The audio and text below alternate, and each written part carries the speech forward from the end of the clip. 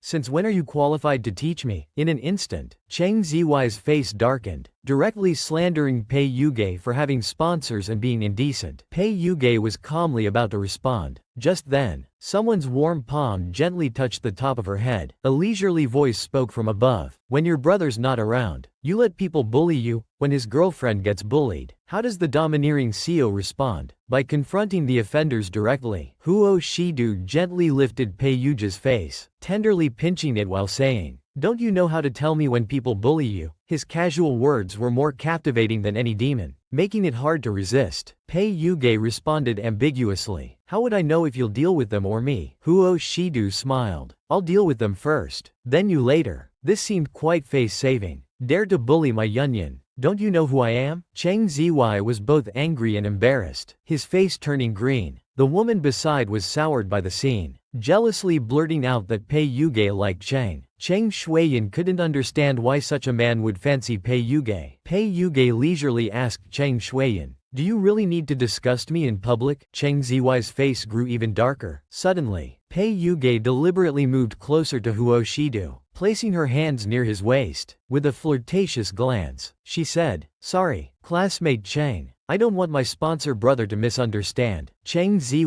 seeing Pei Yuja's coquettish, clingy expression, nearly fainted from anger. How has Pei Yuge become like a different person? Then Huo Shidu demanded they apologize first. Cheng Zy wanted to negotiate and reconcile to avoid unnecessary embarrassment. However, Huo Shidu stated he was here to support Pei Yuge, not to mediate. Cheng Zy's face changed colors as he looked at Huo Shidu, asking, what if I refuse? Just then, Huo Shiju's assistant approached and informed him that this was the same Cheng family who had recently contacted Huo Corporation seeking cooperation opportunities. Huo Shidu didn't want to bother with such an arrogant youngster, finding it quite irritating. When Cheng Zy heard Huo Corporation, his pupils dilated instantly. He unconsciously took a step back. How could it be Huo Corporation? Cheng Shuiyan immediately grabbed Cheng Zy's hand, her eyes reddening with fear. Cheng Zy realized the Cheng family couldn't afford to offend Huo Corporation. He had to grit his teeth and make Cheng Shuiyan apologize. Cheng Shuiyan was naturally unwilling, but she was forced to say those three words. Pei Yuge wasn't satisfied. What did you say? I couldn't hear clearly. Miss Cheng. Pei Yuge, haven't you got the wrong person to apologize to? Pei Yuge raised her chin indifferently. When Cheng Shuiyan met Pei Yuja's sharp gaze, she felt a chill down her spine, her whole body covered in goosebumps. I apologize to your grandmother. Grandmother isn't here now, but I'll accept this apology on her behalf. But if there's a next time, guess what will happen to you? Cheng Shuiyan, frightened by Pei Yuge, quickly apologized. After resolving the matter, Pei Yuge linked arms with Huo Shidu and asked, are you nice to me just because we're dating? Master Du leaned closer to Pei Yuge, saying, not all Qin family children are worth bringing home. Do you think I'm nice to you because of others? This mother was too cruel, wanting to hit her daughter just for meeting her grandmother from the orphanage. Inside the school, Pei Yuge had just entered the classroom.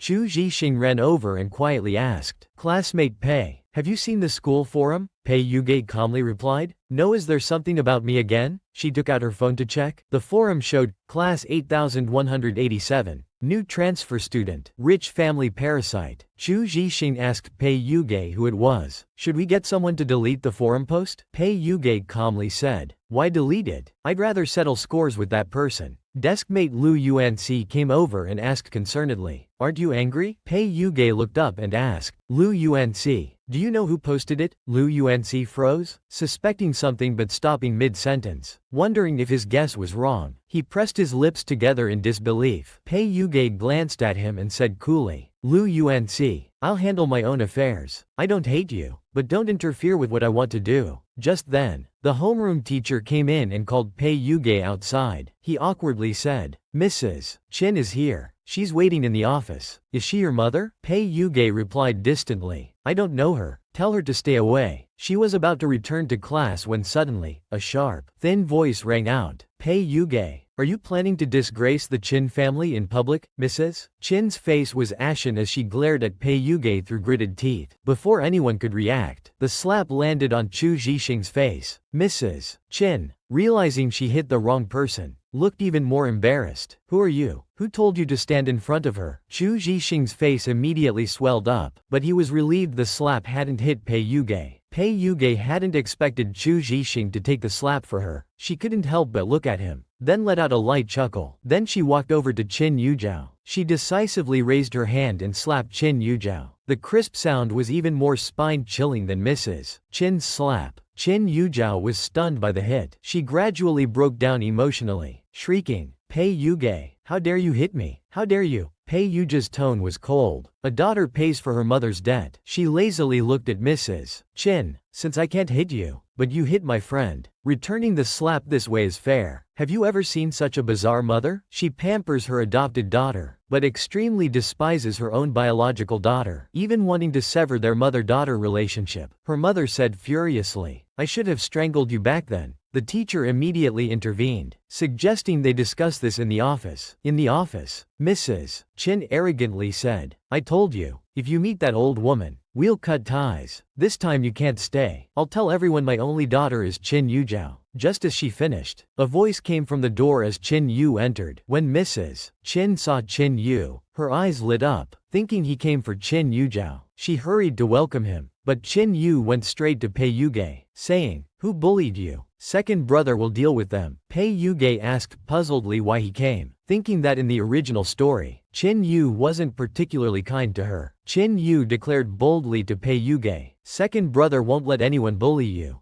Qin Yujiao, seeing this, suppressed her emotions and told Qin Yu, "Second brother, Mom didn't bully Pei Yuge." Mrs. Chin nearly fainted with anger. Qin Lang is crazy, and now Qin Yu is also abnormal. Qin Yu, look at the injury on Zhao Zhao's face. This was done by Pei Yuge. However, to Mrs. Chin's surprise, Qin Yu asked, "Mrs. Chin, what's your ideal compensation amount?" He then held Pei Yujia's hand, checking for injuries. Mrs. Chin was so angry at Qin Yu's behavior she almost passed out. "Qin Yu, are you refusing to acknowledge me as your mother?" Qin Yu coldly said, "If you lay a hand on my brother, I can't guarantee what I'll do. Besides, haven't I already cut ties with the family?" Mrs. Chin took out her phone, wanting Qin Yu to see what Pei Yuge had done. Qin Yu looked at it. He pushed the phone away and stated directly that he would handle his brother's matters from now on. As for the forum post, he would investigate it. He wouldn't let anyone who hurt his brother get away. Instantly, Qin Yu shot a sharp glance at Qin Yujiao. Qin Yujiao's face turned pale, looking at Qin Yu in disbelief. Why would second brother want to investigate such a small matter? Could he be suspecting her? Second brother, it's probably just classmates joking around. Pei Yuge surely won't mind if someone dislikes him. Qin Yujiao's face was full of forced smiles, desperately trying to stop Qin Yu from investigating further. "I want to see who dares to dislike me so much." Hearing Qin Yu's determined tone, Qin Yujiao panicked. She had to grab Mrs. Chin's hand, begging her to stop Qin Yu. Mrs. Chin was stunned by Zhao Zhao's reaction. Looking at her precious daughter Qin Yujiao, her heart ached. She directly told Qin Yu to stop making trouble. However, in Qin Yu's eyes, Pei Yuge was his only family. He would never let anyone who hurt him get away. This girl is so pitiful. Growing up in an orphanage, now her birth mother wants to sever their relationship. Just as Chin Yu was fiercely protecting Pei Yuge, a commotion came from outside. Don't you manage your school's forum? Do you know what they're saying about my sister? Chin Lang walked in from outside. Seeing Chin Yu holding Pei Yuge, he immediately became jealous. Chin Yu, what are you doing here? I'm brother's guardian. Chin Yu looked at Chin Lang and said methodically, you haven't even graduated from university. What qualifies you to be brother's guardian? The tension between the brothers intensified. You've only known brother for 3 or 4 years. How are you more qualified than me? The doorway was crowded with onlookers. They couldn't believe it and discussed among themselves. Who said Pei Yuge wasn't favored? Here was the popular esports star and the entertainment industry's top actor publicly fighting over him. What a life winner. Standing beside Mrs. Chin Yuzhao noticed how people looked at Pei Yuge. Her hatred grew deeper, and she clenched her fists. She thought, why did Pei Yuge have to exist? Without him, she would still be everyone's beloved Chin family princess. Mrs. Chin also looked terrible, holding Chin Yuzhao's hand comfortingly while angrily scolding the brothers for disgracing the Chin family. Unexpectedly, the brothers Chin Yu and Chin Lang formed a team to support Yuge. I've already cut ties with the Chin family. You don't have to consider me family. Better to stay away from troublemaker Chin Yuzhao. The homeroom teacher interrupted, saying they would cooperate with Chin Yu to investigate the forum matter thoroughly, and asked for his contact information. Before Chin Yu could step forward, Chin Lang immediately came forward. He also took out his phone and quickly scanned the teacher's QR code. Chin Yu was speechless, thinking this brat would get beaten up sooner or later. Seeing how they protected Pei Yuge, Chin Yuzhao felt a strong surge of resentment. Mrs. Chin couldn't understand why someone like Pei Yuge, who was antisocial, academically poor, and had pushed Chin Yuzhao down, deserved such favoritism from Chin Yu and Chin Lang. She took a deep breath and turned to Pei Yuge. I will publicly announce that we have no more relationship. I only have Zhao Zhao. Pei Yuge agreed directly. Fine, Mrs. Chin. Don't regret it. That would be best. Mrs. Chin said without looking back. Don't worry, I won't. Then left with Chin Yuzhao. Suddenly, Pei Yuge turned to look at Chin Yu and Chin Lang, asking them when. Chin Lang became nervous. He couldn't help but comfort Pei Yuge, saying he would handle the forum matter and wouldn't let him suffer any grievances. Pei Yuge looked at them, thinking that today he wanted to cut ties not just with her, but with both of you too. Pei Yuge suddenly felt the original host's emotions. After the Chin family offended someone and went bankrupt, Mrs. Chin became seriously ill. The eldest brother lost his leg, the second brother's face was disfigured, and the third brother's hands were damaged. He couldn't wait any longer. After the Chin family's bankruptcy, Pei Yuge worked 3 jobs alone to support them. Life was bitter and exhausting, but to him, it was the most heartwarming time. In the end, everything fell apart. To avoid burdening them, he said harsh words to cut ties. I don't want to be siblings with you in the next life. Thinking about this, Pei Yuge unconsciously began to cry, although he didn't have good feelings toward them. These were the people Pei Yuge wanted to protect even at the cost of his life. Chin Yu noticed Pei Yuge's tears and quickly supported him. After Pei Yuge gradually came to his senses, he seemed to feel the original host's emotions still lingering inside him. Never mind, we'll just see each other less from now on, he said as he turned to leave, each going their separate ways. This time, Pei Yuge and Mrs. Chin completely severed their mother-daughter relationship. In the car, Mrs. Chin looked at Chin Yuzhao and questioned her about the forum posts, because she had noticed that morning how concerned Chin Yuzhao was about them. Chin Yuzhao, being cunning, made up a story. That post was made by my friend. They probably just wanted to stand up for me without thinking it through. I don't want people around me to get hurt either. Mrs. Chin's heart softened upon hearing this. She lovingly patted Chin Yuzhao's shoulder and comforted her, saying she would find a way to handle this. From now on,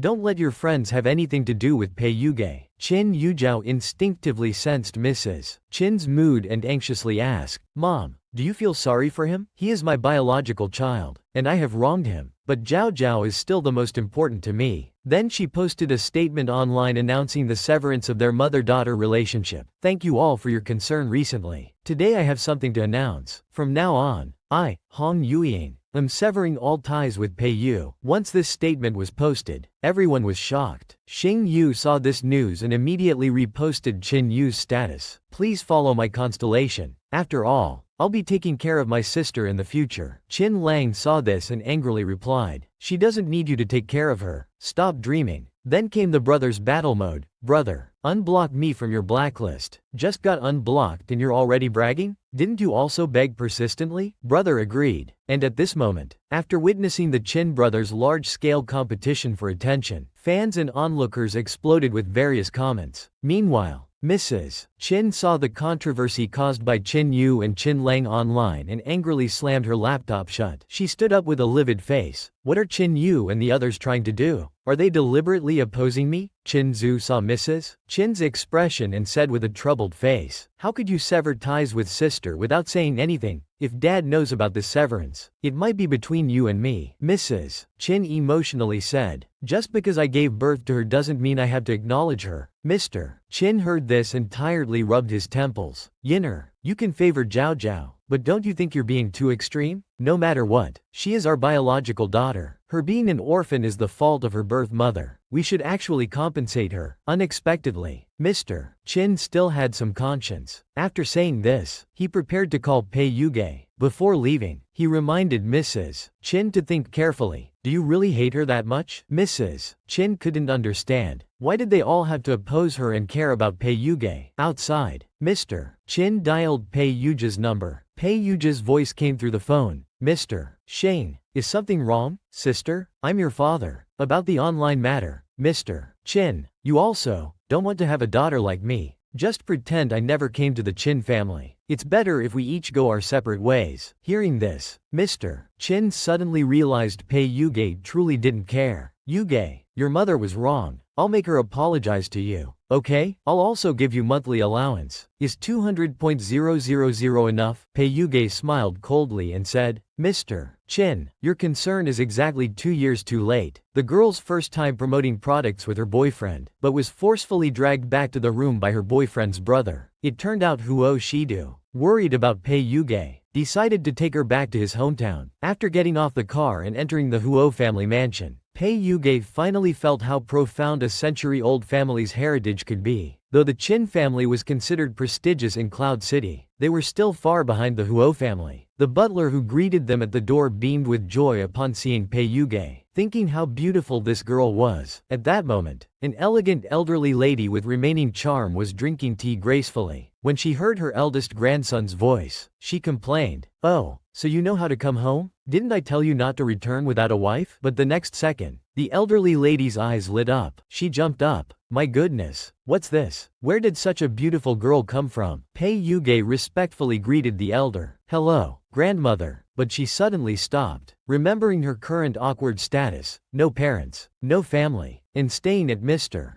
Du's house for mourning. She said she was Mr. Du's friend's sister, currently staying at his house. The elderly lady's excitement dampened upon hearing this, so she was just a friend's sister. He leaned close to Pei Yuge's ear and whispered, don't mind what grandmother says. I brought you here to change your mood. Pei Yuge was startled. Did he know about her severing ties with Mrs. Qin? Suddenly, little Manhwa ran over happily. He excitedly grabbed Pei Yuge's hand. Sister, why are you here? Did you come to see Mumu? Pei Yuge smiled, hugging Manhwa and kissing his cheek. Yes, I came to see Mumu. Then he pulled Pei Yuge's hand, wanting to find Alasawang. Looking at their retreating figures, the elderly lady urgently asked her grandson to explain what was going on. Huo Shidu looked at his grandmother and said, didn't you like young ladies? I brought one home. The elderly lady worried. Grandson, how could you be so heartless, taking advantage of such a young girl? Even though our family needs a daughter-in-law, you can't be like this. Hearing this, Huo Shidu quickly explained, I haven't bullied her. She's been feeling down these days, and I'm trying to cheer her up. He told his grandmother not to mention anything about her family. The elderly lady was confused. At this moment, a love story had already formed in her mind. She felt sympathy in her heart. Poor little girl. We must treat her well from now on. Upstairs, Alas was making a mess. Little Manhwa looked up at Pei Yuge with sparkling eyes. Sister, are you staying at brother's place? I'll secretly tell grandmother. But why are you staying there? Pei Yuge gently stroked Manhwa's face and asked, living with the big demon brother. Sister will get bullied. I like sister. Can I marry sister when I grow up? But sister likes brother more. Little Manhwa looked incredulous. But brother is bad. Manhwa's words made Pei Yuge laugh. She instinctively hugged him and said, "But sister can't resist a bad yet handsome brother." Suddenly, from the corner of her eye, she saw Mr. Bai standing at the door. Pei Yuge froze. She hoped he hadn't heard what she just said. At this moment, little Manhwa asked his brother hopefully, "Can I sleep with sister tonight?" "No." Huo Shidu refused without thinking. Joking aside, he hadn't even slept with his little wife himself. How could he let someone else do so? Little Manhwa pitifully questioned his brother. "Why? Brother doesn't sleep with sister anyway, so why won't you let me sleep with her?" The little one's words were shocking, making Pei Yuge freeze. Then she heard Huo Shidu ask Manhwa back, "How do you know brother doesn't sleep with sister? What kind of person dares to mess with our ancestors?" It turned out that Pei Yuge's grandfather was being cyberbullied by Qin Lang's anti-fans. They had breached the hospital's security. First, they switched old Mr. Qin's medicine. Then they provocatively hacked the hospital's official account, boldly attacking everyone. They even publicly declared that as long as they were around, Qin Lang would never live peacefully. Meanwhile, Qin Lang was blaming himself. It was all his fault. He wanted to kill that beast now. Sheng Yu consoled Qin'er. "How is this your fault? I have more anti-fans than you. Stop being so emotional. The old man will surely be blessed by heaven." After saying this, she checked her phone and looked surprised. "What's going on? All the posts attacking the Qin family are gone. Even when I paid before, the anti-fans wouldn't delete them, but now they're all gone." Qin Yujiao overheard these words and told everyone it might be the vice president of HT company who was pursuing her, coming to help. Shang Xingmu couldn't help holding Qin Yujiao's hand. "Our precious Zhao Zhao is really capable. Only you could help at a time like this. Thank you for your effort." Though Qin Yujiao said it was what she should do, she was hesitant inside. Even if Pei Yuge returned to the Qin family, so what? She was the most useful person. Pei Yuge would only be abandoned. Just then, a voice came from outside. Qin Yujiao's face lit up with a smile. "My friend has just arrived. Mom, Dad, you can thank him personally." Being pulled by his crush, the man felt elated. Suddenly he saw Mrs. Qin smiling at him. "Student Lin, thank you so much for helping our Qin family greatly this time." Lin Feng was confused. "Wait, Mrs. Qin, what do you mean? How did I help you?" Qin Yujiao interrupted with a smile. "Stop pretending. I know it was you. If not, how would all those posts about my grandfather be deleted?" Lin Feng stepped back in shock. "How could this be something I could control? Doesn't your Qin family have a very powerful big shot? Even my father has to listen to him." Qin Yujiao was stunned, wondering who this big shot was. At the hospital, Pei Yuge came to visit Lu. Before entering the ward, she saw two persistent people. Pei Yuge didn't want to acknowledge them, but heard Qin Yujiao shout angrily, "Pei Yuge, you've cut ties with Mom. What are you doing here now?" Pei Yuge completely ignored her and walked in, which greatly angered Qin Yujiao. Then she raised her doubts to Cheng Ziwei. "Why is it that when I talk to my parents, we get targeted by anti-fans, but nothing happens to Pei Yuge? Could she be that big shot?" Cheng Ziwei looked disdainful. "Someone like her." Sure enough, the anti-fans launched another cyber attack. They completely ignored Pei Yuge's warning. This time, the anti-fans didn't know that their every word and action was being recorded by Pei Yuge. When they heard Pei Yuge's voice, they panicked and demanded, "Who are you?" Pei Yuge coldly replied, "Why ask so much? Soon you'll be eating state food and meeting many new people." The anti-fans laughed out loud. "What a delusion. What can you do to me?" They suspected the other party must be Qin Lang's brain-dead fan, just a keyboard warrior with little ability seeking attention online. They continued threatening to target the old man and the Qin family. However, they didn't know that Pei Yuge would soon make them regret it. After Pei Yuge settled grandfather and Mr.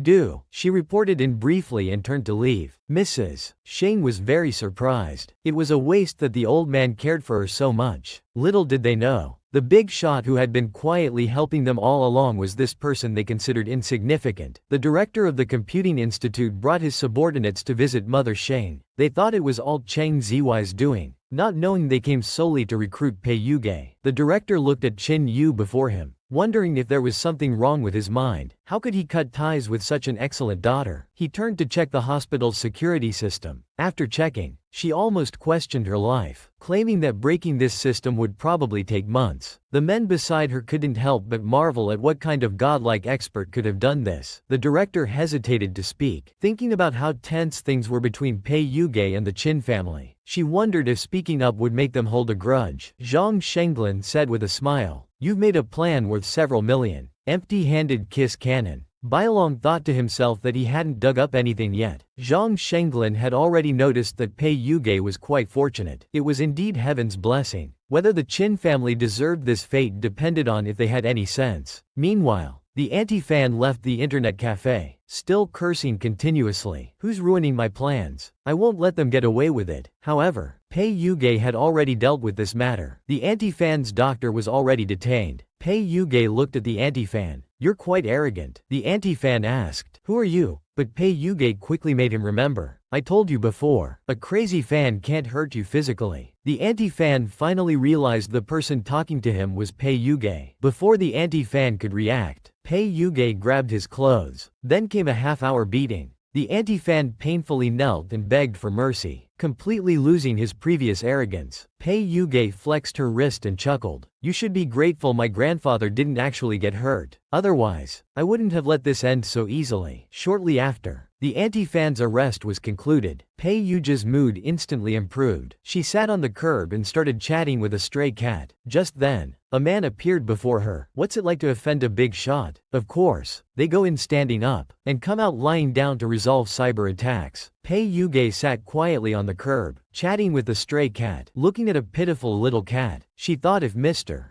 Du came to pick her up and found out she'd been fighting, he would surely scold her. So she imitated the stray cat, resting her chin on her hand. Person and cat sitting by the roadside, both looking miserable. The stray cat probably never expected someone would imitate its act of playing dumb, and got so angry it first stood up, giving Pei Yuge a scratch. Without realizing it, Mr. Du had approached her. Seeing Pei Yuge rubbing her reddened face and occasionally yawning, his anger largely dissipated. Then he unconsciously took off his coat and covered Pei Yuge's head. Before Pei Yuge could react, he domineeringly picked her up. He turned his head away proudly, unwilling, but still reminded Pei Yuge to keep the coat over her head. Pei Yuge held the coat in confusion, looking at the blood on her clothes. She knew the blood wasn't hers. She had never seen him so angry and didn't know what to do. She moved closer to Mr. Du, trying hard to explain that the blood wasn't from injuries, that she wasn't hurt. But Mr. Du remained silent. He couldn't help but give her a flick on the forehead, telling her to behave. But Pei Yuge wouldn't listen, continuing to act cute and beg for forgiveness. Mr.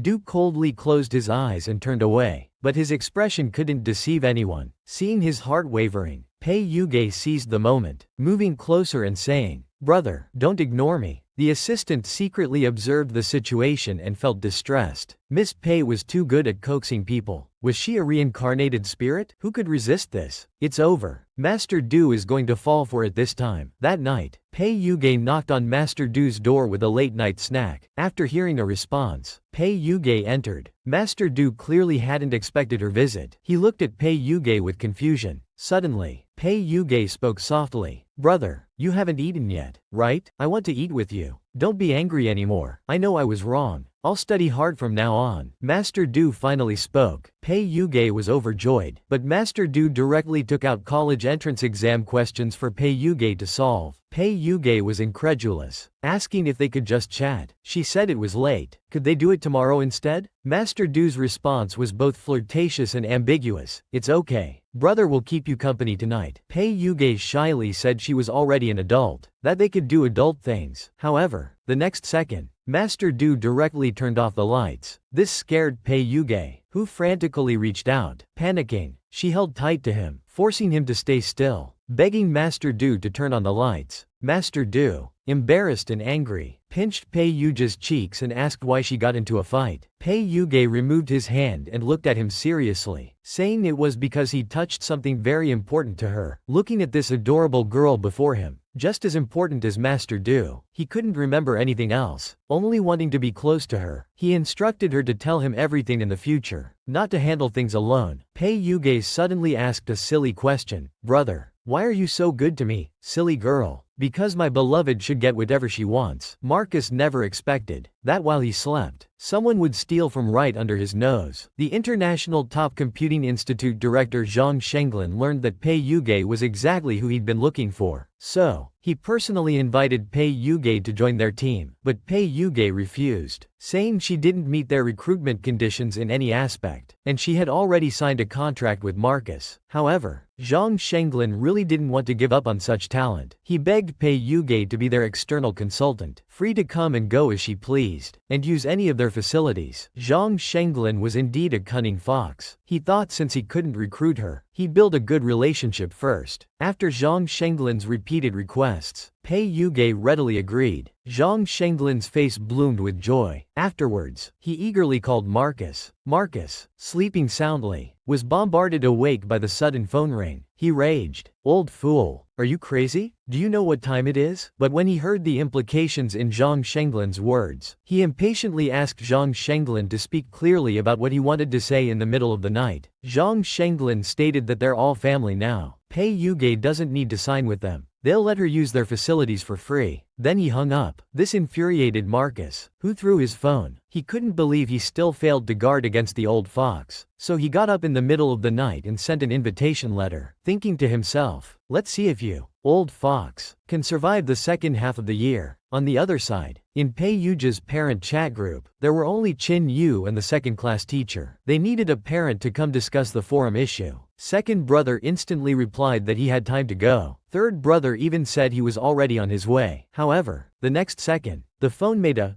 ding sound. When Chin Yu checked his phone, he found he had been removed from the group. "Chin Yu, are you even human?" Chin Yu angrily threw his phone. Then he picked up the phone and messaged Chin Yu to block him. To his surprise, Chin Yu actually blocked him right away. When Chin Yu arrived at school, being a famous actor, he immediately captivated many students. They envied Pei Yuge for having such a wonderful brother who doted on her. This scene was clearly observed by Chin Yuzhao. He felt heartbroken, sensing that second and third brothers' attitudes towards him were becoming increasingly strange. This time they came again because of Pei Yuge. "Pei Yuge, everything happening to me now is your fault. Since that's the case, don't blame me. You're welcome." This was the most ruthless woman he'd ever seen towards herself. To gain attention, Xing Yuzhao staged another fake fall. Xing Yu came to school again because of Pei Yuge's matter. This also drew envious glances from other students. Seeing this scene, Xing Yuzhao's heart churned with jealousy. Standing at the stairway, thinking how impressive Pei Yuge was to push her to this point, she then staged her own performance. At that moment, a girl rushed over to tell Chin Yu that Chin Yuzhao had fallen down the stairs and it was serious. Unexpectedly, Chin Yu casually replied, "Excuse me, could you move aside? If there's any issue, contact her parents. I'm only Pei Yuge's brother." This left everyone dumbfounded. Wasn't Chin Yuzhao his sister? It was Pei Yuge instead? This attitude made the speaking girl's face flush with embarrassment. She couldn't help saying, "Mr. Chin, even if you're arguing with Chin Yuzhao, you shouldn't ignore her like this." At this time, Chin Yuzhao was helped over by a classmate. With teary eyes, she cried, "Second brother, Zhao Zhao hurts." While thinking if second brother took her to the hospital this time, she would win. Then she lunged towards Chin Yu, but unexpectedly, Chin Yu quickly dodged, making Chin Yuzhao fall to her knees. Chin Yu sighed in relief, thinking fortunately Chin Yuzhao didn't touch him, otherwise he would be contaminated. Chin Yuzhao looked at Chin Yu in disbelief, wondering how this could happen, how second brother could treat her this way. But Chin Yu's next words showed no mercy. "Don't call me that. It's misleading about our relationship. My sister is Yuge." These words made her feel like falling from the clouds. She suppressed her anger and acted pitiful. She asked Chin Yu if it was because mom hated Pei Yuge that he thought she was the same. Chin Yu frowned, not expecting her to still try to smear Pei Yuge at this moment. Thinking of Chin Yuzhao's coldness towards him in the previous life, while he had treated her innocently, he felt he had wasted his eyes. Chin Yu coldly said to Chin Yuzhao, "You think having someone protect you at home means everything's fine? You know best whether you're behind the forum incident. You think your online defamation of sister was perfectly hidden, Chin Yuzhao? I'll give you one chance. First, reveal your true identity. Second, reveal the evidence of your defamation of Pei Yuge. Choose one." Chin Yuzhao immediately hugged Chin Yu and cried, "Second brother, I don't want to choose. I know I was wrong." Chin Yu immediately pulled away, looking at him coldly. "Chin Yuzhao, you have no right to call me When leaving, he warned that if she didn't choose, he had ways to make her leave the Chin family. At this moment, Chin Yujao viciously wiped away her tears. Hatred surged in her heart. Pei Yuge, this is all because of you. I won't let you get away with this. Soon after, Chin Yujao made a video. On the surface, she apologized to Pei Yuge, but behind the scenes, she played victim while defaming Pei Yuge and director Lin. This caused her large fanbase to come out defending her and criticizing Pei Yuge. Chin Yu sneered. She really knows how to gain sympathy. He then posted a photo of himself with director Lin, thanking her for raising his sister for 17 years. Soon after, Lin City University also released a statement thanking director Lin for her selfless dedication,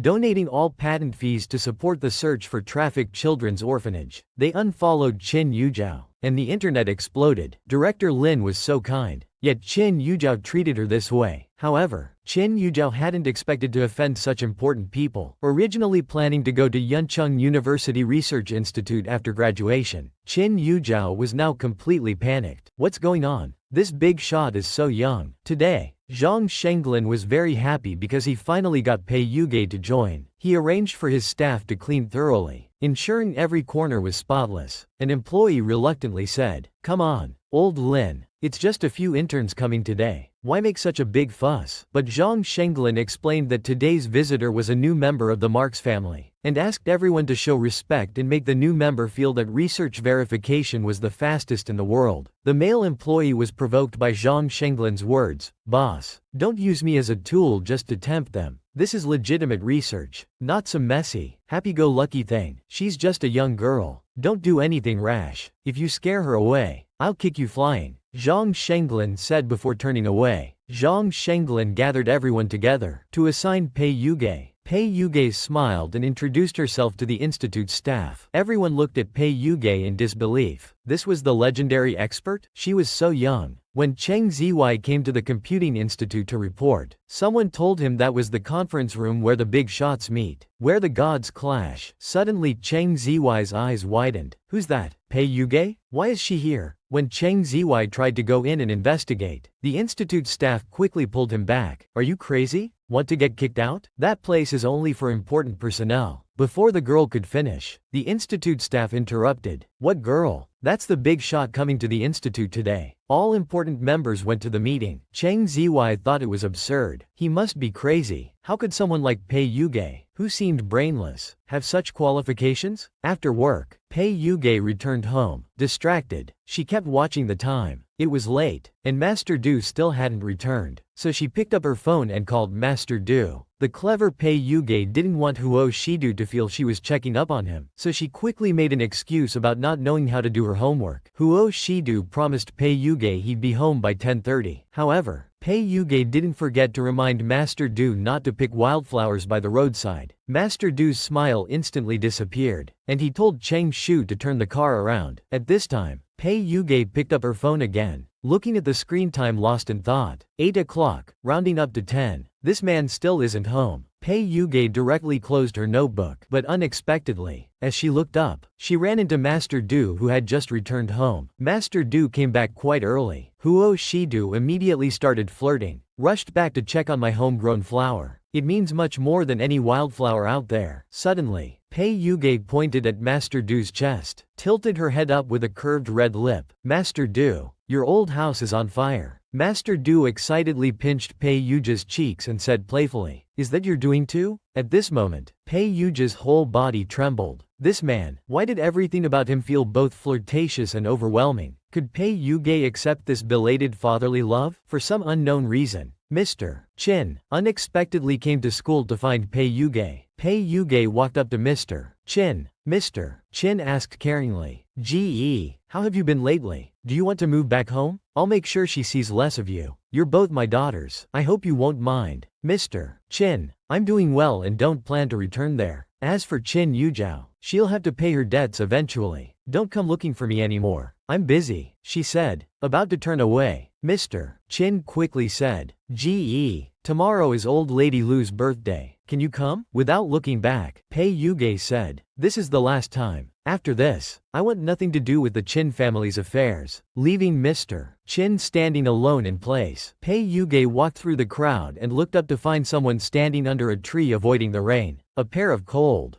jade-like eyes stared directly at her. Pei Yuge walked towards him, her gaze unconsciously falling on his Adam's apple. She strangely wanted to reach out and touch it, but her hand stopped midway and quickly withdrew. Unexpectedly, Master Du suddenly grabbed her wrist. He pulled her into his embrace. Why so shy about hugging? Didn't you used to do it often? Master Du's gentle voice instantly made Pei Yuge melt. I just wanted to touch, Master Du. Did you see just now? Master Du hummed in response, placing his hand on Pei Yuge's head, gently comforting her. Pei Yuge smiled and said, "Do you think I'm in a bad mood? Such misunderstandings are rare." Unexpectedly, Master Du started teasing again. Be more reserved. Don't take advantage of your brother and secretly laugh. I heard you had an exam today. Why didn't you tell me? Pei Yuge suddenly felt this man had become so nice. Even seeing through her thoughts, it was no fun anymore. Better to slip away quickly. Master Du stood there, sighing. This child was truly hard to handle. This scheming woman wanting to play both sides was simply daydreaming. Purely fantastical. On old lady Lu's birthday, Xing Yujiao was trying hard to show off, because she wanted to catch the attention of Yu Hanren, the young master of a family, a mysterious person who could rival Huo Shidu. Her status in their circle would rise significantly. As for Pei Yuge, Mr. Huo was at most just interested in her. How could she possibly reach that level? She must seize this opportunity. Qin Yujiao was playing the piano enthusiastically, making many young ladies who knew her envious. Qin Yujiao was indeed a genius girl, yet this man had become interested in Pei Yuge. What secret did Pei Yuge have to attract Huo Shidu? He came to Pei Yuge's side and started trying to get close to her. Pei Yuge was stunned when she saw the man Yu Dane. Remembering how he dragged Master Du to social gatherings, she figured he wasn't good news and didn't want to waste words on him. Lin mockingly teased Pei Yuge. That person hasn't shown up yet. Could it be they're afraid? Qin Yujiao smiled. Why bring him up out of nowhere? He hasn't been back at the Qin family long. It's normal if he's not skilled. Yu Hanren caught the hidden meaning in Qin Yujiao's words. Seeing Qin Yujiao's superior expression, his interest in her immediately vanished. Yu Hanren suggested to Pei Yuge, why don't you call Master Du to come support you? He cares about everything. I want to see how much this little girl means to Master Du. Is that so? I'll listen to it later. Hearing these words, Yu Hanren understood after a while, saying this little girl only likes to keep things to herself, not wanting others to hear Huo Shidu play piano. This little girl's possessiveness was quite terrifying. Those women were becoming more and more unreliable, criticizing Pei Yuge's inability. They even started insulting the old master. Pei Yuge's gaze darkened. Suddenly she stood up and rushed towards the crowd. Yu Hanren was surprised, wondering if she was going to fight. Qin Yujiao looked at Pei Yuge and asked with feigned surprise, "Young,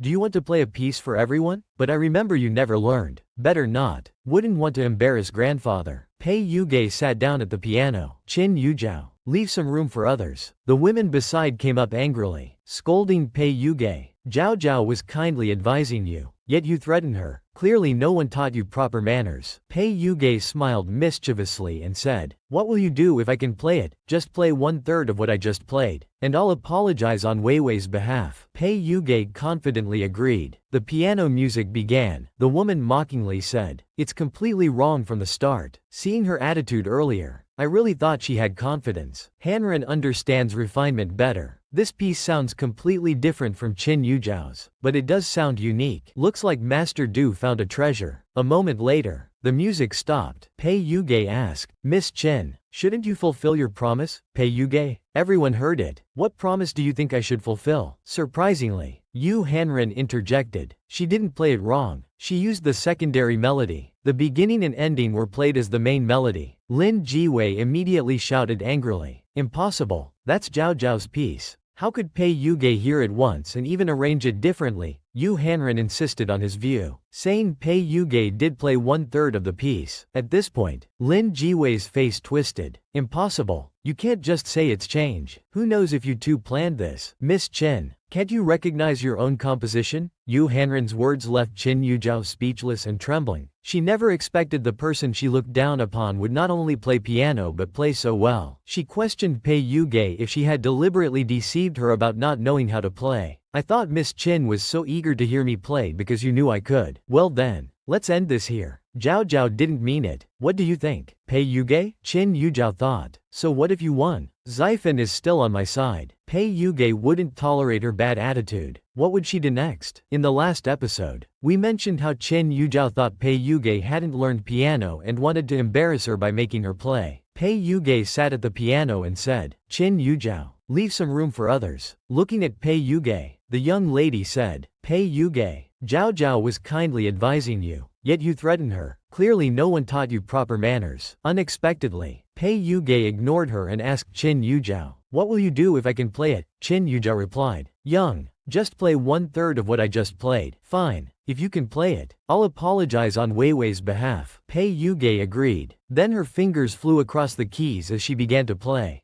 Beautiful music filled the air. The young lady whispered in Qin Yuzhao's ear, it's completely wrong from the start. Seeing her attitude earlier, I really thought she had confidence. Yu Hanren also felt it was completely different from Qin Yuzhao's piece, but it was equally beautiful and somewhat familiar. He thought Master Du had really found a treasure this time. When the piece ended, Pei Yuge turned and asked Qin Yuzhao if it was time to fulfill her promise, but Qin Yuzhao found it ridiculous. She mockingly asked Pei Yuge, everyone heard it, what promise do you think I should fulfill? Yu Hanren crossed his arms and said casually, she didn't play it wrong. She used the secondary melody arrangement. The beginning and ending were played as the main melody. Wei Wei said in disbelief. Impossible. Pointing at Pei Yuge, she said, that's Zhao Zhao's own composition. How could Pei Yuge learn it after hearing it once, and even arrange it differently? Yu Hanren calmly refuted. Miss Pei played it completely, neither more nor less. She repeated exactly 1/3 of Miss Chin's piece. Wei Wei roared. Impossible. You can't just say it's change. Who knows if you two planned this together? Yu Hanren held his wine glass, looking at Qin Yuzhao with a smile. Miss Chin, can't you recognize your own composition? People around started discussing. Some said Qin Yuzhao couldn't even recognize when someone arranged her own piece. Others said being able to play and arrange after hearing it once was incredible. Wasn't the new young lady of the Qin family supposed to be uneducated? Hearing the discussions, Qin Yuzhao sat in her chair, grinding her teeth. She turned to Pei Yuge and asked, so, you were pretending not to know how to play piano to deceive me? Pei Yuge chuckled. Standing up, she said, I thought Miss Chin was so eager to hear me play because you knew I could. Before Pei Yuge could finish, Cheng Ziwei interrupted. Alright, let's end this here. Zhao Zhao didn't mean to give you a hard time. No need to embarrass anyone in public. What do you think? Pei Yuge? Qin Yuzhao turned to look at Cheng Ziwei. She thought, so what if you won? Ziwei is still on my side. Unexpectedly, Pei Yuge said she'd better keep quiet. Glancing at Yu Hanren, she added, you said I conspired with Mr. Yu just to hear Miss Chin apologize. In the last episode, we mentioned how Pei Yuge said she and Mr. Yu conspired just to hear Miss Chin apologize. Yu Hanren sighed helplessly, thinking she was as skilled at using people as Master Du. Despite his thoughts, he still helped Pei Yuge, saying, everyone, you should leave some room in your words and actions. After all, Yu group isn't something the Cheng family can contend with. Qin Yuzhao and Cheng Ziwei were startled. Under pressure, Qin Yuzhao lowered her head and apologized. I'm sorry. Today, Wei Wei and I spoke without restraint. Mr. Yu, Young, I apologize to you on their behalf. Later, Yu Hanren and Pei Yuge stood facing each other, talking. Yu Hanren said, I helped you once. Shouldn't you thank me? Pei Yuge, holding some food, said, though I know Mr. Yu's usual habits, I still hope that if you don't have serious business, you should bring friends out to play less often. Yu Hanren was confused. Then he realized, you mean about my dinner with Master Du? You misunderstand. That was really about keys. Otherwise, how could I have the ability to invite Master Du out? Besides, in the end, wasn't he called back by just one phone call from you? Pei Yuge replied, is that so? Thank you for your trouble. She turned and left. Yu Hanren watched her back, thinking to himself that he thought it was a big bad wolf and a little sheep, but now it seems she's a little fox. Master Du has fallen for it. Meanwhile, Madam Chen arrived at the party. A lady greeted her, saying, Madam Chen, you're here. Then two women discussed watching Madam Chen's figure. Madam Chen just announced online that she's cutting ties with her newly found daughter. Today all three mother and daughters are here. The Chen family must be providing all the gossip for our circle this year. After Madam Chen entered the hall, someone greeted her. Madam Chen, you finally came. Why are only the young ladies here today? Are the young masters so hard to invite? Another lady said. This daughter is also impressive. Our Zhao Zhao has always been unmatched since childhood. The previous lady said. The other daughter is not bad either. Just saw her playing piano in the back garden. She's even better than Zhao Zhao. She could play Zhao Zhao's piece right after hearing it once. That's really amazing. She's truly a genius. If properly trained, she'll bring more honor to your family than Zhao Zhao. Unexpectedly, Madam Chen said with disdain. That's not my daughter. I only have one daughter. Zhao Zhao. The woman was confused, asking, what did you say? Madam Chen repeated that she had severed ties with her, asking not to mention it to her again. She thought to herself, playing after hearing it once? Who knows what tricks she used? In the last episode, we mentioned that Madam Chen arrived at the party and said she only had one daughter, Qin Yuzhao. Having severed ties with Pei Yuge, the two ladies who were talking to Madam Chen discussed among themselves. The lady in red dress said, she's still her own daughter. How could she smear her daughter's name in front of others? The other lady whispered, that girl is beautiful and plays piano well. Who knows who's really losing out when Madam Chen doesn't acknowledge her? Meanwhile, Cheng Ziwei pushed Qin Yuzhao over. Qin Yuzhao called out, Mom. She asked, why are you so late? Madam Chen bent down saying, your leg hasn't healed yet, but you still insisted on coming to pay respects to old Madam Lu. Suddenly seeing Qin Yuzhao's red eyes, she asked, Zhao Zhao, why are your eyes red? Have you been crying? It's Pei Yuge, isn't it? Qin Yuzhao held her mother's hand, tears in her eyes, saying, Mom, it's okay. I've done things to wrong her before too. A voice came from afar, saying, Aunt Chen, what's wrong? Madam Chen looked up and said, Yunruo, why are you here? Yu is so thoughtless, not coming with you. The newcomer was Yun Meng, the Yun family's eldest daughter and Qin Yu's on-screen CP and pursuer. She said she came to see Aunt and Zhao Zhao. When she turned and saw Qin Yuzhao in a wheelchair, she exclaimed, asking about her leg and what happened with her second brother that caused all those things online. Qin Yuzhao gripped the blanket on her legs tightly. Without answering, Madam Chen crossed her arms. She said angrily that someone had returned to the Qin family, and there had been no peace since then. Qin Yuzhao began her performance, saying considerately, Sister Yun, you've developed your career in entertainment all for my second brother. Don't have any misunderstandings because of me. As she spoke, she showed the bracelet. Yun Ruo looked at the bracelet on Qin Yuzhao's wrist, thinking that it was the one Qin Yu bought at an auction in Country 2. The only one in the world. She was so good to Qin Yuzhao. Yet decades of familial affection had turned into this. That Pei Yuge was quite capable. Maybe she should help Qin Yuzhao first. Let her put in good words about her to Qin Yu. She bent down to Qin Yuzhao and said with a smile, Zhao Zhao, Sister Yunruo will solve this for you.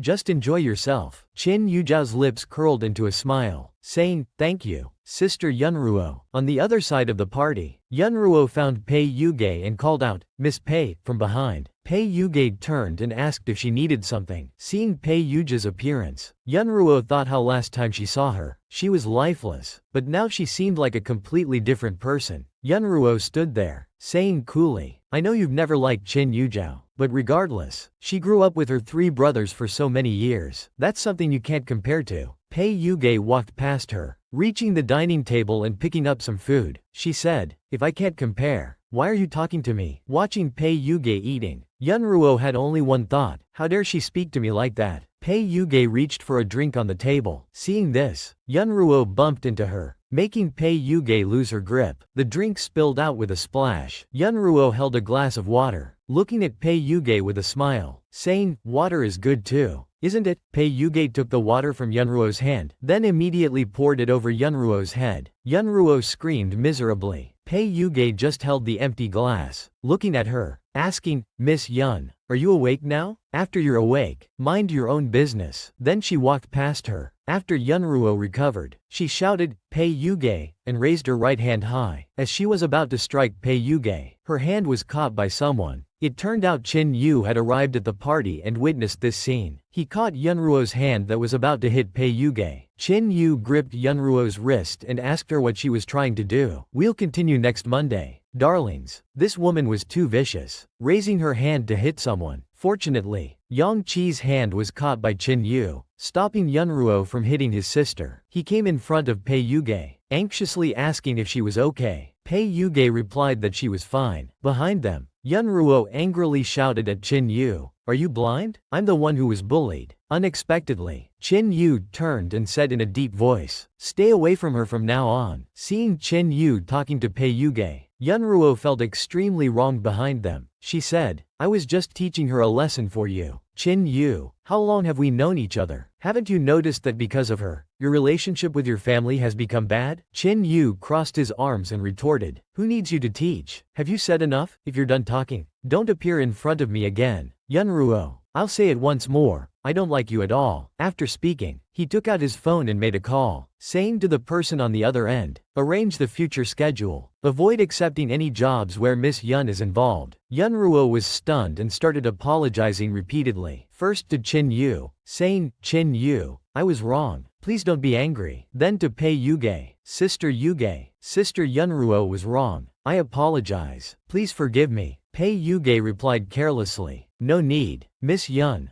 Just mind your own business." Yunruo became angry again. Just as she was about to speak, she was interrupted by a voice from behind. Lu Yuanci, seeing Pei Yuge's figure, surprisingly called out, "Classmate." The old lady beside Lu Yuanci asked confusedly, "Yuanci, who are you calling?" This was like watching a dramatic scene unfold. This old lady looked so familiar. Looking carefully, wasn't she the one who had pulled Pei Yuge before, wanting her to be her grandson's wife? So she was Lu Yuanzi's grandmother. Pei Yuge looked at Lu Yuanci thinking, Lu Yuanci, Lu Jia. No wonder he's treated like royalty at school. When the old lady saw Pei Yuge, they were both speechless. Then the old lady said, "Aren't you the one?" Before she could finish, Pei Yuge interrupted, introducing herself. "Hello, I'm Pei Yuge. We've met before." Madame Lu. Hearing their conversation, Lu Yuanci remembered what his grandmother had told him before. Grandmother had said she had accidentally met a very nice girl that day and wanted to introduce her to him. So the person she had met was Pei Yuge. Looking at the two who seemed quite close, Lu Yuanci was speechless. This old lady must be crazy about finding a granddaughter-in-law. The old lady led Pei Yuge to sit on the sofa. Madame Chin pushed Chin Yujiao over, saying, "Old madam, today is your birthday celebration. Zhao Zhao insisted on coming to accompany you." Unexpectedly, the old lady completely ignored them, only focusing on chatting with Pei Yuge. She asked, "Dear, whose daughter are you?" Pei Yuge looked at Madame Chen, seeing her turn away in disgust. She told the old lady she lived in an orphanage. The old lady understood. "Oh, so both parents have passed away." Lu Yuanci gently coughed beside them. Hearing the old lady's words, Madame Chin's face darkened as she gripped the wheelchair tightly. Chin Yujiao quickly comforted her. "Mom, don't mind it." After Madame Chin recovered, she started showing off again. Looking at the bracelet on Chin Yujiao's hand, she asked, "Zhao Zhao, is this the bracelet your second brother bought for you in country 2? The guests nearby commented that they had seen this bracelet at an auction before. It was one of a kind in the world and was sold for over 20 million. Madame Chin covered her mouth and smiled, saying, "Although Yu rarely comes home, he's generous in buying things for his sister. What does it feel like to be contradicted by your own son?" When Madame Chin praised Chin Yu, saying although he rarely comes home, he's very good to Chin Yujiao. Just as she was talking about spending money on her sister, Chin Yu walked past her and approached Pei Yuge. He rested his hand on the sofa and asked, "Why didn't you bring anything to the party? You've never worn what second brother bought for you before. This makes second brother very sad." As he spoke, he took out a necklace from his pocket. He put it around Pei Yuge's neck, then praised, "My sister looks so beautiful." Then Pei Yuge heard people nearby saying, "Isn't that the Queen Poseidon necklace? I study jewelry design. I can't be wrong. That's the antique necklace that was auctioned for over 100 million 10 years ago." She turned to ask Chin Yu if this was too much. Chin Yu casually replied, "It's fine." Chin Yujiao, sitting in her wheelchair, asked in extreme curiosity, "When did second brother buy that necklace for Yuge?" Chin Yu answered, "When sister first came to the Chin family." Feeling grateful in his heart, he felt that giving this necklace as a welcome gift when she first came to the Chin family was perhaps the only right thing he did in his previous life. The old lady beside them tugged at her grandson's clothes, quietly asking about their relationship with the Chin family. Lu Yuanci replied, "That Madame Chin is my classmate's birth mother, though they've cut ties." The old lady immediately pulled Lu Yuanzi's ear, saying, Why didn't you tell me earlier? Lu Yuanxi rubbed his head indifferently. Other people's business has nothing to do with you. Thinking about the young man she saw last time and comparing him to her grandson, the old lady dejectedly hit her head. It's over. No hope. I've lost my beloved potential granddaughter-in-law. Meanwhile, Qin Yu found Yu Hanren and said he wanted to talk. They sat on a sofa, and Yu Hanren asked what the matter was. Qin Yu said proudly, I know my sister is beautiful and excellent. It's normal for you to be attracted, but you should control yourself. A man's uncontrollable feelings can be criminal, he said, patting Yu Hanren's shoulder. Yu Hanren brushed off the hand on his shoulder, retorting, stop talking nonsense. Qin Yu and Yu Hanren began a back and forth. Isn't my sister beautiful? You don't like that type of beauty. If you like her, can you control yourself? Halfway through talking about control, Yu Hanren realized something and turned to Qin Yu, saying, you're deliberately picking on me, aren't you? Why would you think I'm interested in you? Qin Yu said he didn't need to know that. He remembered when Zheng Shu specifically came to find him, saying Mr.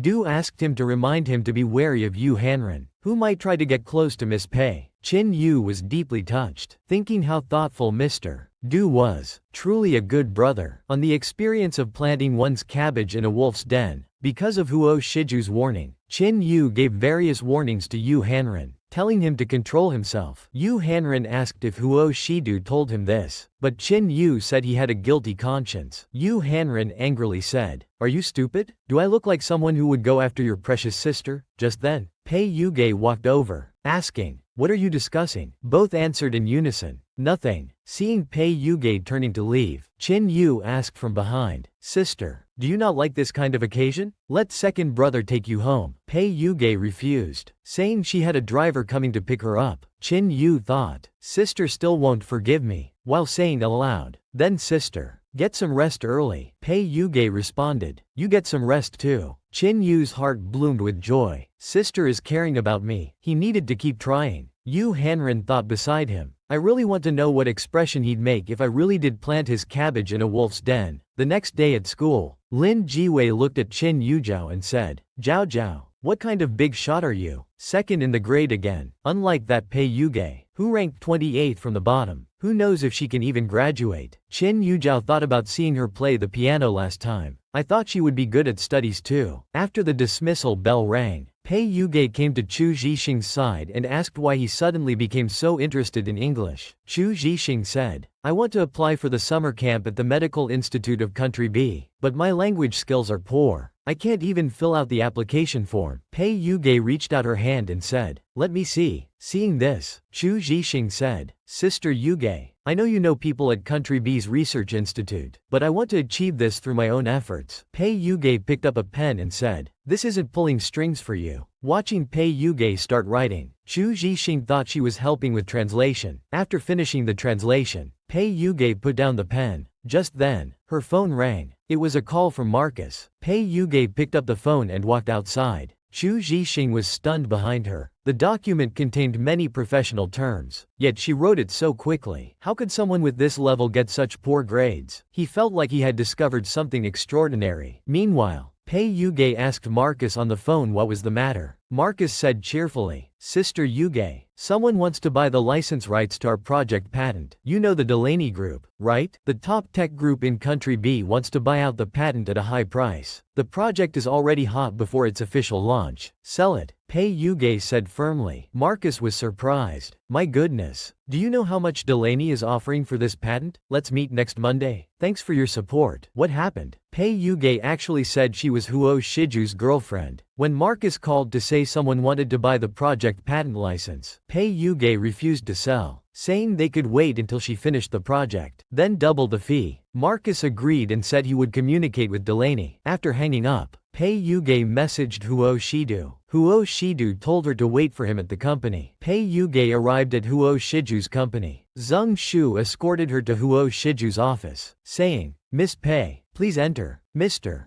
Du is still in a meeting. Please wait for him here. Pei Yuge said she understood. Zheng Shu then said, "I'll take my leave then." Pei Yuge sat on the sofa. Just as she was about to take out her practice book from her bag, she saw a drink on the coffee table. She wondered if it was prepared specially for her. She then picked up the drink and happily started drinking. After drinking, she began working on practice problems. Just then, a woman pushed open the door and entered, asking if Assistant Zheng was in. Pei Yuge, holding her pen, casually answered, "No." Looking at Pei Yuge, the woman was startled. What was going on? She had heard that this Mr. Huo stayed away from women, and all his staff were male. Why was there a woman in his office? She asked, "Who are you? Mr. Huo's sister?" Pei Yuge replied indifferently, "If you put it that way, I suppose so." The woman was confused by her response. Not his sister? She thought to herself. She continued, "Little girl, you're Mr. Huo's sister? You probably don't know that Mr. Huo doesn't like having women in his office." Pei Yuge said carelessly, "So, shouldn't you leave? They'll be back in 3 minutes. Why aren't you leaving?" But the woman didn't believe her. She thought, how could she know when Mr.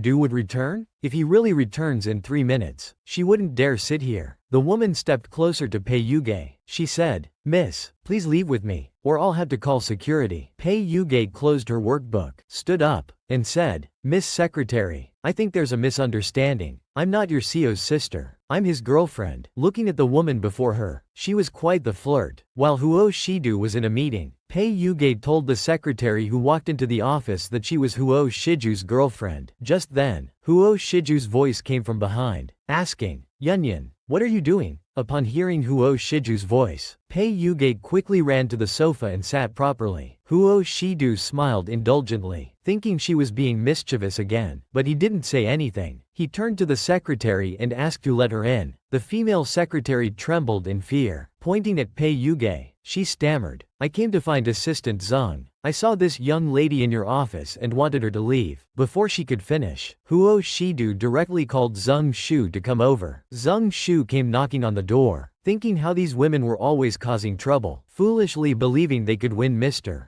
Du's favor. After entering the office, he bowed and said, "Mr. Du, it's my fault for not managing the staff well." Huo Shidu said in a flat tone, "Take her out." The secretary tried to explain to Zheng Shu, but Zheng Shu said, "Get out now." Then both left. Huo Shidu sat on the sofa and asked what she was talking about earlier. Pei Yuge turned and said she was helping him. "Brother has too many admirers. Would you be sad if I cut them off?" Pei Yuge stared at Huo Shidu for a while. Suddenly she reached out and said, "Come closer. Let's discuss something." When Huo Shidu leaned in, she immediately grabbed both his hands. Huo Shidu said in a low voice, "Yunyan, what mischief are you up to?" Pei Yuge took Huo Shiju's hand, placed it against her cheek, and asked, "Are you angry then?" Just then, Pei Yuge's phone rang. She stood up to answer it. Huo Shidu sat on the sofa, looking at his hand that Pei Yuge had just held, thinking how this little one was getting better at stirring things up. This woman before him was truly cunning, skillfully causing discord. While in Huo Shiju's office, Pei Yuge received a call from the hospital director. The director said, "Miss Pei, I need to inform you of something. Your family has arranged for Dr. Fang Gisheng to operate on old Mr. Chin. Did you know about this? The surgery is scheduled for tomorrow. That Dr. Fang is an expert in this field." Pei Yuge interrupted the director. "Director, I want to ask you something. Please don't let Dr. Fang perform the surgery. Tomorrow, my arranged doctor will contact you. My grandfather's life cannot risk any accidents." The director then notified Mrs. Chin and Chin Yujiao, asking Mrs. Chin not to get upset, saying Miss Pei must have her reasons. Mrs. Chin began slandering Pei Yuge, saying, "What reasons could she have? My father-in-law left a will stating that if he passes away, most of the benefits go to her." Director, what do you think she's fighting against the family for? Hearing this, the director angrily said, "Mrs. Chin, you shouldn't say such things. Although you are Miss Pei's birth mother, Miss Pei still has the right to sue you for defamation. Old Mr. Chin has signed official documents about this matter. Even if Dr. Fang arrives, I cannot let him perform the surgery." He turned and left after speaking. Mrs. Chin angrily uttered, "You," while Chin Yujiao comforted her mother beside her. "Don't worry, we can't pressure the director. But Dr. Fang Gisheng isn't someone to be trifled with in their circle." Later, Dr. Fang Gisheng came to the director's office. He opened the door and said, "Director Hu, Mr. Chin is my patient. The hospital won't let me treat him. Are you not taking human life seriously? The director poured tea while saying. Of course not. It's just that old Mr. Chin signed an agreement. The surgery can only proceed with his granddaughter Pei Young's consent. He pushed the teacup forward, asking him to drink some tea to calm down. Dr. Fang said, I don't want to beat around the bush. I've heard about Miss Pei. If she's confident her doctor is better than me, at least let me know who it is. The director thought worriedly that Dr. Fang wasn't going to let this go, but Miss Pei's doctor hadn't contacted him yet. Dr. Fang kept asking why the director was reluctant, thinking this doctor must be quite unfortunate, coming here just to be humiliated. Dr. Fang came to the hospital, and the director said he wanted to know who Pei Young's doctor was. Just as the director was looking embarrassed, the phone rang. While the director answered the phone, Dr. Fang took a sip of tea, thinking that even he only had a 30 to 40% success rate for this surgery. He wanted to see who Pei Young could find. After hanging up, the director said with a smile, Miss Pei's attending physician just requested a video call. Dr. Fang sat in front of the big screen, confused about the video conference, wondering what this person was up to. After the video connected, they saw a young man eating instant noodles. Both the director and Dr. Fang were speechless. They heard a voice saying, Hello, assistant. Director who? Can you see me? The director helplessly said, Should we talk after you finish eating? The assistant was confused, saying he wasn't eating noodles. The man looked and shouted, You brat, who are you pointing the camera at? Dr. Fang mockingly said, So this is Miss Pei's medical team?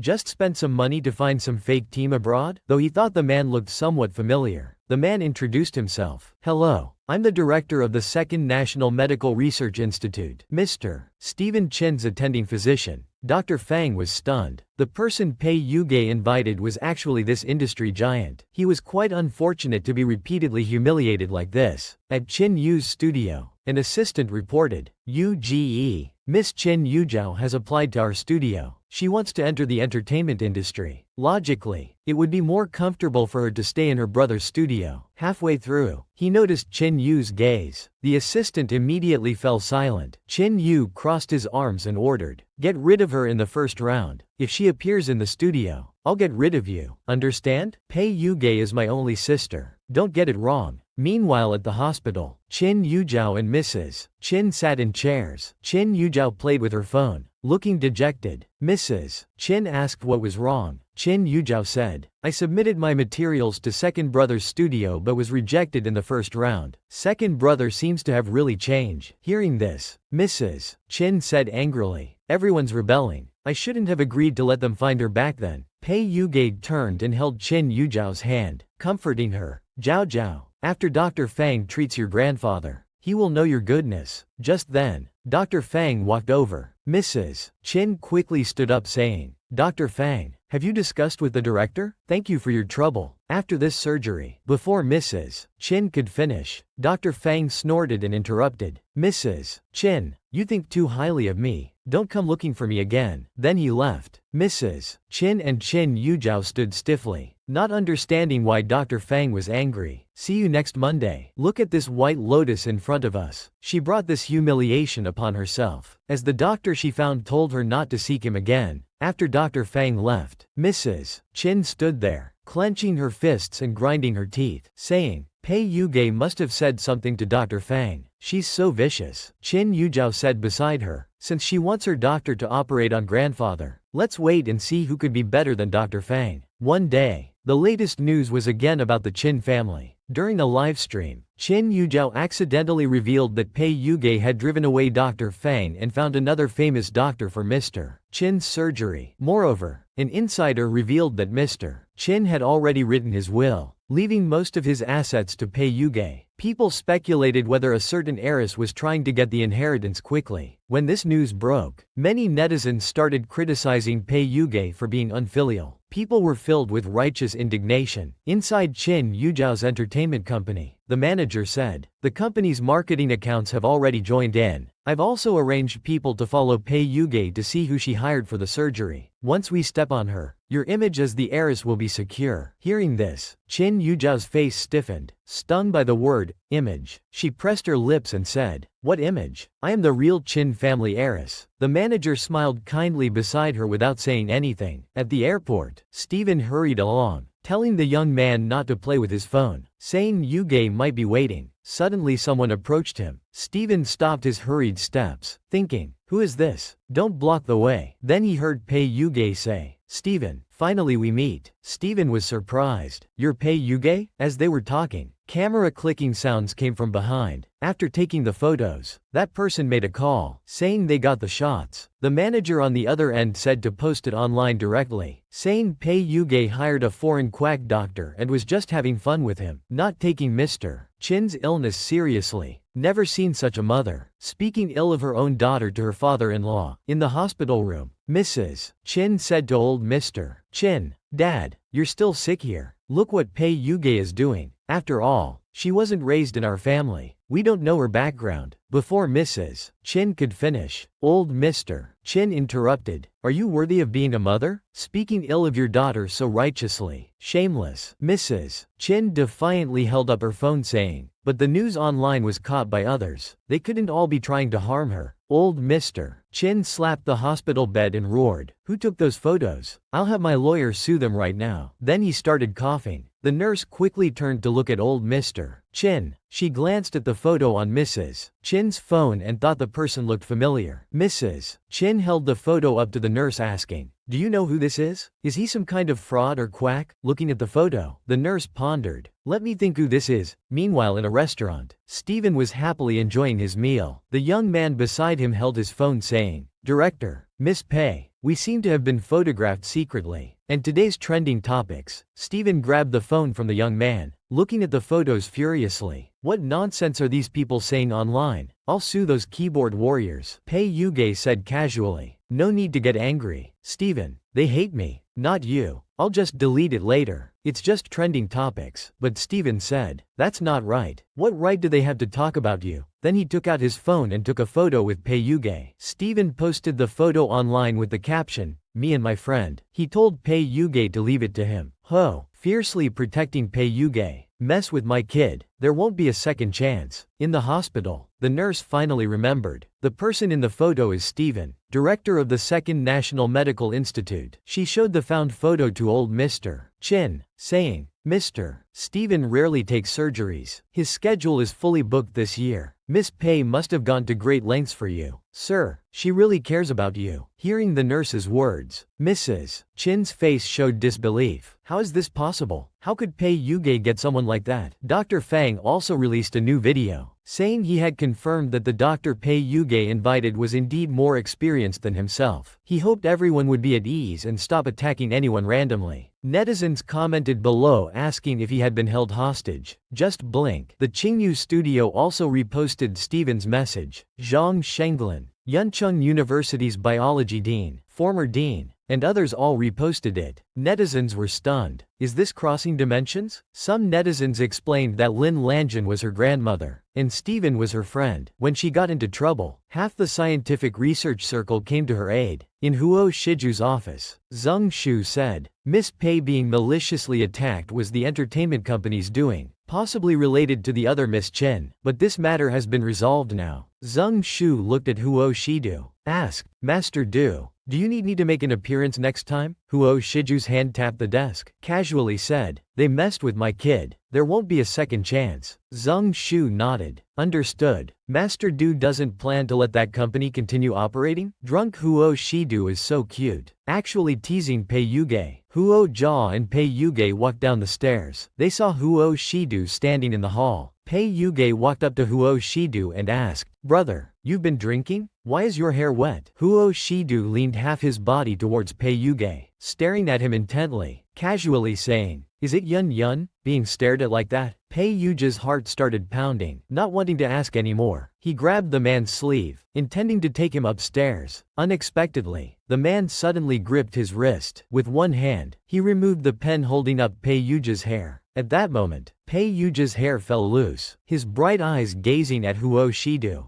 Huo Shidu said playfully, Call me brother and I'll give it back. Pei Yuge took a deep breath. Looking at his wet hair, he said gently, Let's go upstairs for a shower. I'll help you dry your hair. Okay? Huo Shidu raised his hand and lightly tapped Pei Yuge's head, saying, Always trying to take advantage of brother. Pei Yuge felt his patience running out. Why was this person so difficult when drunk? In the bedroom, Pei Yuge was drying Huo Shiju's hair, asking, "Do you always bully people when drunk?" Getting no response, he looked down to see Huo Shidu had fallen asleep. Suddenly, old Mrs. Huo's voice came from outside, calling, "Shidu." Thinking of old Mrs. Huo's urgent mood, Pei Yuge felt that if she caught him coming out of his bedroom now, she might make them get engaged right away. But leaving Huo Shidu alone here, who knows what might happen? Pei Yuge turned to look at Huo Shidu, then looked at the wardrobe, thinking of only one solution. When old Mrs. Huo came upstairs, she saw an empty room. Pay attention to the two people before you. Hiding in the wardrobe, Pei Yuge had even taken off his clothes. Just as Pei Yuge was drying drunk Huo Shiju's hair, old Mrs. Huo came to Huo Shiju's room. Pei Yuge took Huo Shidu to hide in the wardrobe. Old Mrs. Huo came in wondering, why isn't he here? He should have just returned. In the wardrobe, Pei Yuge thought, what were those people in TV dramas thinking hiding in wardrobes? It's so cramped and stuffy. Moreover, drunk Huo Shidu wasn't behaving, hugging Pei Yuge and calling, "Yun Yun," asking him to sit on his lap. Pei Yuge had just said, "You," when the man pulled him up, embraced him, and sat him on his lap. Momo quietly entered the room with Alas. The little one pouted, "Grandma, sister isn't in the room either. I finally came over wanting to play with sister and Alas." Beside them, Alas sniffed around and suddenly ran to the wardrobe. It grabbed a strap in its mouth and pulled it out joyfully. Inside the wardrobe, Pei Yuge had no choice but to take a deep breath and take off his clothes, completely unaware that the man's gaze was growing deeper. Momo looked at the strap Alas was pulling, feeling it looked like clothes sister Pei had worn before. Old Mrs. Huo asked what Alas was doing. Momo glanced at the wardrobe, then pulled the strap from Alas's mouth, leading Alas out while saying, "Grandma,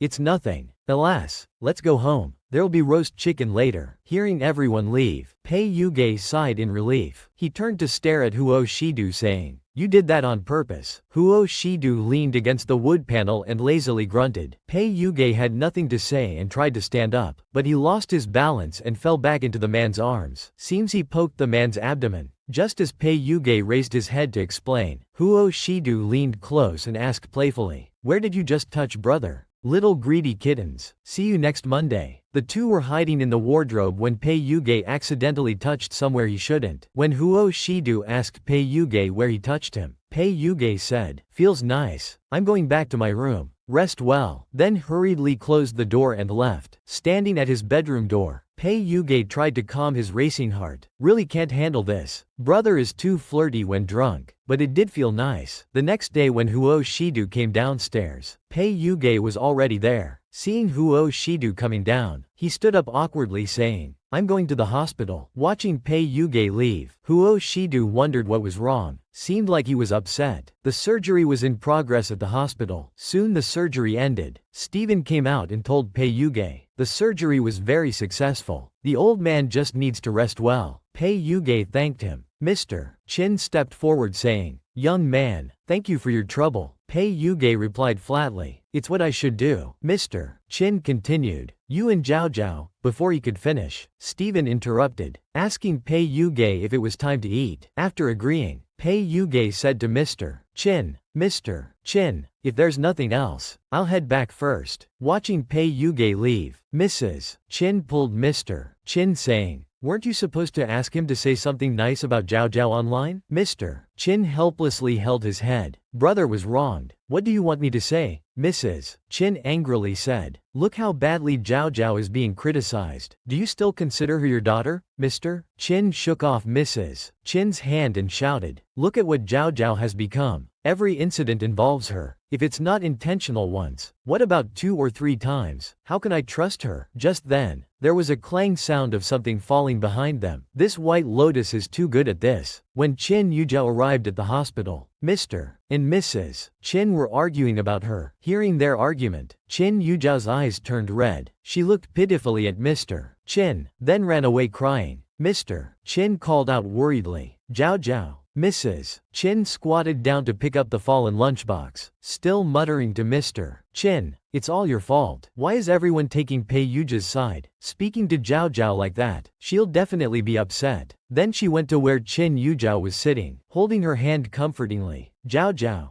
Your father spoke wrongly. Don't be sad. Your big brother is coming back soon. You've suffered lately, but when he returns, he'll definitely help you. Chin Yuzhao asked. Big brother is coming back, Mrs. Chin replied. Yes, you can tell Lu Yan about any grievances then. Your big brother may seem cold, but you know he grants your every request. Chin Yuzhao's face lit up with joy. She said, I know. That's why I love Big Brother the most. Besides, Big Brother is the one who truly controls Chin Corporation. As long as he's on my side, I'll still be the Chin family's true daughter. At Chin Yu's studio, his phone rang. Seeing the contact, Chin Yu thought surprisingly. Big Brother, Chin Luyan asked. Ah Yu, how's everything at home? Chin Yu replied. Pretty good. Chin Lang moved Chin Yuzhao out. Chin Luyan indifferently said. That's fine if she moved out. Chin Yu suddenly remembered something and added. Brother also moved out. Chin Luyan urgently asked. What? Where did he go? Chin Yu said. Don't worry, it's someone I know. Grandfather has met them too. But Chin Luyan said he'd handle this when he returns. Saying that Chin family daughter living outside isn't proper. After hanging up, Chin Yu looked at the phone thinking, why is Big Brother suddenly concerned about brother? He usually doesn't care about anyone. This woman is seriously talking nonsense. At the Huo residence, Huo Shidu sat on the sofa, watching Pei Yuge drink and called out, Yunyan, smoking. He asked, why are you angry? Did I bully you? He stubbed out his cigarette in the ashtray. Pei Yuge said, yes, coming home late drunk and bullying people. Huo Shidu came before Pei Yuge saying, then I apologize. I'll come home earlier next time. Then lifting Pei Yuge's chin, he asked in a deep voice, how did I bully you? Hearing Huo Shidu didn't remember anything, Pei Yuge felt a bit unhappy, so he started making things up. Let me ask you, can you lift up your shirt for me to see? You said you'd only show me in the room. Don't tell me you've forgotten what you did. Hearing this, Huo Shidu thought incredulously. Did I really say that? Leaning closer to Pei Yuge, he asked, does Yunyan still want to see? His hand on his shirt. It's okay. Though Yunyan's preferences are quite strange and embarrassing, but brother will try to satisfy you.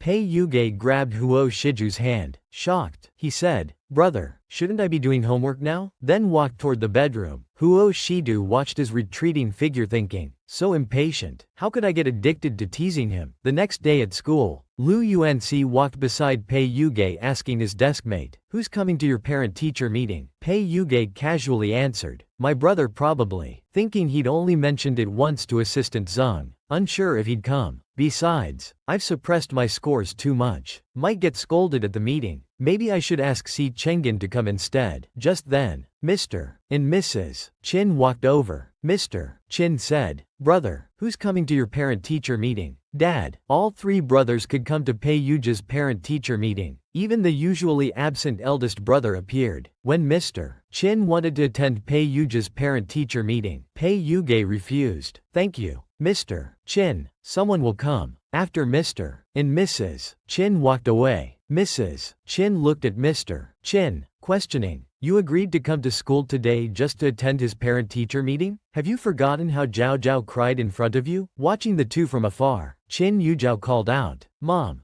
Dad. She walked up to them, happily saying, you both came to my parent-teacher meeting. Classmates were discussing how Mr. and Mrs. Chin only attended Chin Yuzhao's parent-teacher meeting. After all, since Pei Yuge ranked last in exams, it's normal they wouldn't want to lose face in his class. Hearing the classmates' comments, Chin Yuzhao smirked smugly. Some students in the distance said they saw Chin Lang coming. On the other side, Chin Lang, dressed flamboyantly, approached Pei Yuge saying, brother, I'm here for your parent-teacher meeting. Just as Pei Yuge was about to say he'd already found someone, Chin Yu interrupted, asking Chin Lang, what are you doing here? With that blonde hair, it won't look good at brother's meeting. The two glared at each other. Suddenly, Qingling exclaimed surprisingly, big brother, why are you here? In the distance, Qin Luyan and Qin Yuzhao walked over slowly. Qin Lang thought Qin Yuzhao had found big brother as backup, which could be troublesome. At the classroom door, Qin Yuzhao pointed saying,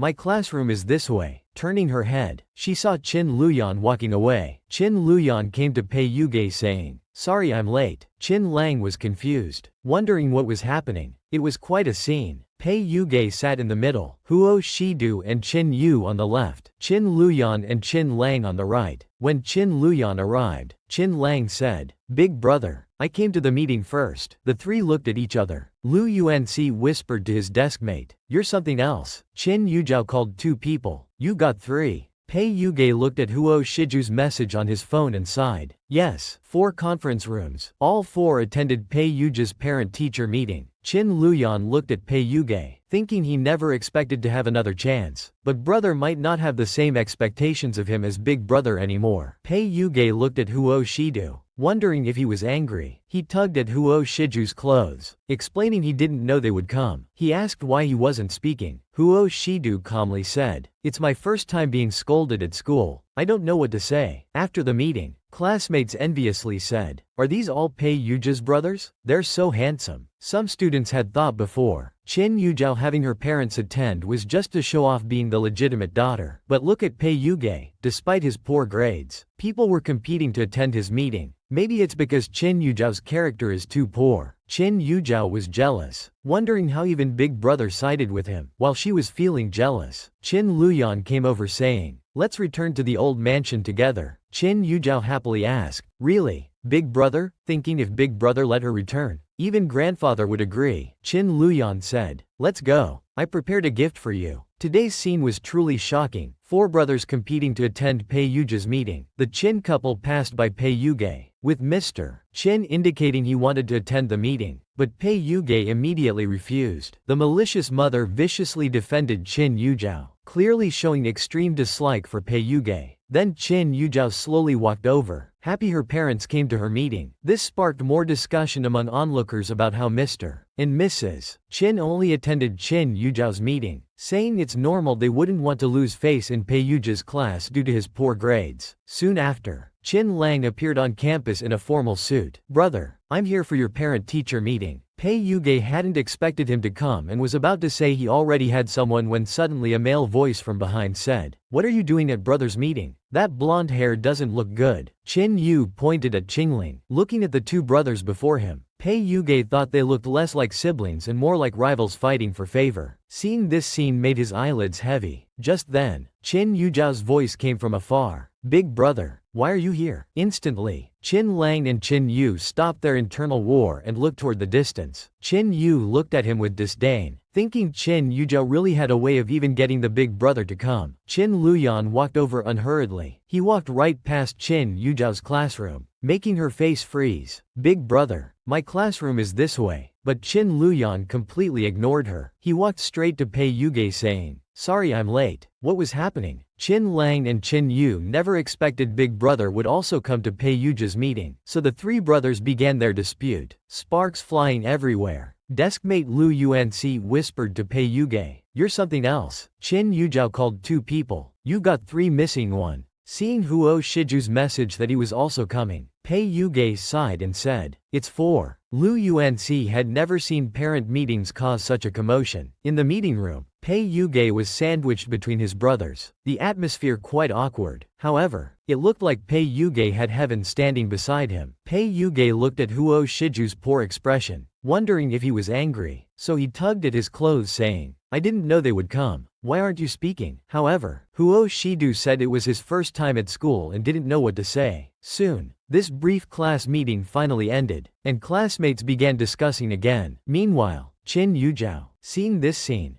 gritted her teeth in anger, wondering how even big brother sided with him. At this time, big brother Qin Luyan walked up to Qin Yujiao saying, "Let's return to the old mansion together." Qin Yujiao immediately perked up, thinking if big brother let her return, even grandfather would surely allow it. Qin Luyan seriously told Qin Yujiao, "Let's go. I prepared a gift for you." Who could have imagined the newly returned Qin family's big brother would stand up for Pei Yuge and directly confront the green tea bitch? At the Qin family mansion, Qin's parents welcomed Qin Luyan. Mrs. Qin feigned concern with a few words, then eagerly wanted to know what gifts big brother had prepared for the fake daughter. Indeed a good mother. always fighting for the best for the fake daughter without reserve. Big brother remained cold throughout. Suddenly he said to Qin Yujiao, "Of course there's a gift." Qin Yujiao was excited. Since Pei Yujia's return, second and third brothers hadn't prepared any gifts for her. She looked expectantly at Big Brother. Xing Luyan's measured words made Qin Yujiao's face turn pale. "I've prepared household registration transfer documents." Mrs. Xing dropped her cutlery. "Luyan, what nonsense are you talking about? Zhao Zhao is my daughter." "Mom, you can have other daughters, but Qin family's young miss can only be Pei Yuge. After tonight, Miss Qin Yujiao must leave the Qin family. Or rather, Miss Zhang." Qin Yujiao's heart turned to ashes. The young miss identity she had carefully maintained for over 10 years collapsed instantly. She desperately begged Big Brother not to drive her out. Big Brother remained unmoved. His wife couldn't bear it and told him not to go too far. But Big Brother said without turning back, "Mom, Dad, I've already bought you an estate overseas. If you want to go, I'll have someone take you there tomorrow." What a move by Big Brother. Forcing their hand was quite extreme. Indeed worthy of being the man most capable of inheriting the family business. Mrs. Qin looked at him incredulously. "Xing Luyan,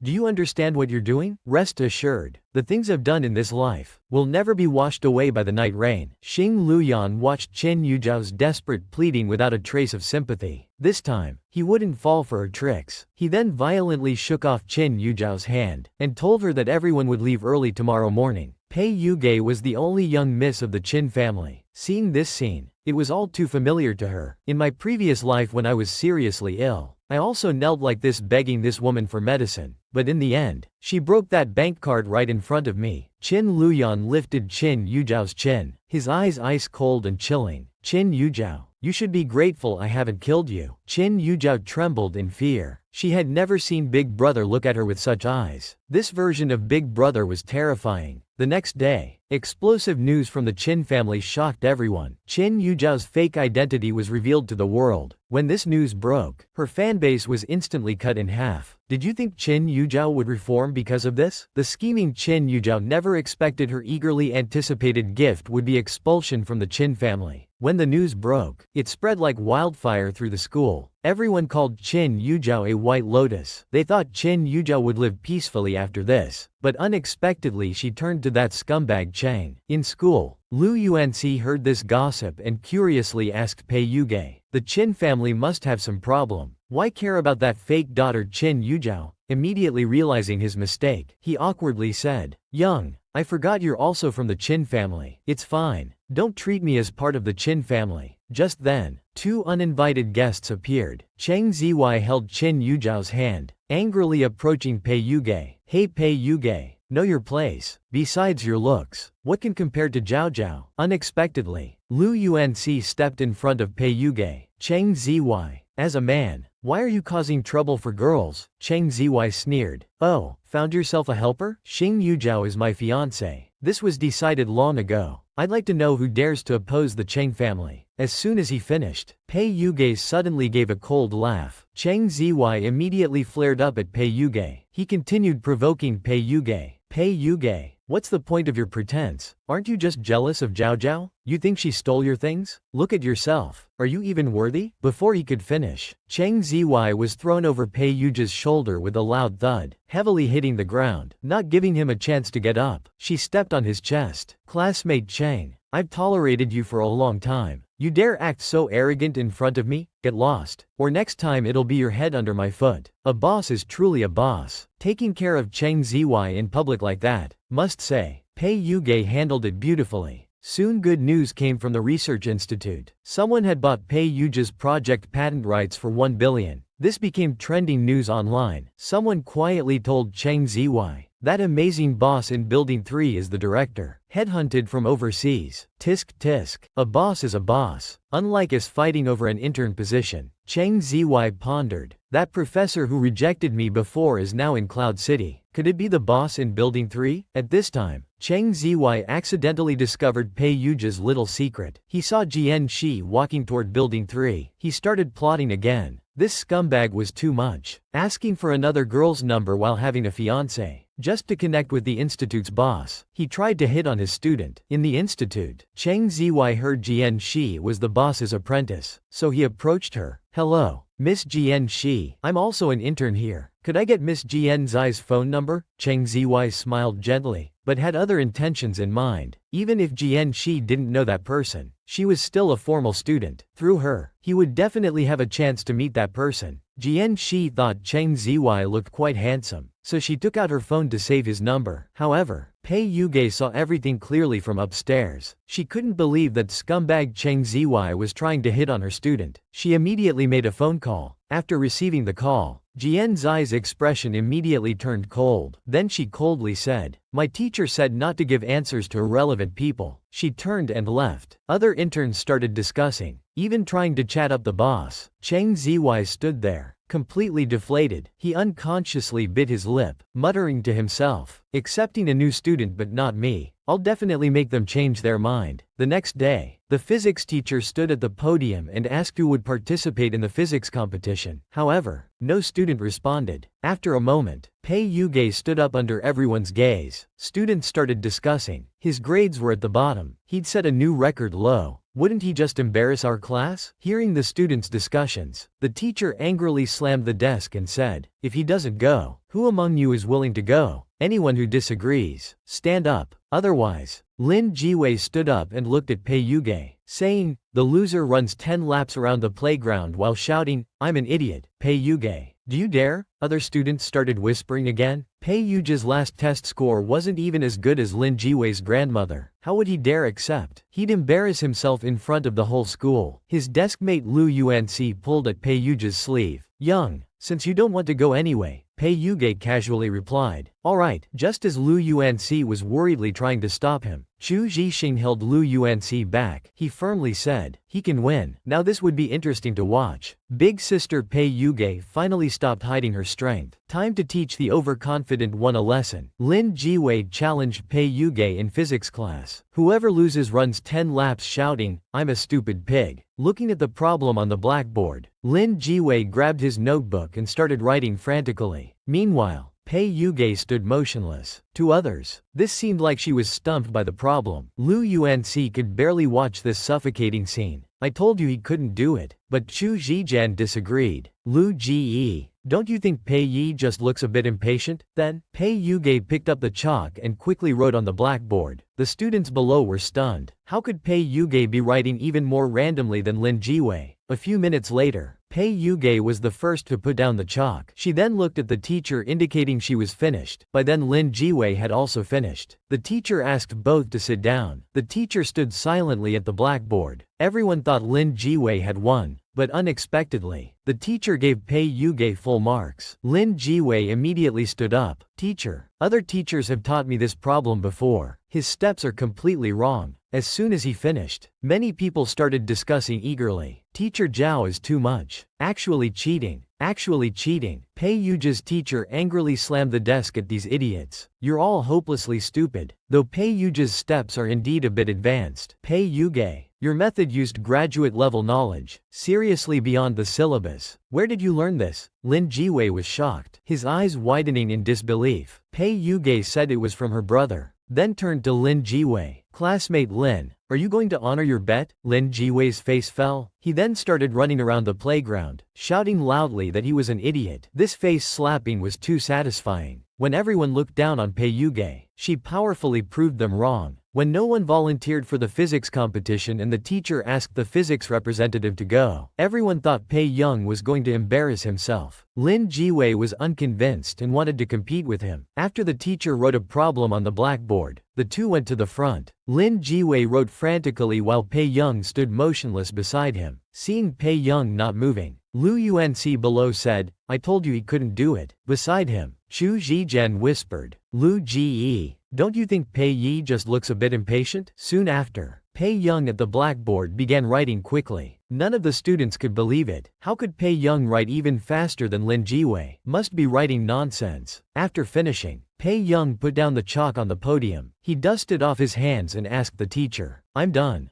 Can I go back to my seat? Lin Jiwei beside him hurriedly said he was also finished. The teacher smiled and let them both return to their seats. Then he began checking their solution steps. The students saw the question was beyond the syllabus. Lin Jiwei hadn't solved it, but based on steps, he should score higher than Pei Young. While the teacher was verifying above, Lin Jiwei stood up and said, "Teacher, other teachers taught me this problem before. His steps are completely wrong." Students gossiped, saying Teacher Zhao was too much, actually helping Pei Young cheat. Pei Young must have threatened Teacher Zhao. After all, he's from the Pei family. Teacher Zhao angrily slammed the podium, asked the students if they were done talking, then said these steps indeed had an issue. Then asked Pei Young, "Your steps used graduate-level knowledge points, far beyond the syllabus. Where did you learn this?" Lin Jiwei was stunned, wondering what the teacher was talking about. Pei Young had actually used graduate-level knowledge points. Pei Young calmly said, "My brother taught me." Note, the one from the Huo family turned to Lin Jiwei and asked, "You lost. Are you going to own up to it?" Lin Jiwei went to the playground to run, running while saying he was an idiot. Lu Yuanci watched the video saying, "Wasn't this asking for trouble? Why bother?" Lu Yuanci was too bold, actually wanting to tie up Pei Young to fix the game. In school, Lu Yuanci held his phone, watching Lin Jiwei's running video. He suddenly said, "Pei Yi, Divine Figure game is making headlines." Pei Young asked what happened to Divine Figure. Lu Yuanci looked incredulous. "You don't know? Life without gaming is incomplete. Divine Figure is the hottest esports game. It's had bugs these days." Pei Young said calmly, "Bugs aren't unsolvable. Just find someone to fix them." Lu Yuanci sighed. "It's not that simple. Internal sources say the bugs are serious. Fix one, another appears. It's like a bottomless pit. If Divine Figure stops, who knows if any mobile game can achieve this level again." Just then, Pei Young's phone buzzed. Delaney sent a message. He said, "Teacher Pei, regarding Divine Figure's repairs, we can negotiate the fee. Please give us a chance." Pei Young coldly replied, "Not accepting." Lu Yuanci slumped dejectedly on the desk, saying, "If I knew who could fix it, I'd tie them up and make them fix it." Pei Young glanced at Lu Yuanci and said, "I'm leaving. Going to visit my grandfather at the hospital." Lu Yuanci, lying on the desk, shivered. Why did it suddenly get so cold in the hospital? Old man Qin angrily said to Qin Lang, "I never agreed with you becoming an esports player. Now look, you've lost so much weight preparing for competitions. The game itself has problems. What's left to compete for?" What old witch would try to set up 18-year-old Pei Young with a 29-year-old man? In the hospital, Old Man Qin was scolding Qin Lang. The woman visiting Old Man Qin, Mrs. Qin's sister, smiled softly and said, "Don't scold Lang anymore. That branch company is my family's partner. I know the game will be fixed. My sister spends all day with that adopted daughter and doesn't come to take care of you. But I understand, having given birth to a daughter who's good for nothing. My sister is prideful. Maybe she can't accept it. By the way, my husband has a brother. He's 29, a bit older, but has no major flaws. Why not let our young try?" Hearing the woman's words, Qin Lang said, "It's still about securing your own position, isn't it? Auntie, why don't you marry off your precious daughter Leia instead?" "Mrs. Lei?" The woman turned to Qin Lang, angrily questioning, "What nonsense are you talking about?" Just then, Pei Young walked over, calling out, "Grandfather." The woman looked at Pei Young and said, "So this is Young? Such a handsome boy." Pei Young ignored her enthusiasm. Approaching Old Man Qin, he said, "I brought you some shredded chicken porridge." Old Man Qin smiled. "Gee, you don't need to visit me at the hospital every day." The woman persisted. "Young, do you have any future plans?" "Actually, Auntie's husband has a brother. Auntie thinks he'd be a good match." Pei Young interrupted her. "Auntie, there's no need to rush. One might think you're running out of time and afraid of missing my wedding." The woman angrily uttered, "You," turning to Old Man Qin. She said, "Old man, shouldn't this child be taught some manners?" Remembering something, she continued, "The other day, I arranged Yaya's transfer papers. She'll be in the same school as Young now. Yaya has good grades and knows many teachers and friends. It wouldn't hurt for Young to learn from her then." Poor Master Pei, being used as a shield again. At school, Lei Ya found Cheng Ziwei. Because her stepfather was in charge of Divine Figure, she hoped Cheng Ziwei could help with repairs. Cheng Ziwei repeatedly shook his head, saying he didn't have such skills. Seeing Lei Ya cry sadly, he sympathetically said he'd ask around to see if anyone at Lei and Computing would help. Hearing Cheng Ziwei's words, Lei Ya immediately brightened up, coyly saying thank you. She calculated in her mind that originally Qin Yujiao had an engagement with the Cheng family, but now that he's fallen, if she could get close to Cheng Ziwei, her mother called, saying, "Your father's company is in trouble again. We can't suppress divine figures' negative trending topics. The Qin family affairs are very hot lately. I suggested to your father to use Pei Young and Qin Yujiao's test scores as a diversion from our hot search. He agreed. Ya, please help your father with this." Lei Ya said she understood. She then went to take a photo of the grade rankings, which Chu Zhixing happened to see. Meanwhile, Pei Young had just finished showering and was drying his hair. His phone rang. It was Chu Zhixing calling, saying, "Master Pei, you're trending again. Today, I saw Lei Ya taking photos at the grade rankings board. Do you know her? Could she be behind this?" Looking at the trending topics, Pei Young thought,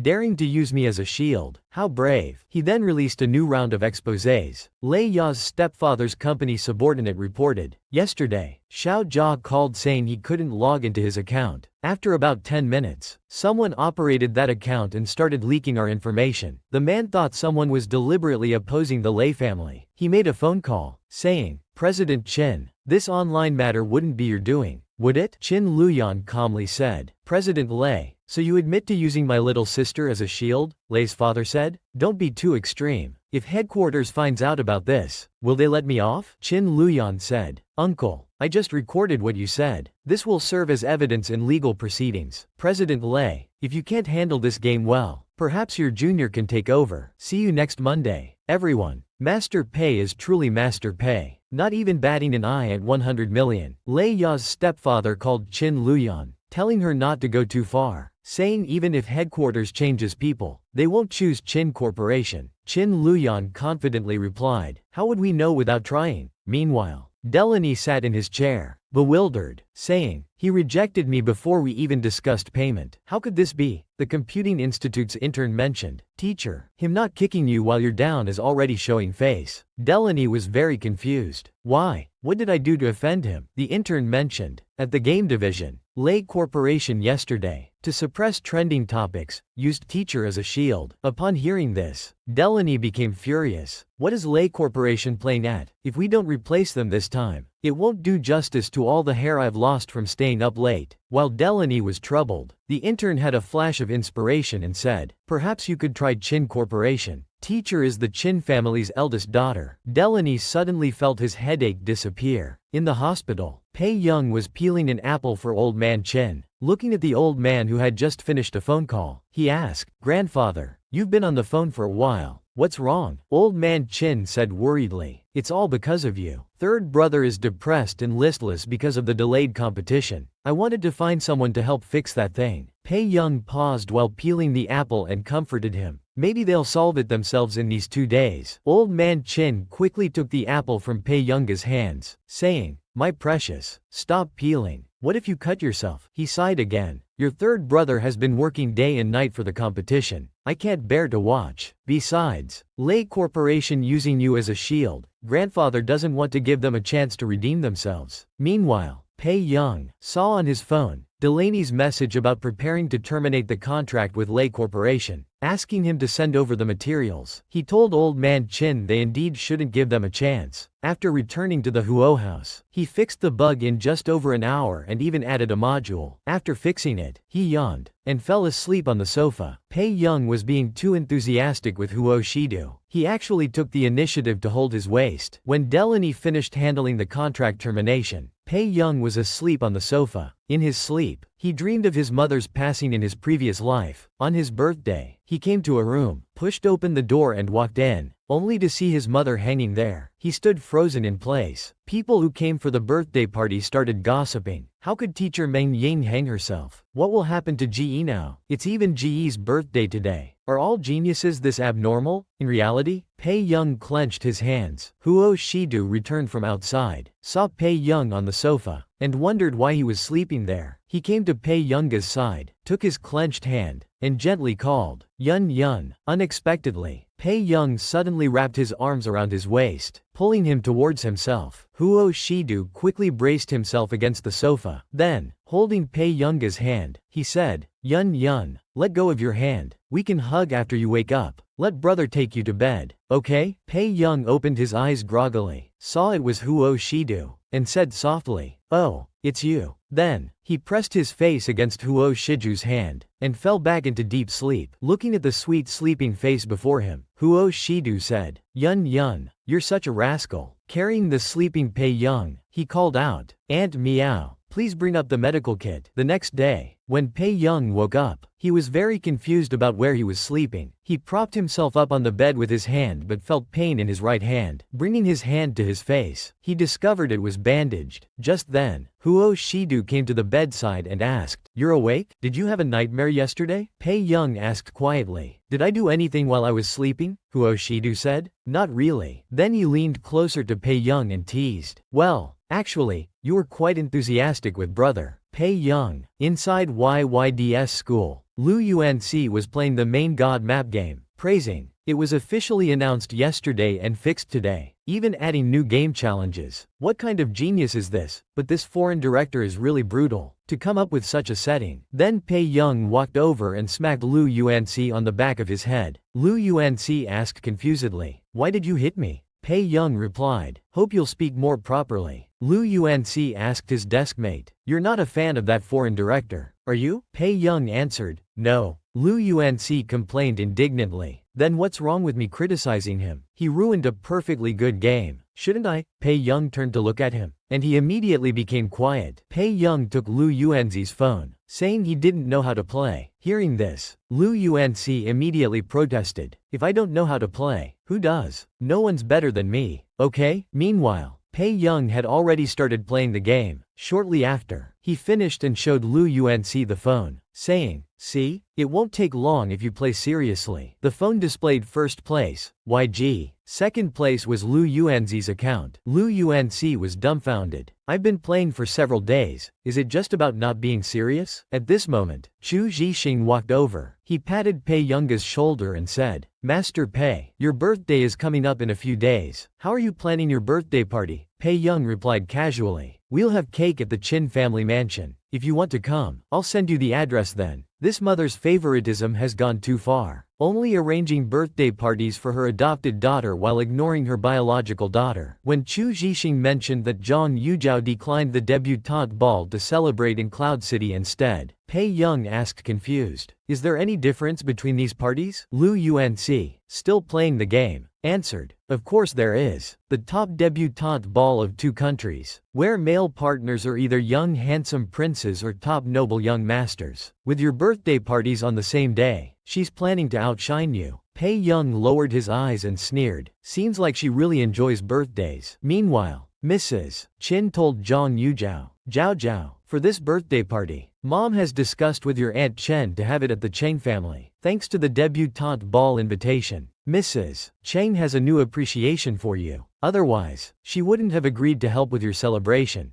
"Zhao Zhao, how did you get to know those noble young masters?" Zhang Yujiao said excitedly. "Mom, remember how many seniors came to my piano recital last time? Many people abroad also like my new pieces." Mrs. Qin comforted Zhang Yujiao. "Although your grandfather doesn't acknowledge you, with the Cheng family's help this time, your party won't be inferior to that person's. Important figures will attend your birthday party. Your Aunt Cheng will book Cloud City's best hotel. Platinum and Ting absolutely can't outdo you." But Mrs. Qin had no idea that the best hotel she was bragging about belonged to Huo Shidu. Zheng Shu reported to Huo Shidu, "Miss Pei and Zhang Yujiao share the same birthday. Should we reserve the hotel for Miss Pei?" Huo Shidu said disdainfully. "No need. That's just a worthless place. I'll arrange his birthday celebration myself. See you next time, everyone." This mother is too much, enthusiastically helping her adopted daughter organize a birthday party, just to outdo her biological daughter's birthday celebration. When Pei Young went downstairs, she found Zheng Shu waiting at the stairs. She wondered why Assistant Zheng was here. Then Zheng Shu said, "Miss Pei, Master Du has arranged a birthday celebration for you. I'm here to escort you there. Happy birthday, Miss Pei." Meanwhile at Platinum and Ting, the place was luxuriously decorated. Guests were discussing Zhang Yujiao and Pei Young, saying, Zhang Yujiao's birthday must cost tens of millions. Pei Yunga's side hasn't shown any movement. Perhaps they couldn't find a better place than Platinum and Tang. Zhang Yujiao sat in her chair while Mrs. Qin personally helped her with accessories, praising, "My Zhao Zhao looks beautiful all the time." Unexpectedly, Zhang Yujiao said sadly, "It's my fault that the brothers won't come to my birthday party." Seeing her precious daughter upset and teary, Mrs. Qin quickly consoled her. "They're just stubborn. Everyone who matters will come here. It's obvious who the real noble lady is." Pei Young and her group are probably just gathering at the old mansion, just calling it returning to ancestral roots. Hearing Mrs. Qin's words, Zhang Yujiao slowly said, "Mom, I understand." But what they didn't know was that Zheng Shu had taken Pei Young to Huo Shiju's private mansion, the Wusser mansion. After entering, they both had their thoughts. Zheng Shu thought about this famous last-century building, with annual maintenance costs in the hundreds of millions. The place the old madam had prepared for Master Du's engagement, now given up just to pamper Miss Pei. Pei Young looked around thinking, with all these antiques, is this suitable for a party? The world is full of wonders. There are even mothers who despise their biological daughters so much that they send people to disrupt their birthday parties. At the birthday party, Pei Young soon saw old Master Qin, who smiled and said, "Ge, you're here. You've come," he announced to the guests. "This is my only granddaughter, Pei Young." A guest asked old Master Qin, "Isn't your granddaughter Qin Yujiao? Is it because Pei Young returned that you can't accommodate Qin Yujiao anymore? Not to mention how excellent Qin Yujiao is. Abandoning a granddaughter you've loved for almost 20 years isn't very honorable." Pei Young said assertively, "Since when is this any of your business? If you don't like it, you can leave." As the man became angry, Qin Luyan stepped in front of Pei Young, saying, "My sister was rude. As her elder brother, I apologize on her behalf." Then he instructed his secretary to call a taxi and send this guest to Platinum and Tang. The man angrily protested about being made to leave. "Listen everyone. The birthday party the Cheng family is throwing for Qin Yujiao has invited many important figures. I heard even Mr. Rong, the founder of Minlin Group, is attending." Some female guests were intrigued, asking, "Minlin Group? Weren't they ranked 5th nationally in company value last year?" A male guest shook his head, saying, with Miss Pei's attitude, "Everyone's mood is ruined. Let's go." Suddenly, a man walked past them. The man was tall and slender, with thin pressed lips and a serious expression. A female guest wondered aloud, "That person who just passed looks familiar." Someone replied, "Isn't that the young major from the Ji family? Wow, what an incredible scene." Ji Qing had actually come to Pei Yunga's birthday party, just as guests were surprised by his arrival. Before everyone could recover, another male voice came from the entrance. The man said, "Ji Qing, were you kicked out for not bringing a birthday gift?" "Fortunately, I brought one." The guests turned to look. They saw Huo Shidu and Yu Hanren had arrived. Those words were spoken by Yu Hanren. The guests were stunned. The heirs of the top 3 domestic corporations had all come to celebrate Pei Yunga's birthday. Meanwhile, at Platinum and Tang, Zhang Yujiao was performing piano for the guests. The guests here were feeling relieved, saying they heard all the guests at Pei Yunga's party had left. They were glad they chose the right venue. Hearing the guests' discussions, Mrs. Qin was smug. She hadn't expected the old master to have a place like the Wusser mansion, but fortunately, she had arranged people to disrupt their party. Suddenly, she saw Mr. Rong from Minlin Group walking towards the exit. She approached Mr. Rong and asked puzzledly, "Where are you going?" Mr. Rong replied, "To Wusser mansion." He instructed his secretary to hurry, saying, "If Mr. Yu leaves, who else can I discuss this contract with?" Other guests were confused about why Mr. Rong left. Someone explained that people from Yu Corporation and G Corporation had all gone to the Qin family's biological daughter's birthday party. They wondered if they should go too. Mrs. Qin stood there with a dark expression, saying it was impossible. The Qin family couldn't achieve this. It must be that person from the Huo family. Look carefully. Pei Young was secretly kissing Huo Shidu. After the birthday party, Pei Young went to the private room. Coming down the stairs, she saw Huo Shidu leaning on the sofa. Pei Young asked curiously, "Brother, are you asleep?" Huo Shiju's collar buttons were undone, revealing his delicate collarbone. Pei Young unconsciously moved closer to Huo Shidu, sighing, "Why do you have to be so handsome?" Her gaze then stopped on the man's lips. A thought flashed through her mind. "Sorry, but it's my birthday today. I want a birthday present." She slowly leaned towards the lips she had been staring at and kissed them. After the kiss, she mumbled to herself, "It doesn't feel like much." Suddenly, Huo Shiju's hand trembled. Pei Young was startled. Thinking he had woken up, she looked at him again, saw he hadn't awakened, and felt relieved. She quickly slipped away. She didn't notice that after she left, Huo Shidu opened his eyes. He put his fingers to his lips, savoring the moment. The next day at Am Institute, Pei Young received a call from Deputy Director Lin about negative news regarding Director Lin's past. Someone had leaked it to the headlines. He said he was trying to suppress it, but the view count was too high to control. Pei Young's expression darkened. She replied, "All right, I understand," as she left angrily. Ji Qing, watching nearby, was confused. Isn't that the Qin family's real daughter? Why is she here? And why does she look like she's ready to kill someone? Yi Qing said to Zhang Shenglin opposite her. Yi Qing, I'll help if I can, but most people here are academics. They're not necessarily better at tracking and decoding than your military people. Even with YG giving them a computer, I don't know what they can achieve. The military cases involve dangerous criminals.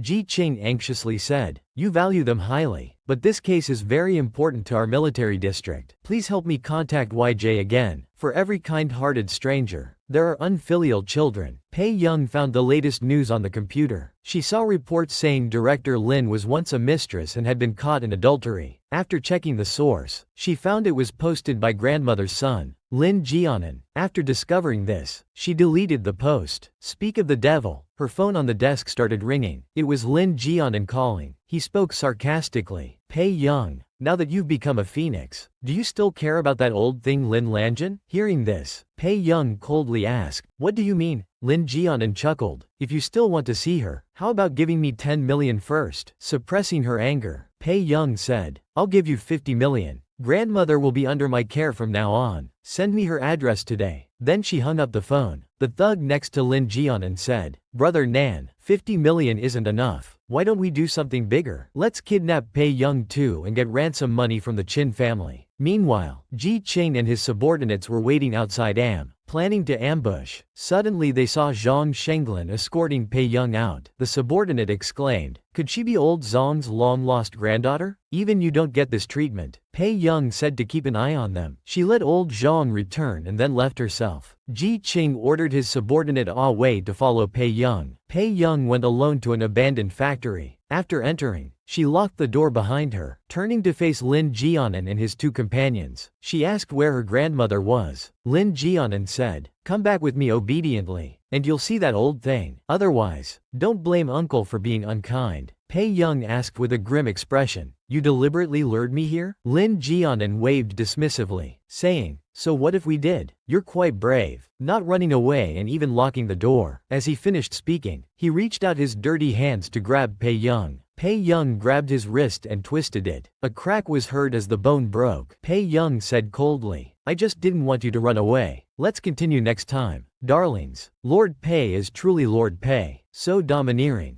Dealing with an unfilial son, swift and decisive, Director Lin's son tried to threaten Pei Young. Pei Young's father would deal with Lin Jianan. Pei Young had Lin Jianan under her foot. She said, "You specifically chose a place without cameras and brought a knife. Uncle Jianan came well prepared. Where's grandmother?" Lin Jianan, still defiant, snarled, "If my mother knows how you're treating me." Seeing Lin Jianan still wanting to tattle, Pei Young threatened him with a small knife. "Still want to tell on me? Maybe I shouldn't let you live then?" She threw the knife in front of Lin Jianan, who immediately broke into a cold sweat and repeatedly said, "My mother is with Madam Lin. Madam Lin threatened me to do this. They tricked me into doing it. Don't be angry." While Lin Jianan was trembling, Ji Qing's voice came from behind. He opened the door and walked in, saying, "Hello, Miss Pei." When the door opened, the two men except Lin Jianan hurriedly ran away. Pei Young glanced sideways. "The little mouse took quite some time to find me." Lin Jianan ran towards Ji Qing, begging for help, saying this woman was crazy and pointing out the knife in her hand. Unexpectedly, Ji Qing avoided him and said to Pei Young, "Miss Pei, handle your business. We'll talk later." Nearby, Ah Wei said, "Brother Ji, this isn't right." Before he could finish, Ji Qing interrupted, "I'll take responsibility if anything goes wrong." Shortly after, watching Lin Jianan's trembling figure leave, Ah Wei remarked that she was so young yet so ruthless. Nothing is irreplaceable. Meanwhile, Ji Qing and Ah Wei found Pei Young after she finished dealing with Lin Jianan. She asked, "Mr. Ji, what do you want?" Ji Qing asked, "Miss Pei, Do you know YG? Beside him? Ah Wei incredulously said. Impossible. How could YG possibly? Ji Qing glared at him, and he swallowed the rest of his words. Unexpectedly, Pei Young agreed with Ah Wei, saying, Mr. G, if you have matters, you can ask Zhang Laoyao. Nothing in this world is exclusively Weig's domain, and I won't participate in any disputes. Ji Qing followed Pei Young, saying, for the past year and a half, we've been working on cases involving international criminal organizations. Every new undercover agent we send disappears within 3 months. The first undercover agent was my best friend. They deliberately sent us the video of his death. Pei Young retorted, you're very capable. So why are you telling me all this? Ji Qing sighed, saying slowly, Miss Pei, no need to be defensive. I don't want to involve anyone in this. I understand. Let me take you home. Pei Young thanked him politely, then pondered for a moment. She asked, how were your undercover agents discovered? Ji Qing shook his head. We don't know. The first one had just infiltrated, died on the 3rd day. Our implanted monitoring chips showed nothing. Another lasted about half a month. The 3rd one just went in yesterday. Hearing this, Pei Young said, if you don't want a 3rd agent killed, get him back immediately. It's the chips. Check them again. After getting in the car,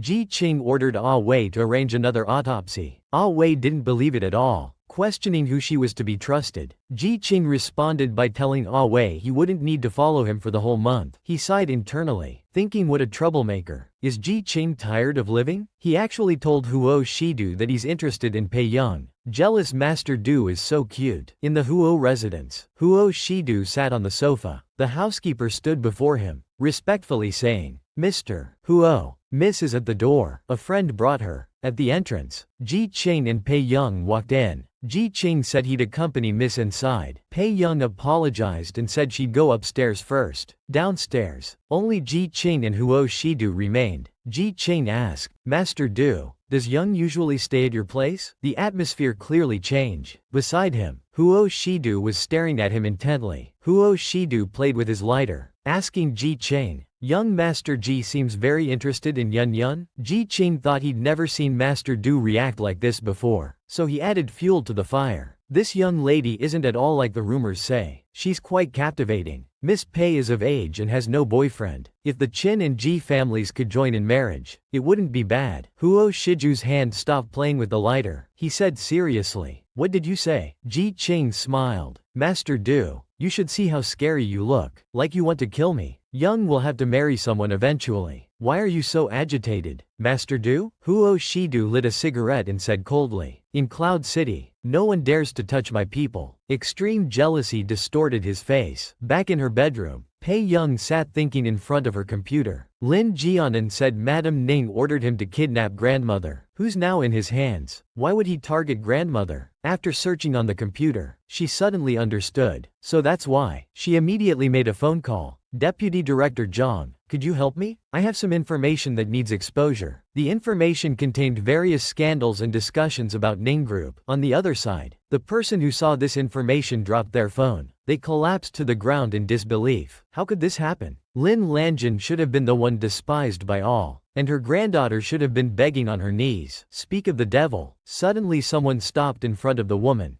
It was Pei Young. She approached the woman and introduced herself. Hello, Madam Ning. I'm Pei Young. Nice to meet you. This USB drive contains Director Lin's clarification statement, to be posted online today. Madam Ning took the USB drive and said hatefully, you did all this. Don't even think about it. Pei Young casually took out a stack of photos, threatening Madam Ning, think carefully. It's better if you make the statement, or I'll release these photos of young Master Ning. Looking at the photos, Madam Ning said they were fake. You're lying, she said, trying to grab them. Pei Young released the photos, saying, whether they're fake or not, we'll let everyone see and find out. Madam Ning grabbed Pei Young's clothes, begging, don't release them. I'll clarify everything. Miss Pei, please spare me. Pei Young leaned close to Madam Ning, asking darkly, where is my grandmother? What's this? A major embarrassing scene. Pei Young didn't bring a change of clothes for her shower. Huo Shidu had to bring them over. When he entered the bedroom, he heard the sound of running water. He thought it must be Yun Yun. She probably forgot that their bedrooms had been switched back. I should leave first. Just as he was about to turn around, he saw Pei Young coming out wrapped in a towel after her shower. drying her hair. Huo Shidu froze, suddenly becoming shy, his heart pounding. After coming to his senses, he quickly turned around, telling Pei Young to go back and get dressed. Pei Young was also startled. Why was he here? She hurriedly returned to the bathroom. Huo Shidu sighed in relief when Pei Young went back, but then he heard Pei Young calling, "Brother," from behind. He turned and asked what was wrong. Pei Young poked her head out, saying she forgot her clothes, including underwear. After getting the clothes, she leaned against the door and let out a long sigh. Huo Shidu was also very embarrassed. Soon after, Pei Young sat on the bed and saw Huo Shiju's message asking if she was coming down for dinner, saying he had something important to tell her. Pei Young replied, "Brother, let's talk tomorrow." She regretted not just changing and using the towel to cover herself to return to her room. Just then, there was a knock at the door. Huo Shidu said, "I have some business at the company. Yun, come down for dinner soon." Pei Young responded angrily, "Did all communication devices stop working? Did you have to come up here?" Soon after, she received a voice message from Aunt Meow. "Miss, I'm so sorry I forgot to take your measurements. We don't know your size for the clothes. Mr. Huo just called and asked me to bring someone to measure you. Would tomorrow afternoon work?" Pei Young's gaze shifted. Steam came from her head. "Is it too late to go strangle that dog of a man now? See you next time." Everyone, what did Master Pei do to not sleep all night? At school, Lu Yuanci looked at Pei Young slumped on the desk and asked, "Master Pei, what's wrong? Why do you look like you've been bullied?" Pei Young said resentfully that she hadn't slept all night. Seeing Pei Young without any energy, Lu Yuanci asked if she remembered today was the physics competition. Pei Young struggled to sit up, saying it was at Cloud University in an hour. Meanwhile, in the physics competition classroom, there was a lot of flattery. A female student approached Lei Ya saying, "Lei Ya, you'll definitely get first place in this physics competition, right? After all, you got second place in the world level competition." Lei Ya humbly replied, "Not necessarily. ZY is also competing. I'm not sure. Besides, Zhao Jia is also very talented. I'm looking forward to it. Plus, isn't Zhao Jia also excellent? I'm really looking forward to it." Zhang Yuzhao said, "Just do your best. No one can predict the rankings." Someone else said, "Well, first and last place at our Hongdu are already reserved." They saw Pei Young walking in. The classmates couldn't believe she actually came. They worried she might get the lowest score and Si Chengen was confused. "Is it done?" Pei Young stood up, saying casually, "Not yet. I just got the chips recording. Let's go eat first. The system will automatically analyze their exact location. It'll take some time." Si Chengen was stunned. Was he watching some sci-fi movie? They threatened her, and now she's taking down their entire operation. Her temper was too explosive. Grandfather is Pei Yi. He got first place with a perfect score in the physics competition. In the competition grading office, a balding old man proudly said while holding his water cup, "How's that for my question standards? Even the world's #1 couldn't get a perfect score, let alone #2. A female teacher suddenly exclaimed loudly, "Oh my!" The old man spat out his water. He came to the female teacher saying, "It's normal for students to score low. In all my years of setting papers, no one has ever gotten a perfect score." The female teacher trembled saying, "No, this student seems to have gotten full marks." The old man said, "Could it be Lei Ya? Hongdu really found a gem." Soon it was time for the physics competition award ceremony. Students below were discussing, "This year's physics award ceremony is quite rushed. Maybe because someone did exceptionally well. The organizers are eager." Even Si Chengen found the best spot for filming and sat down. While he was chatting with Research Institute people on his phone, Hongdu Academy's Director of Studies came to him and asked, "I heard Cloud University is planning to recruit students with special talents." Si Chengen only had one thought, "You're blocking my shot." He replied, "How would I know about that?" The awards ceremony began. Zhang Yuzhao scored 69 points, ranking 6th. Upon hearing Zhang Yuzhao's ranking, Lei Ya proudly thought, "How can Zhang Yuzhao compare with me in physics? I must be first this time." Unexpectedly, the staff continued announcing, "Lei Ya, 76 points, 3rd place." Lei Ya was stunned. "How could I only be 3rd? I understand if Cheng Ziwa is first, but who else?" But Cheng Ziwa was only 2nd place. The students were all puzzled. Who was this dark horse of the year? Then they announced, Pei Young won 1st place with a perfect score. People started questioning, The director of studies grabbed the microphone and said, "Any student disrupting order will be disciplined," and called Pei Young to receive the certificate. It turned out the director had told Si Chengen that Pei Young was of poor character and needed to be dealt with. This displeased Si Chengen. Fearing his anger, he rushed to announce on stage, Pei Young was actually doing archery with Huo Shidu. How intimate. After the awards ceremony, Pei Young and 2 others walked out. They saw Huo Shidu leaning against the car, casually calling, "Yun Yun." Pei Young coldly waved goodbye to Lu Yuanxi and the other, saying someone was picking her up. Then she left first. Looking at the award results, Lu Yuanxi sighed. "So I'm the only underachiever among us 3. Chu Zhixing patted his shoulder to comfort him. In the car, Pei Young fastened her seatbelt and asked Huo Shidu beside her, "Why did you come?" Suddenly Pei Young's phone rang. They both looked at it. It was Ji Yiqing calling. Huo Shidu unhappily hung up the call. He told Pei Young he'd take her somewhere. Meanwhile, Ji Yiqing holding the phone was confused, wondering if she had offended Miss Pei somehow. Huo Shidu took Pei Young to a training ground. The staff said, "Mr. Huo, your 2 usual bows are ready." Seeing how familiar Huo Shidu was, Pei Young thought to herself, "Does he come here often?" Suddenly she remembered touching Huo Shiju's chest muscles before, confirming he had indeed been practicing. She watched his archery posture admiringly. He's quite handsome. Soon, Huo Shidu came to Pei Young with a bow, asking her to try. After taking position, Pei Young said she had never practiced 50-meter archery. Huo Shidu came behind Pei Young, holding her hands, intending to teach her hands-on. Pink bubbles surrounded them as the atmosphere grew intimate. To be continued next time. Darlings, the atmosphere grew increasingly intimate. What were Huo Shidu and Pei Young doing? Du Yi actually embraced Pei Young from behind. Pei Young's face was flushed. How could she concentrate like this? Just as she was about to ask Huo Shidu to let go, he suddenly released his grip on the bow. The arrow shot out, hitting the bullseye perfectly. A man and woman approached from behind. The man wondered if Du Yi had brought a female companion. Looking closely, the woman was Huo's former secretary. She clung to the man's arm, saying coyly, "Vice President and Du Yi are so close. Let's go see what kind of girl Du Yi brought." She thought angrily, "With the vice president here, let's see if Du Yi will still stand up for a mere female companion." Meanwhile, after the arrow was shot, Huo Shidu looked at Pei Young and asked, "Brother is teaching you to shoot, but you keep looking at brother. How can you learn like that?" Suddenly, a phone rang. Pei Young told him to answer it while she went to try the pistol shooting. Huo Shidu said he'd handle it and come back. While Pei Young was practicing, 2 women approached from behind, saying, "I never thought that I'd have a chance to meet you again, Miss." Pei Young turned around and asked puzzled, "Who are you?" The woman said with a stern face, "Miss, important people forget easily. Back at Huo's company, I received many favors from you." Pei Young told her not to be so polite. The woman mockingly said, "Never thought that despite your young age, you're quite skilled at seducing men." After she finished speaking, there was a bang. A bullet from the pistol flew past her ear. She immediately shut up, eyes wide. Pei Young held the gun and said coolly, "Oh, so you can shut up? Then please trouble yourself to keep your mouth shut today." The man beside her stepped forward, asking, "Are you Du Yi's companion?" He thought to himself, "What a wild personality." Pei Young aimed while saying, "That's none of your business, sir." She fired 2 shots, hitting the target reins. The woman thought the score was nothing special and suggested a competition, hoping to embarrass Pei Young.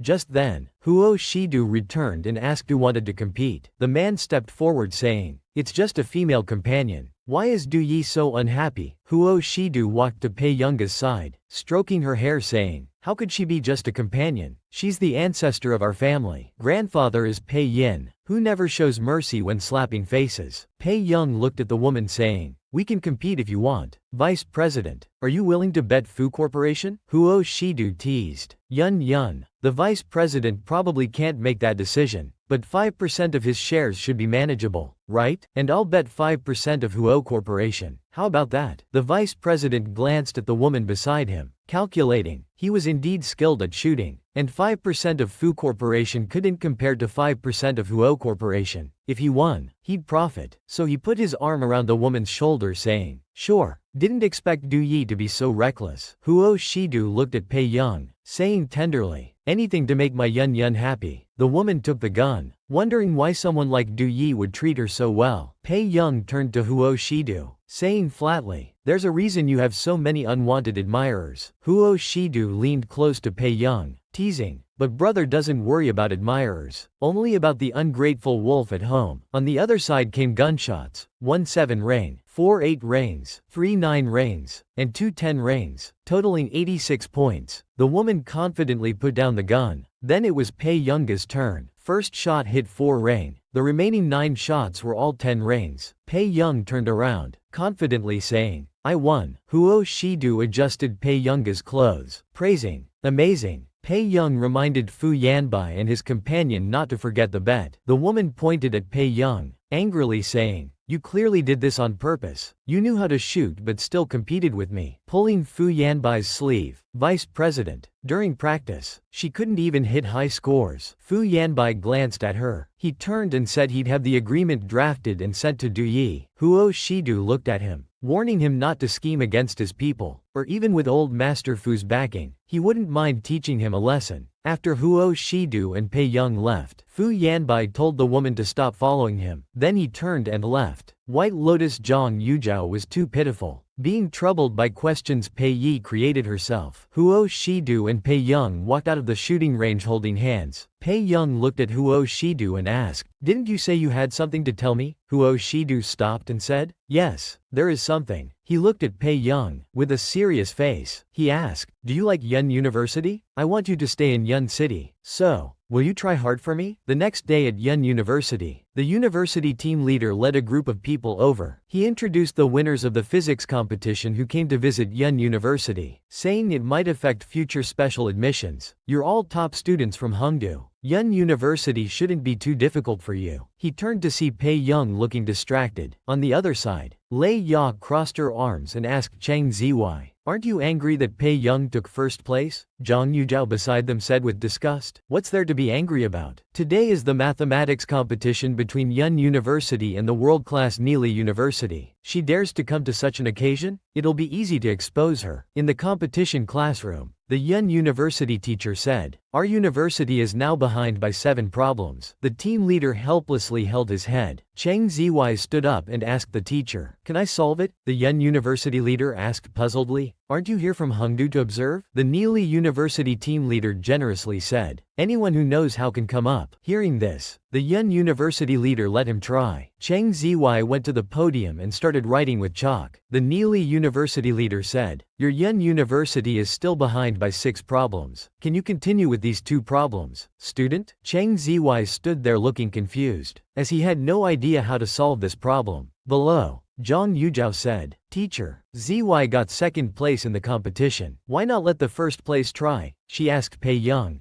"Don't tell me you can't even understand what's written up there." Pei Young calmly said, "I can't solve it." The Neely leader thought smugly that Yun University was going to lose badly. Pei Young stood up and asked, "The wrong problem. How do you want to solve it?" Then went to the podium and started writing carefully. The leader angrily said, "What nonsense! What wrong problem?" Professor Omar from Neely University stopped him. He wanted to see what would be said. After finishing, Pei Young clapped her hands and said, "This problem wasn't created by you, was it? You copied from Weig's thesis and copied it wrong, as expected of a professor. Even plagiarism is done openly." Professor Omar from Neely University calculated once and found that Pei Young's answer was correct. He directly extended an invitation to Pei Young, saying if she wanted to pursue research in the future, she should consider Neely University. Pei Young looked exasperated. The Yun University leader was furious, pointing at Omar saying, "Are you crazy? Poaching people on Yun University's territory?" Omar retorted, "She's not even your student yet." The Yun University leader turned to Pei Young and asked, "Student, you tell us, do you want to go to Neely or stay in Yun City?" Pei Young calmly said, "Yun City, but I want to study computer science." Cheng Ziwei narcissistically thought, "She claims she doesn't like me. Then why choose computer science?" Zhang Yujiao, sitting next to Cheng Ziwei, turned and asked, "Ziwei, You're also choosing computer science, right? She secretly clenched her fists, thinking, Pei Young, I won't let you get close to ZY. After Zhang Yuzhao walked out of Yun University, she saw Mr. Qin waiting for her. She approached Mr. Qin and heard him say, your grandfather is being discharged today. We'll have dinner together at the old mansion tonight. As they were talking, they saw Pei Young walk by. Mr. Qin looked at Zhang Yuzhao and asked, Zhao Zhao, why is Young at Yun University today? Isn't it the physics competition winner's visit? Zhang Yuzhao said, Young got first place. You didn't know? Well, how would Young tell you?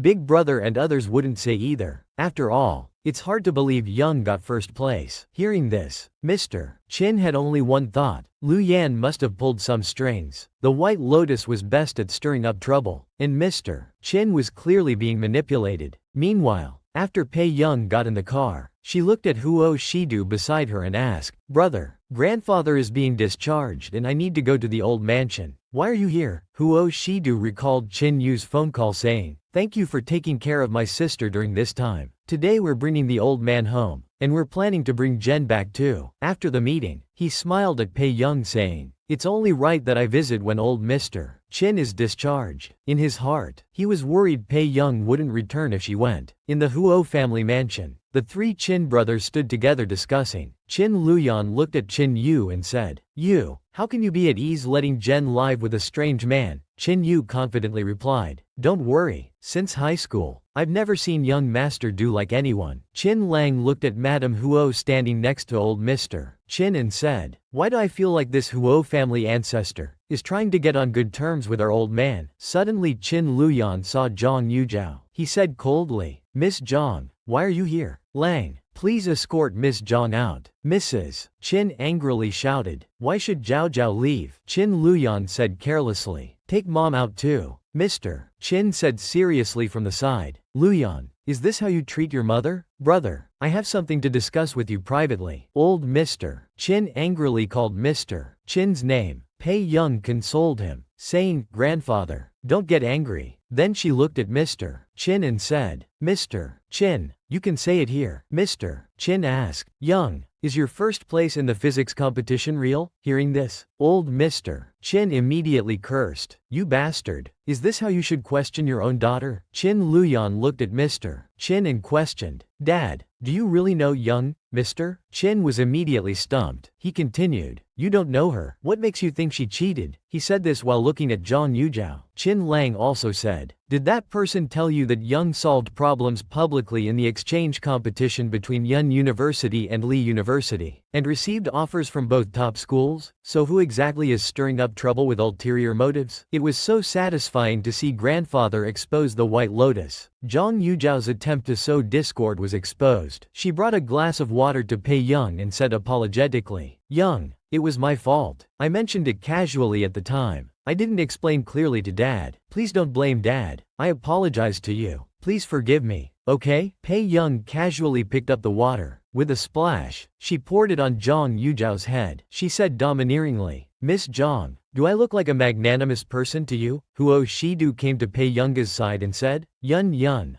don't frighten grandfather Qin. Pei Young nodded in agreement. Beside them, Mrs. Qin anxiously wiped the water from Zhang Yuzhao's face. Old Mr. Qin thought about General, thinking that since she listened to him so well, perhaps this Huo family member could take good care of Jen. So he said, Shidu, come with me for a moment. Downstairs, only the three Qin brothers and Pei Young remained. Qin Luyan pondered, what does grandfather want to discuss with young Master Du alone? Then Qin Lang said from beside, brother, I bought you many gifts. He took out the key hanging around his neck and said, big brother went on a business trip last week. He also brought you gifts. This is the safe's key. Qin Yu also stepped forward and put his hand on Pei Young's shoulder. He said with a smile, sister, come take a photo with second brother. Second brother needs a new screen wallpaper. Then he took several photos. Qin Lang also came forward with his phone seeking attention, saying he had several math problems he couldn't solve. Would you teach third brother? As the three brothers teased each other, Qin Luyan said, Lang seems quite free. It's time for you to go back to the company for some training. Qin Yu also said,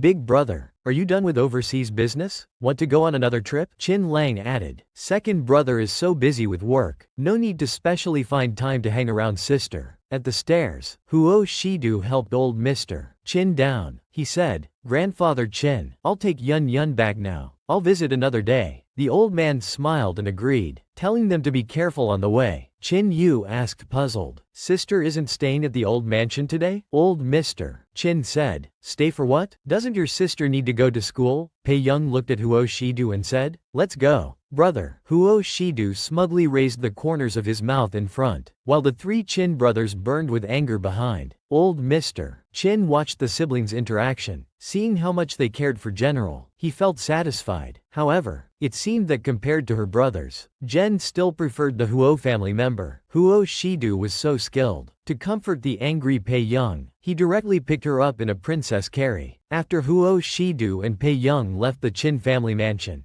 Huo Shidu recalled old Mr. Chin telling him to let Jen stay at the old mansion for 2 weeks, until after his birthday celebration before taking her back. So he said to Pei Young, "Yun Yun, go stay at the Chin family mansion in a few days." Pei Young was stunned. She wondered in her heart why he wanted her to go back. That night at Huo Shiju's home, seeing Pei Young's figure in front, Huo Shidu thought she was still angry. So he adjusted his shirt collar and called out, "Yun Yun," saying he was a bit tired and asking if she could help him back. Under the temptation of male charm, Pei Young took a deep breath and said she couldn't help. Huo Shiju's lips curled into a smile. "Is that so? Then Yun Yun must be tired." Saying this, he grabbed Pei Young's hand. He picked up Pei Young in a princess carry. Pei Young's face immediately turned red. She hurriedly said, "Huo Shidu, put me down." Huo Shidu sat with Pei Young on the sofa and said tenderly, "You won't even stay with me a bit longer?" Pei Young firmly answered, "No." Huo Shidu cupped Pei Young's face and leaned close, saying, "It's just to celebrate old Mr. Chin's birthday. I'll bring you back afterward." Pei Young stood up and said coldly, "Behave yourself," leaving only her back view to Huo Shidu. Then with a bang, she closed the door. The next day, she received a call from Assistant Zeng saying that the gifts from Big Brother, Second Brother, and Third Brother had arrived at the cargo room. The items were valuable, and since Master Du wasn't at the company today, she should come to verify them. After walking in, she heard several women surrounding another woman, complimenting her. "Mo Chen, we're so envious of you. You're beautiful and from a wealthy family. Jia Jia, who came in the same batch as you, can only work at the front desk as the most marginal person." At the front desk, Jia Jia said to Pei Young, "Miss, you said you're here to pick up parcels from Assistant Zeng. Assistant Zeng isn't here, and I don't know about this. Let me wait with you." Hearing about picking up parcels, Mo Chin came to them and said sarcastically, "Picking up parcels? When did we become a parcel storage point? You're even bringing in people with unclear backgrounds like Wang. Are you in cahoots with them to steal from the company? You'd better take them out now, or I'll make you go home to help your mother sell things this month." Pei Young lightly exclaimed, "My, where's this dog barking coming from? Quite frightening." This evil woman was jealous of Master Pei's beauty and wanted to drive her out of Huo Shiju's company. However, Pei Young ignored her completely and walked into a room with receptionist Wang. The door slammed shut in Mo Chin's face. Mo Chin stood there, grinding her teeth in anger. "I'll make Wang Jia and that person get out of the company together." So she found the former administrative supervisor and tattled, "Supervisor, no matter what happens this time, you must punish Wang Jia." Just as the supervisor was about to respond, someone bumped into him from behind. Looking back, he saw 2 men carrying a safe. The man who bumped into him smiled and said, "Brother, are you okay? Sorry about that." Then they carried the safe to Pei Young. Pei Young politely thanked them and saw Qin Lang's message on her phone saying the safe was for her birthday. As she took out the key to open the safe, she was thinking, last time Qin Luyan said they were just some small accessories. But when she opened it, the pearls and diamonds in the box came tumbling out. Pei Young was speechless. These were what he called small accessories. Receptionist Wang Jia exclaimed, "Miss Pei, those pearls and diamonds." Master Pei calmly said, "Put them back. The other box is full of limited edition bags." Others who saw began discussing. Some said the ruby necklace looked like the Eye of God that sold for 520 million 3 years ago. Others said the white bag looked like the one owned by the second queen, of which only 2 exist worldwide. Even the box itself was a limited edition luxury brand worth millions. Seeing this, Mo Chin mockingly said, "Who would use this for parcels? These counterfeits are really good nowadays, looking exactly like the real ones." The former supervisor also said seriously, "Don't you know producing counterfeit luxury goods is illegal? I'm calling the police right now. Let's see how arrogant you are then." He took out his phone to make the call. Zheng Shu appeared from nowhere and said, "Who are you trying to arrest? Sending Master Du's important client to jail? This is the first time I've heard such a thing." The former supervisor was shocked. "Assistant Zheng, why is he here?" This was truly a case of dog eat dog. Hearing Zheng Shu say Pei Young was Huo Shiju's important client, the supervisor waved his hands frantically, saying it was all a misunderstanding. He pointed at Mo Chang, saying he was deceived and it was her fault. He slapped Mo Chang, saying, "You dare defame Miss Pei, always criticizing others. Yet your father just sells rice noodles on the street." Mo Chang held her slapped cheek and said, "You want to destroy me? Fine. Let's go to hell together." Then she revealed, "What are you? You were the one who sexually harassed me," Zheng Shu coldly said to the former supervisor. "Seems you enjoyed your position as supervisor quite a bit. Both you and Mo Chang pack your things and leave today." Then he apologized to Pei Young. "Miss Pei, I'm really sorry about today." Pei Young said it was fine. She glanced at Wang Jia beside her and said she provided good service. Zheng Shu smiled and said, "Wang Jia is a veteran employee who has always performed well. She'll take over the supervisor position from now on." Then he said to Pei Young, "Miss Pei, let me take you back to the old mansion." Meanwhile at the Huo residence, when Huo Shidu returned home, the housekeeper said, "Mr. Huo, you're back. The food is still hot." Huo Shidu adjusted his tie and asked, "Where's Yun Yun?" The housekeeper said, "Did you forget? Miss Pei went back to the old mansion today." Huo Shiju's hand on his tie paused as he casually said he knew. The housekeeper asked about dinner, but he replied he would eat later. The housekeeper worriedly thought behind his back that when Miss Pei came, she thought Mr. Huo had finally started taking care of his health and eating on time. But now it seems he hasn't changed at all. He was just willing to eat meals with the young lady every day. For Pei Young and Huo Shidu, one day apart felt like 3 years. Both had lost their appetite completely. While Huo Shidu had no appetite at the Huo residence, Pei Young was at the Qin family mansion, dining with old Master Qin, also without appetite. Even old Master Qin asked, "Child, is the food not to your liking? You seem to be eating very little." Pei Young quietly said it wasn't that, but she kept spacing out while holding her chopsticks. Old Master Qin secretly thought it was because the person she wanted to see wasn't here. After dinner, Qin Yu led Pei Young upstairs saying, "Sister, come see the room that second and third brother specially prepared for you." Pei Young opened the door and walked in, then froze in place. Qin Luyan entered and asked, "What's wrong, sister? Why are you just standing there? Don't you like it?" Pei Young sighed. She helplessly asked if there were other rooms. Qin Luyan was shocked. Even Qin Yu had tears in his eyes saying, "What's wrong? Sister doesn't like it." Pei Young, seeing their reactions, thought saying she didn't like it would cause more trouble, so she said it was fine. Looking at the table full of dolls and gift boxes, she thought she should switch to a normal guest room instead. So after they left, she randomly opened another guest room and went in. After entering the room, she saw old Master Qin sitting on the sofa. Watching her come in, he said, "It's Saturday today. Would you like to go watch your third brother's match? Third brother said he'd win a trophy for you." Hearing about the match, Pei Young remembered how in her previous life, Qin Lang injured his hand and could never compete again. So grandfather Yang Hao fiercely protected brother Qin Lang. At the competition venue, people, looking at Pei Young and old Master Qin in the audience, discussed among themselves, praising Pei Young's beauty. Qin Lang heard and looked over, and saw Pei Young. Xiao Ji beside them said, "That girl is wearing in-branded clothes, while the older person next to her has a coat worth millions. Women these days would do anything for money." Qin Lang kicked Xiao Ji's chair with a bang, clenching his fist. He said, "You must have a death wish." The audience discussed whether Qin Lang and Xiao Ji were fighting. They heard Qin Lang would use a substitute today, and now he was fighting and causing trouble like a diva. Pei Young looked worried, wondering if Qin Lang wasn't competing because of hand problems. So she stood up and told old Master Qin, "Grandfather, I'll step out for a moment." Then she made a phone call asking, "Delai Nima, can I access the backstage area of today's competition soon?" A staff member brought a card saying, "Miss Pei, this is the ID card headquarters prepared for you. From now on, at any place under the group, you can enter and exit freely with this card. The intermission is almost over. Would you like me to escort you back to your seat?" Pei Young waved her hand and said quietly, "No need, thank you." Xiao Ji was leaning against the wall making a phone call. He said, "This time, When the Chin family's joint project with several enterprises starts, we'll intervene. When we involve multiple companies simultaneously, we can make the Chin family fall completely. Suddenly he saw Pei Young walking past. He thought, Chin Lang attacked me just when I mentioned this girl. He cares about her so much. What if I touch her? So he blocked Pei Young's path and said, "You're quite impressive, miss. Chin Lang hasn't had any women around him for years. How did you seduce him? You don't need to focus only on Chin Lang. I have just as many fans in the circle as he does. He has the Chin family behind him, and I have the Shao family behind me." Looking at the man before her, Pei Young thought about how in her previous life, he had harassed the original owner in front of Chin Lang, and later beat Chin Lang badly, replacing him in the esports circle after Chin Lang's retirement. So she asked, "You're Shao Ji, right?" Shao Ji asked in return. "You know me?" Master Pei said dominantly. "Yes, I'm Chin Lang's sister." Pei Young said this while kicking him away. After returning to the Chin house after the match, Pei Young watched Chin Lang rubbing his wrist. She thought that even in this second chance, Chin Lang's hand injury still followed its original course. Old Master Chin's voice came from beside them, saying, "Ah, you finally arrived." Pei Young looked over in confusion, and saw Huo Shiju's figure. He came before Old Master Chin and said, "Excuse the intrusion." Shidu was so clever, coming to the Chin mansion to coax Pei Young to return home.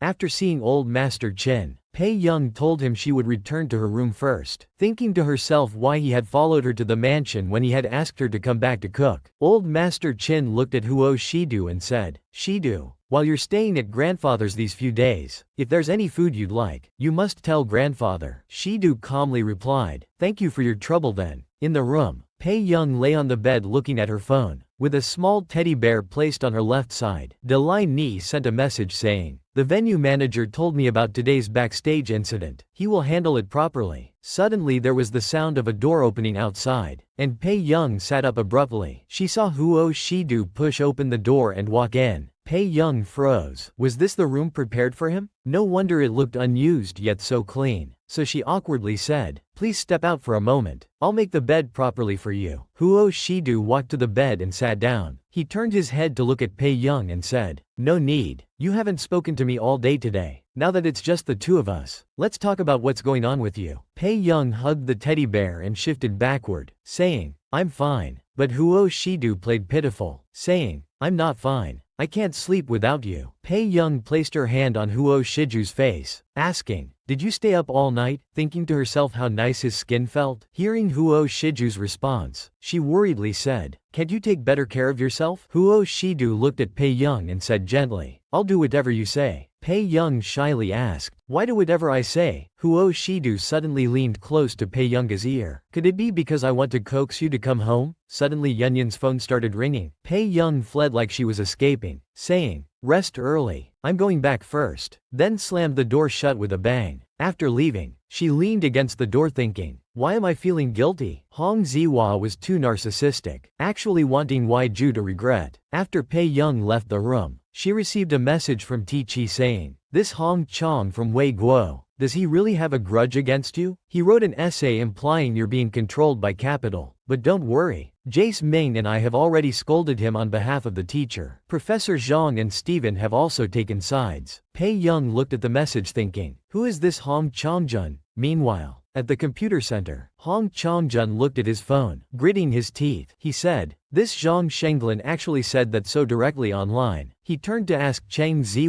beside him, "Have we communicated with the M Computing Institute?" Cheng Zy said, "It's been discussed. We won't go to the M Computing Institute anymore." Hong Chongjun said, "That's good." Then tentatively asked, "What do you think of the M Computing Institute?" Cheng Zy replied, "Except for Professor Zhang Shenglin, it seems quite decent." Hong Chongjun spoke with confidence. M Institute is already half dead. Now it's only being held up by Zhang Shenglin. In his entire life, he's only produced one C member. Hong Chong will surpass them soon. Study well. My position will be yours in the future. Hearing this, Cheng Zy thought, "I'll make you regret not accepting me." At the AM Computing Institute, Zhang Shenglin was furious. This Hong Chong is really shameless. Our AM Computing Institute's competition, Hong Chongjun actually sent Cheng Zy to participate. Si Chenggin across from him said, "Cheng Zy was our intern before, but now he's Hong Chongzhen's direct student. Why would he come to our competition?" Does he need this prize money? And why rush to organize a competition? I've been counting participants since yesterday. Zhang Shenglin said. You know the Higgins Group? One of the 4 major families in Wei Guo.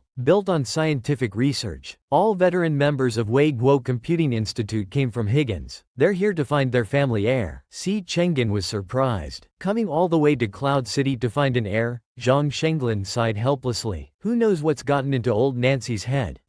Young actually thought Nancy was a scammer. This is truly a huge misunderstanding. While walking, Pei Young saw Ji Qing's message saying he wanted to thank her in person for the chip. As she walked, she heard a tapping sound from the street, the sound of keyboard typing. She turned to see Nancy leaning against the roadside, typing. Pei Young took out some money and handed it to Nancy, saying, "This is all I have. I have something to do. I need to go." Nancy questioned from behind, "You're just leaving like this?" Hearing this, Pei Young thought this must be a scam. She went back to Nancy and said, "Sir, I'm just a student. Let's be understanding of each other." Nancy said, "Since you're giving me money, I can't take it for nothing. How about I teach you computers?" Pei Young looked at him for a while, then stood up and turned to leave, saying, "Thank you, but I need to go home to do homework." Nancy angrily typed at his keyboard, muttering, "So young yet so blind. Don't you know how many people in Wei Guo want to be my student?" Suddenly, a hand appeared before him holding a cake. Looking up, it was Pei Young, asking if he wanted the cake. Nancy took the cake, saying, "You're not bad, kid." Pei Young calmly replied, "Not really. I just find you interesting. That laptop of yours isn't cheap." Only Nancy remained, with Pei Young's words echoing in his mind. Suddenly his phone rang. He said, "I'm not returning to Wei Guo. I've met someone interesting." Young is actually going to change? That's rare. Cheng Ziwei came to the Qin family home. Mrs. Qin and Zhang Yujiao accompanied him. Mrs. Qin said, "Ziwei, you're preparing for the computing competition recently, right? Someone as excellent as you will surely do well." Just then, Mr. Qin pushed open the door and entered. Zhang Yujiao said, "Dad, you're back." Mr. Qin responded, "Continue your chat. I'm going to my room."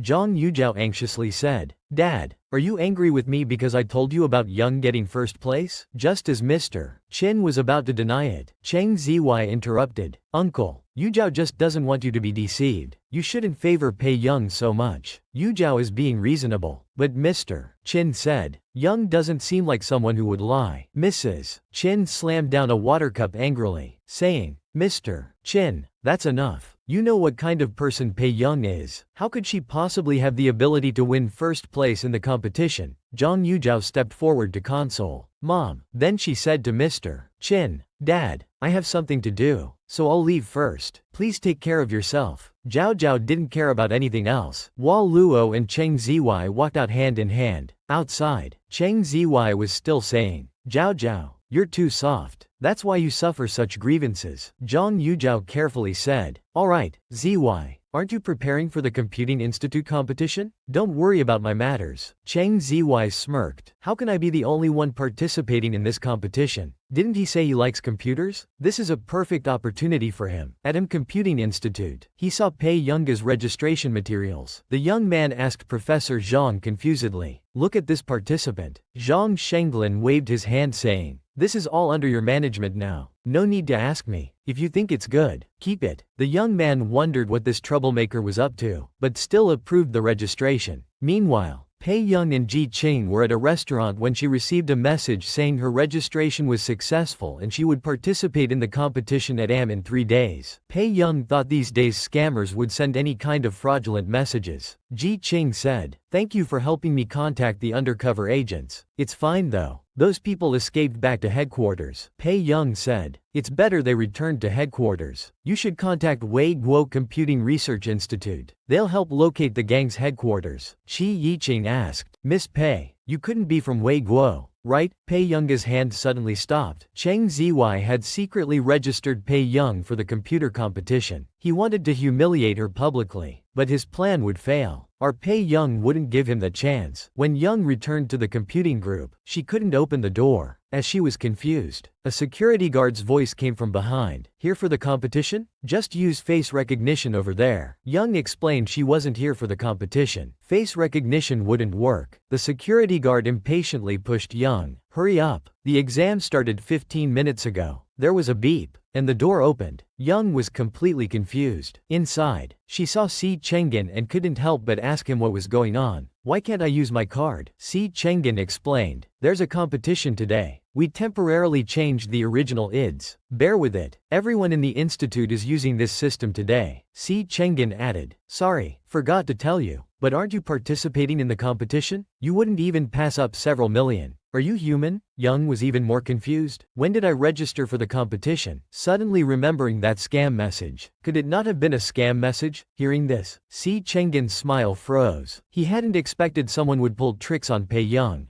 Didn't you register yourself? Young instinctively shook her head, indicating she hadn't registered. A dark look crossed her eyes. Whoever registered her clearly wanted to embarrass her, so she asked who else she knew was participating in the competition. Si Chengen blurted out, that Cheng Zy from your school is also here. Clearly, Si Chengen wanted to add fuel to the fire and watch the drama unfold. Young confirmed her suspicion. It must have been Cheng Zy's doing, but it was quite nice. Hadn't paid any registration fee yet could win several million. Si Chengen was also surprised that Hong Chongzhen's direct disciple had managed to get this far. In the exam room, Hong Chongzhen had a triumphant look. He spoke mockingly. Not a single person from him came. Have you run out of capable people? This time our Qin Chong will. Suddenly, a lazy voice interrupted. It was Young. Zhang Shenglin froze, then slowly turned to Pei Young. Why did this troublemaker come? Young took out the competition form and showed it to Zhang Shenglin. I registered. The next second, Zhang Shenglin pulled Young outside, saying, if old Nancy sees you, he'll want to take you away as his heir. What should I do? Hong Chongzhen said mockingly. Wait, Professor Zhang, is this your granddaughter? Let the young lady compete and gain some experience. Let's see if your talent was passed down. Zhang Shenglin angrily retorted. My granddaughter's talent is better than your next 18 generations' combined intelligence. Suddenly, a voice from the competition area shouted, Teacher Hong Mingyi is cheating. He hacked other contestants' computers. At this moment, Cheng Zy looked smug. What surprised him more was that Pei Young actually dared to come. She really dared to join the competition. Here she comes. Master Pei is here to slap faces again. That scumbag arrogantly registered Pei for the competition. He wanted to see Pei embarrassed, but instead got slapped in the face again. Qing Chong Hong Mingyi hacked contestants' computers during the competition. Hong Chongzhen didn't think it was wrong, believing others were just less skilled. Hearing this, Pei Yi decided to teach them a lesson, so Pei Young sat down at a computer. After a series of rapid operations, the nearby hacked contestants noticed something strange. They wondered how she could still operate her computer when it was hacked. Cheng Zy in front couldn't help but gasp. He hadn't expected Pei Young would really come. Pei Young calmly took out a tissue and wiped the dust off the computer screen. Seeing this, Hong Chongzhen couldn't help but sneer. Well, Zhang Shenglin, did your granddaughter give up too quickly? I thought she had some real skills. Before he could finish, excited shouts rang out. It's fixed. My computer works now. Mine too. Hong Chongzhen's face darkened. How is this possible? Suddenly, there was the sound of keyboard smashing. Cheng Zy looked at his hacked computer, his handsome face turning various colors. Qing Chong's computer was hacked. How could Pei Young know how to do this? Cheng Zy burned with anger, pointing at Pei Young. You locked my computer and cleared my scores. Pei Young looked up, glancing at him coldly. Her words could make people spit blood. Wasn't your computer the one that needed locking most? Professor Hong said it himself. If you're less skilled, that's fate. Why get angry? Hong Chongzhen angrily pointed at Pei Young and shouted, this student is cheating. Professor Zhang couldn't let anyone bully his precious student. He immediately used Hong Chongzhen's earlier words against him. As you said before, this doesn't violate the rules. Hong Chongzhen's face turned ashen with anger. Seeing this scene, Zhang Shenglin turned to leave. Hong Chongzhen watched his departing figure and angrily shouted, the competition isn't over. Where are you going? Professor Zhang casually replied, there's no suspense anymore. It's not even interesting to watch. In the corridor, Zhang Shenglin walked contentedly toward his office when he heard a voice. Zhang Shenglin saw who it was. He suddenly had a bad feeling. Nancy saw Zhang Shenglin and excitedly said to him, I saw that student. Professor Zhang barely acknowledged excited Nancy's words and kept walking. Nancy thought Professor Zhang hadn't heard clearly. He grabbed his hand excitedly sharing, my chosen successor is in there. His name is Pei. Before Nancy could finish, Professor Zhang ruthlessly shook him off. Let me tell you, I've been cultivating this person for 2 months. Don't even think about it. Nancy immediately exploded. Zhang Shenglin, that's the successor I spotted. How have you been cultivating for 2 months? Halfway through his complaint, Nancy sensed something was wrong. He clutched his chest, unable to believe Young wasn't even 20 years old. Thinking of Pei Young, Professor Zhang got a headache. He rubbed his temples, thinking about Marcus and Steven. Now with Nancy, were they planning to form a mahjong table? After the competition, Pei Young came to Professor Zhang's office. Opening the door, she saw Professor Zhang eating hot pot with an elderly man. Pei Young was speechless. Nancy turned to look at Pei Young. Do you remember me? Young Pei Young looked at the old man with a dark expression. Sir, you're too early. I haven't even received my prize money yet. Lan Zai's face immediately turned unpleasant. I'm not here for money. Zhang Shenglin took a deep breath. He's the head of the Higgins family's second branch. Nancy came to Cloud City to choose an heir. Nancy looked at Pei Young expectantly. Pei Young maintained a poker face. No, sir, I won't immigrate. Pei Young checked the time and prepared to leave. I'm leaving now. Professor Zhang,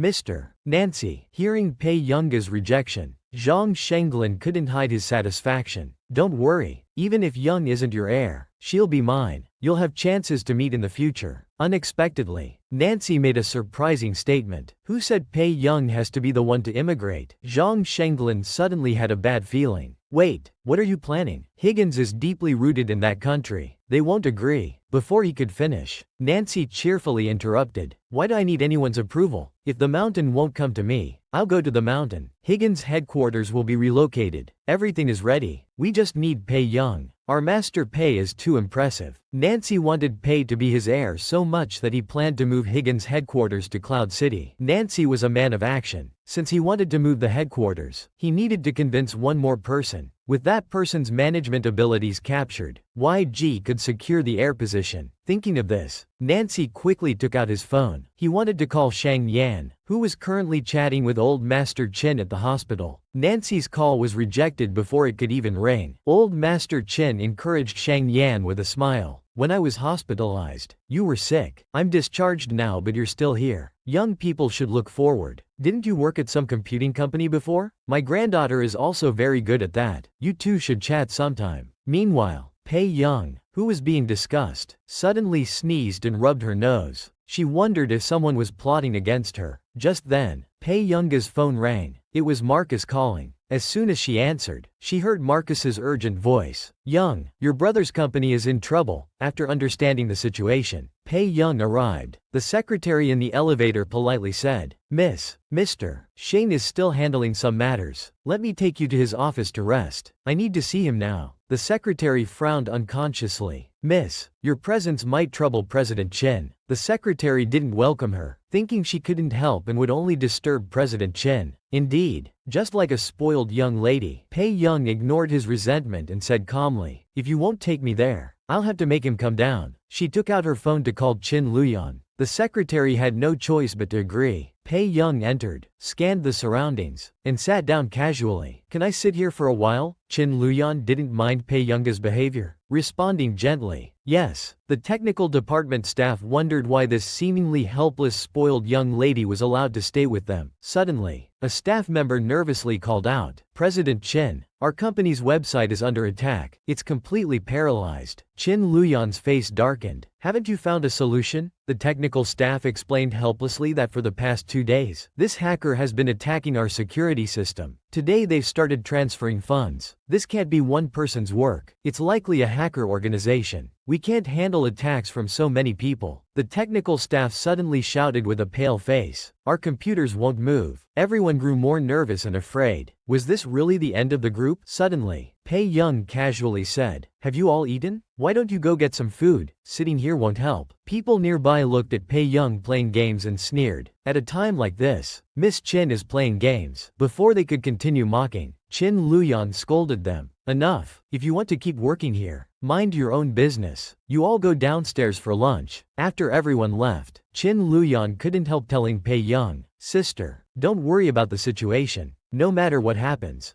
Big Brother will ensure you live without worries. Just then, Chin Luyan's phone rang. She answered and walked outside. By this time, Pei Young had already closed the game interface. A group of hackers in the organization were excitedly operating their computers, thinking about how famous they'd become if they could bring down the Qin group. Hans, the hacker leader, was excited. Once he released these confidential Qin group documents, the entire Qin group would suffer severe business consequences. Suddenly, Hans's computer stopped working. Hans's face changed dramatically as he exclaimed, "What's going on? Who could have locked my computer? Could it be someone from Qin Group? Did they hire some powerful hacker?" Hans's face darkened. He didn't believe he couldn't handle this. How could Qin Group know any hackers? After some operations, Hans couldn't help but smile coldly. "Hey, thought it was some master hacker, but I handled it easily." Before he could finish gloating, a strange voice came through leisurely. "Hello, Mr. Hans. I'm the hacker hired by Qin Group. It's my first job, so please forgive any mistakes. Please understand, here we go again." Someone daring to challenge Pei Yi by hacking the Qin Group. Did they think Pei Yi didn't exist? So Pei Yi decided to teach them a lesson. After greeting the hacker organization, Pei Yi wiped their computers clean before anyone could react. Hans was furious, grinding his teeth. "My specially customized computer just crashed like that. All files gone." Yes, to protect Qin Group's confidential files, she completely wiped their computers, leaving no room for compromise. Not considering they might have other important information stored on their computers, Pei Young curved her lips, speaking with authority. "Indeed, so don't try to mess with me. If you don't want to end your hacking careers, leave now." When Qin Luyan returned, she saw Pei Young preparing to leave. "Leaving? Let me send you." Pei Young gently declined. The technical staff who returned together sneered when they saw Pei Young leaving. Finally, "She's gone." When they sat down and looked at their computers, they were stunned. How is this possible? How could this happen in just half an hour? The funds are back. The security system has been redesigned. This is impossible. It's shocking. Qin Luyan looked at the computer screen with confusion, keeping a doubt in mind. Only sister was here just now. Meanwhile, at Cloud City University's large classroom, Master Pei was attending a special mathematics training class. A male lecturer was introducing everyone, explaining that they were selected for this special math training due to excellent grades. Those who perform exceptionally well would be given special admission to Cloud University. At this time, Pei Young received several messages from Professor Do. "Student Pei, have you finished the problems I sent you? It's been half a month. Mathematics requires dedication. Come to our department. We guarantee not to waste your talent." Pei Young looked at the problems Professor Do had given her. These problems were indeed different from what she'd seen before. She could only solve one so far, and was close to solving the second one. The next moment, Pei Young took out her pen to continue.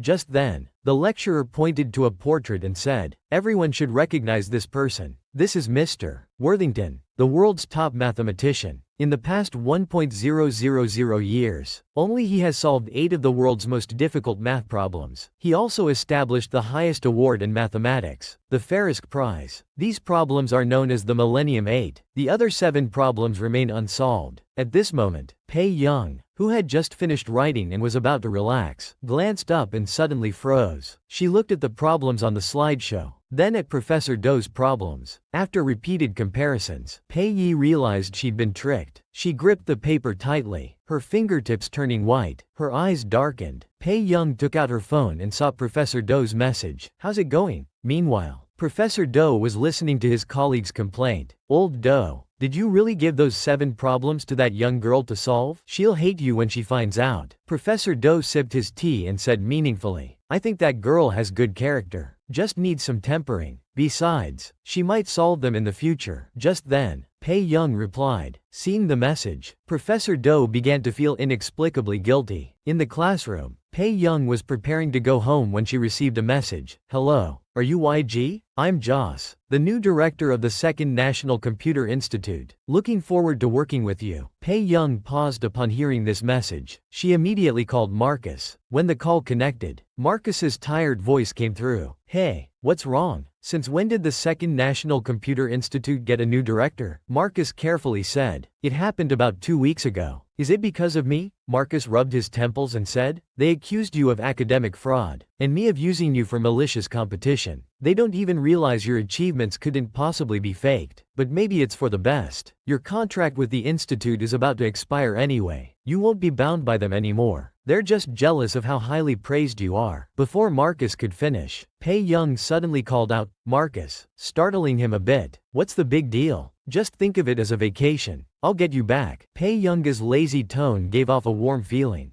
After hanging up, Pei Young proceeded to block the so-called new director. After Joss sent several messages to Pei Young with no response, he couldn't help but call. When he heard the cold female voice prompt, he realized he'd been blocked. Furious, he threw his phone. YG dares to block me? Marcus is nothing now. How dare YG treat me like this? I'll make them pay for this. The next day, when old Zhang rushed to find Pei Young, he found her watering flowers in the garden. Sister, why are you still here watering flowers? Unexpectedly, Pei Young handed the watering can to old Zhang and said, Old Zhang, come water the flowers. Calm down. Then she smiled and told Zhang, just wait a bit. Things are about to be resolved. About to be resolved? Zhang Shengling doubted if Pei Young was dreaming. However, that afternoon, news broke online. YG nominated for the Farisk Mathematics Prize. Below was another announcement. YG solves the entanglement problem. People couldn't believe it, wondering what kind of genius could accomplish such an insane feat. Here we go again. Master Pei is about to deal with the troublemakers. Marcus was dismissed from the Second National Computer Group because of Master Pei. Master Pei slapped back, making them respectfully invite him back. It was incredibly cool. After YG was nominated for the Farisk Mathematics Prize, news broke about YG solving the entanglement problem. However, what was even more unpredictable was that the Busaka Computer Prize official website announced YG as their first nominee. This news nearly crashed the trending topics. People online were discussing extensively. Meanwhile, Joss was completely stunned. Busaka and Farisk? How is this possible? How is this even possible? Joss held his head in his hands, devastated. He had spent 3 years preparing to replace Marcus as director. But now, after being director for just a month, this happened. The higher-ups would definitely remove him. Just then, Marcus's phone rang. Marcus answered the phone with a dejected expression. What is it? A very gentle voice came through. Marcus, it's like this. The suspension we discussed last time is cancelled from today. From now on, you're still the director of the Second National Computer Institute. Not having processed this yet, Marcus gave a faint, oh, then suddenly realized and exclaimed in disbelief. What did you say? I'm reinstated. Old Zhang and Nancy were equally stunned, their gazes frozen, barely believing it. Si Chengen took a deep breath and shared the news she just received. Yesterday, when Hong Chongjun learned about YG solving the entanglement problem, he fainted from anger. He's still in the hospital. Zhang Shenglin felt his scalp tingling and sighed quietly. Some people's innate talent is indeed terrifyingly exceptional. Beside him, Nancy's hand holding the chopsticks was trembling. Now the mathematics people were also competing for the air, but the business side hadn't agreed yet. What should she do? She needed to think of something quickly. Otherwise, the air would slip away. Meanwhile, Pei Yin, who was the subject of all this discussion, was bringing flowers to the hospital, helping the old master visit his patient. When Pei Young pushed open the door, she saw a very young man. I'm Pei Young, your granddaughter. The man in the wheelchair cleared his throat. What are you doing here? Pei Young put down the flowers without even lifting her eyelids. My grandfather asked me to pay a courtesy visit. Shang Yan watched as Pei Young sat at a distant spot, thinking she was keeping her distance because she disliked him. Is it because of my legs? Just then, Nancy's text came through. Business. I'm doing this not just for my heir, but for you too. You were once everyone's golden child. Are you going to give up on yourself now? After reading this, Shang Yan's gaze darkened as he muttered, a fallen golden child has nothing left to be proud of. Besides, Shang Yan no longer exists. Unexpectedly, Pei Young spoke up. The current Shang Yan is also. As long as Shang Yan lives, he faces choices. Why choose the worst one? Why should a golden child fear reaching the end of the road? Wen Yan business was shocked internally. Just then, Nancy messaged again. Think about it again. Our brother is really strong and good looking. For Nancy to praise this brother so highly, he must have some real ability. Shang Yan couldn't help but call out. Pei Young, who was eating fruit, paused. Are you calling me? Shang Yan seemed not to hear. Busy replying to messages. Seeing no response, Pei Young thought she had misheard. Feeling she'd done her duty, she stood to leave. I have something to attend to. so I'll go first. Shang Yan, seemingly in a good mood, smiled and said goodbye. He never imagined that this girl before him was Nancy's chosen heir, nor that he would agree so readily. But if it was his own choice, what did it matter? Here it comes. The jealous Master Pei is online. Upon hearing Mr.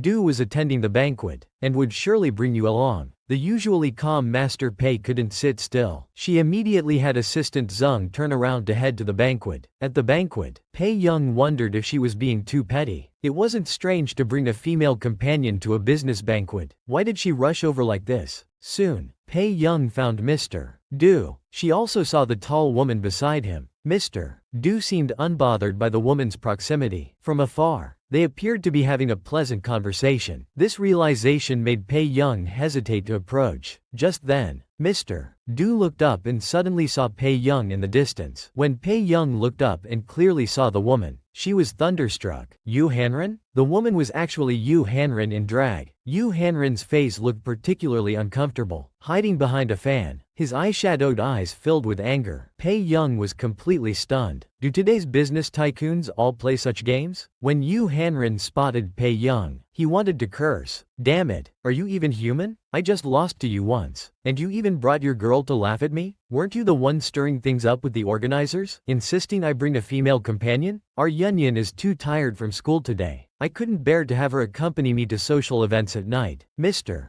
Du noticed his little girl seemed unhappy. Was it because of the female companion? Mr. Du's lips curled into a smile. He bent down to let the little girl lean on his shoulder, his tone seductive. Yunyan, are you here to check on me? Are you upset about the female companion? The man's intimate closeness and breath were just inches away. Pei Young could smell alcohol on his breath. The man wasn't ready to let her off so easily. Taking Pei Young's hand, his voice alluring and flamboyant, Naeyunyan must keep a close eye on brother. Don't let others take advantage of me. At this moment, Master Pei's heart was racing like a deer in headlights. Why does this man act so differently when he drinks? That night, Pei Young had a strange dream. In the dream, a woman holding a little girl was loudly accusing Qin Yu, "You pervert! How could you even lay hands on children?" A hater brought sulfuric acid. Without any explanation, they threw it at Qin Yu. At that moment, she rushed forward without hesitation to shield Qin Yu, but Qin Yu was quicker, pushing her behind him. The acid splashed all over Qin Yu's back. The scene fell silent, with only the girl's crying voice, "Please, someone help me," but the people around just watched coldly, even looking at the injured Qin Yu with mockery, with no one stepping forward to help. Watch out. Master Pei is going to support second brother Qin Yu, wanting to change Qin Yu's tragic fate from his previous life. In her sleep, Pei Young dreamed of Qin Yu being falsely accused of molesting a young girl, and there were crazy fans throwing sulfuric acid at him. Pei Young woke up from the nightmare. She could feel how real the dream was, and the original owner's voice kept echoing in her mind. This was probably because the original owner's obsession was so deep, wanting Pei Young to help change Qin Yu's fate. Just then, Qin Yu's message came through. "Brother, how are you lately? I have a reality show here that family members can participate in. Are you free? When is it? We don't film at night. Any other time is fine." The next day, they arrived at the travel show filming location. To liven up the atmosphere, the director asked them to film a pre-recording video where the siblings would say something to each other. Qin Yu looked at Pei Young, his lips curving. "I'll take good care of you on this trip." Unexpectedly, Pei Young remained silent for a moment and only managed a "yes." Meanwhile, fans in the comments were discussing this pair of good-looking siblings. Just then, a woman leading a little girl walked over. The director quickly spoke up. "Lila, which team would you like to join?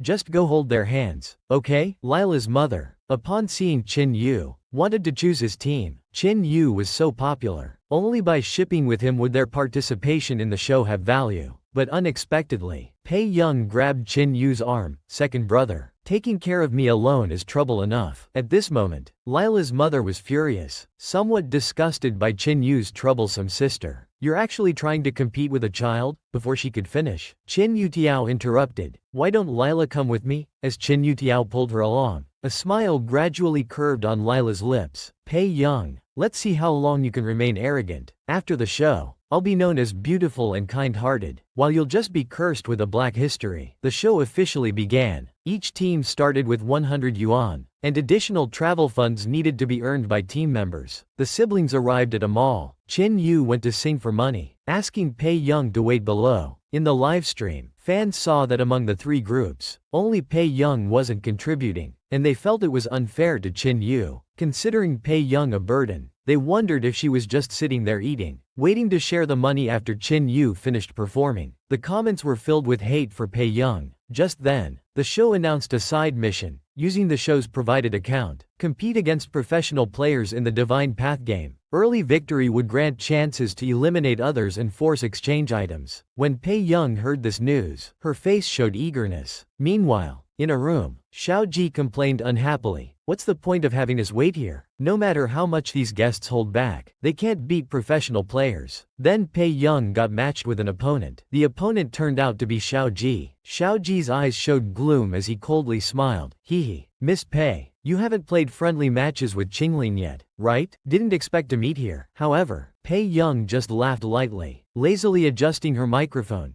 Yes, what a rare opportunity. Pei Young's attitude earned more online criticism. "I've never seen someone so fearless." Xiao Ji is the country's second-ranked player. Sister can be cocky, but she needs to have the skills. Soon, those who were criticizing Pei Young were stunned. Her hand speed was terrifying. At this time, Yunuo, who had just finished earning money, saw Pei Young sitting by the roadside, looking at Pei Young with disgust. "Young, what are you doing here?" Pei Young, holding the Asura card between her fingers, smiled slightly. "Making money." Yunuo, not understanding, spoke mockingly. "How much did you earn?" Unexpectedly, Pei Young lazily replied, "Well, that depends on how much you earned." Then taking out the Asura Tower card, she explained, "The Asura Tower can eliminate any player. Do you want to pay or be eliminated?" The beautiful and fierce Master Pei appeared, arrogantly holding the Asura Tower card, asking Yunuo, "Do you want to pay or be eliminated?" Yunuo, not wanting to be kicked out, had no choice but to give all her newly earned money to Pei Young.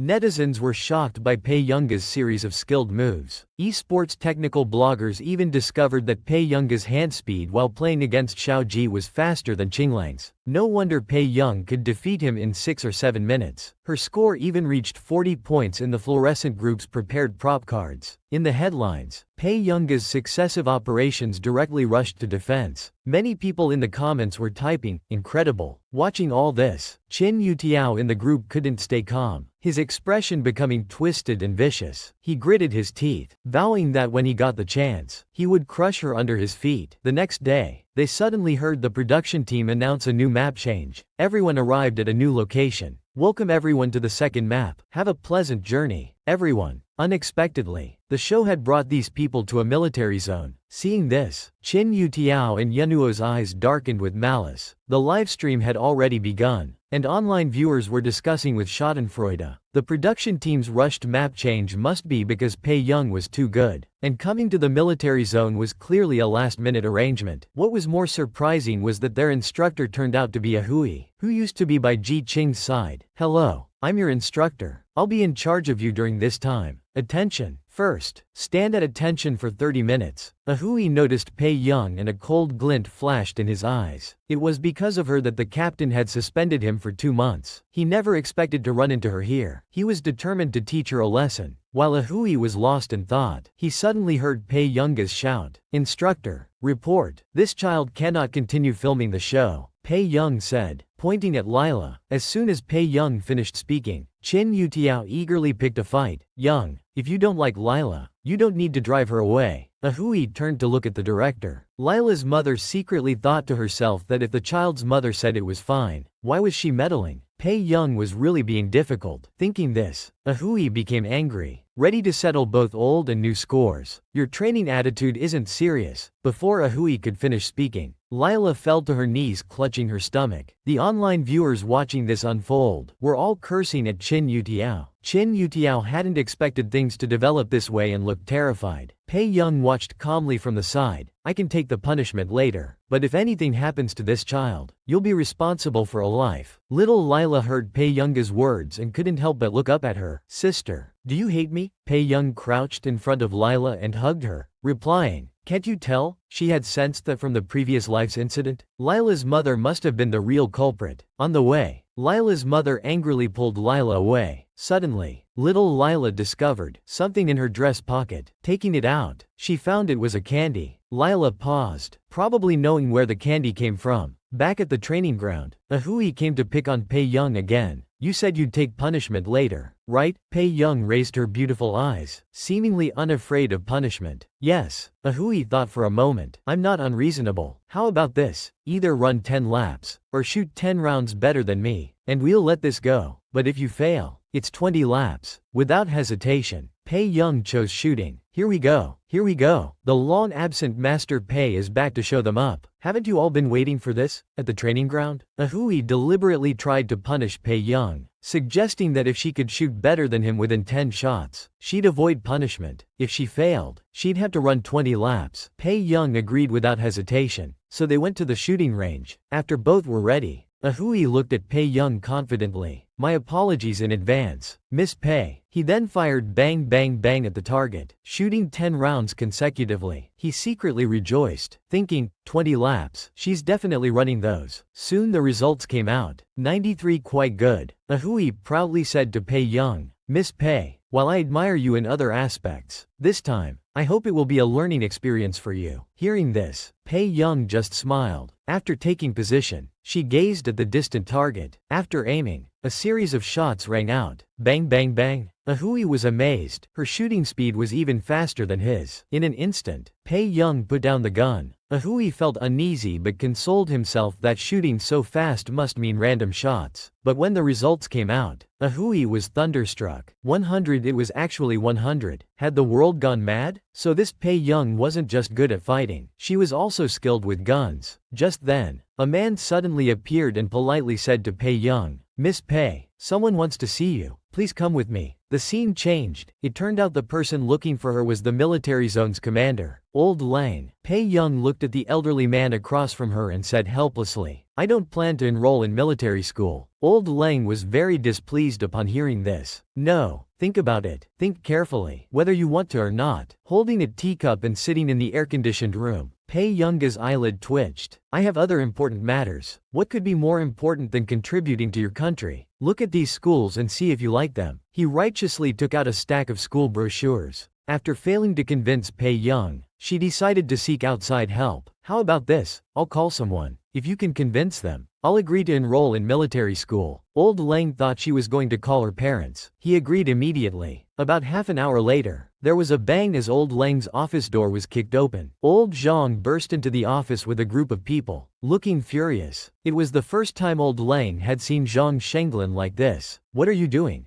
Zhang Shenglin? Zhang Shenglin sneered, almost cursing. This is my successor. How dare you ask what I'm doing? Pei Young was also frightened by Old Zhang's behavior. Old Lang laughed dismissively, crossing his arms with a contemptuous attitude. On my turf, you think bringing a dozen people will let you snatch my successor? Old Zhang furiously replied. If you don't let her go today, you can forget about ever getting anything developed from the Computing Institute ever again. Fighting for his successor, Old Lang persisted unyieldingly. She has the talent for this. If you take her, what good will come of it? Pei Young furrowed her brow and quickly said, Old Lang, thank you for your kindness, but I really can't accept your offer. Old Lang wouldn't give up. Why not? Pei Young answered honestly. Because I can't handle that kind of hardship. Old Lang was speechless. Old Zhang, not wanting to continue arguing with Old Lang, decided to lay all cards on the table. After all, Old Lang would have to know eventually. Here it comes. Master Pei was incredible, making military and research leaders almost come to blows over recruiting her. Finally, the helpless Old Zhang decided to reveal everything. This matter would come to light sooner or later anyway. Old Zhang looked seriously at Old Lang and said, Do you remember recently when higher-ups asked you to deploy elite forces to protect YG? Old Zhang pulled Pei Young forward and said solemnly, She is YG. In the end, though Old Lang was unwilling, he had no choice. Such talented researchers were extremely rare. He had to make calls to help conceal Pei Young's identity. If her identity was exposed, it would definitely need to be covered up. Over the phone, Old Lang ordered, Delete all footage of her from day one online. Block all related terms. Today is the last day. Make sure the program's banquet section is checked. Make sure she doesn't appear in the show. Just as he hung up, Old Lang heard a familiar voice. It was Huo Shidu. Old Lang was surprised. Shidu, why are you here? Huo Shidu slightly bowed to Old Lang. Old Lang, I'm here to pick someone up. Old Lang became very curious about who in the military zone would receive such treatment. Suddenly remembering something, Shidu,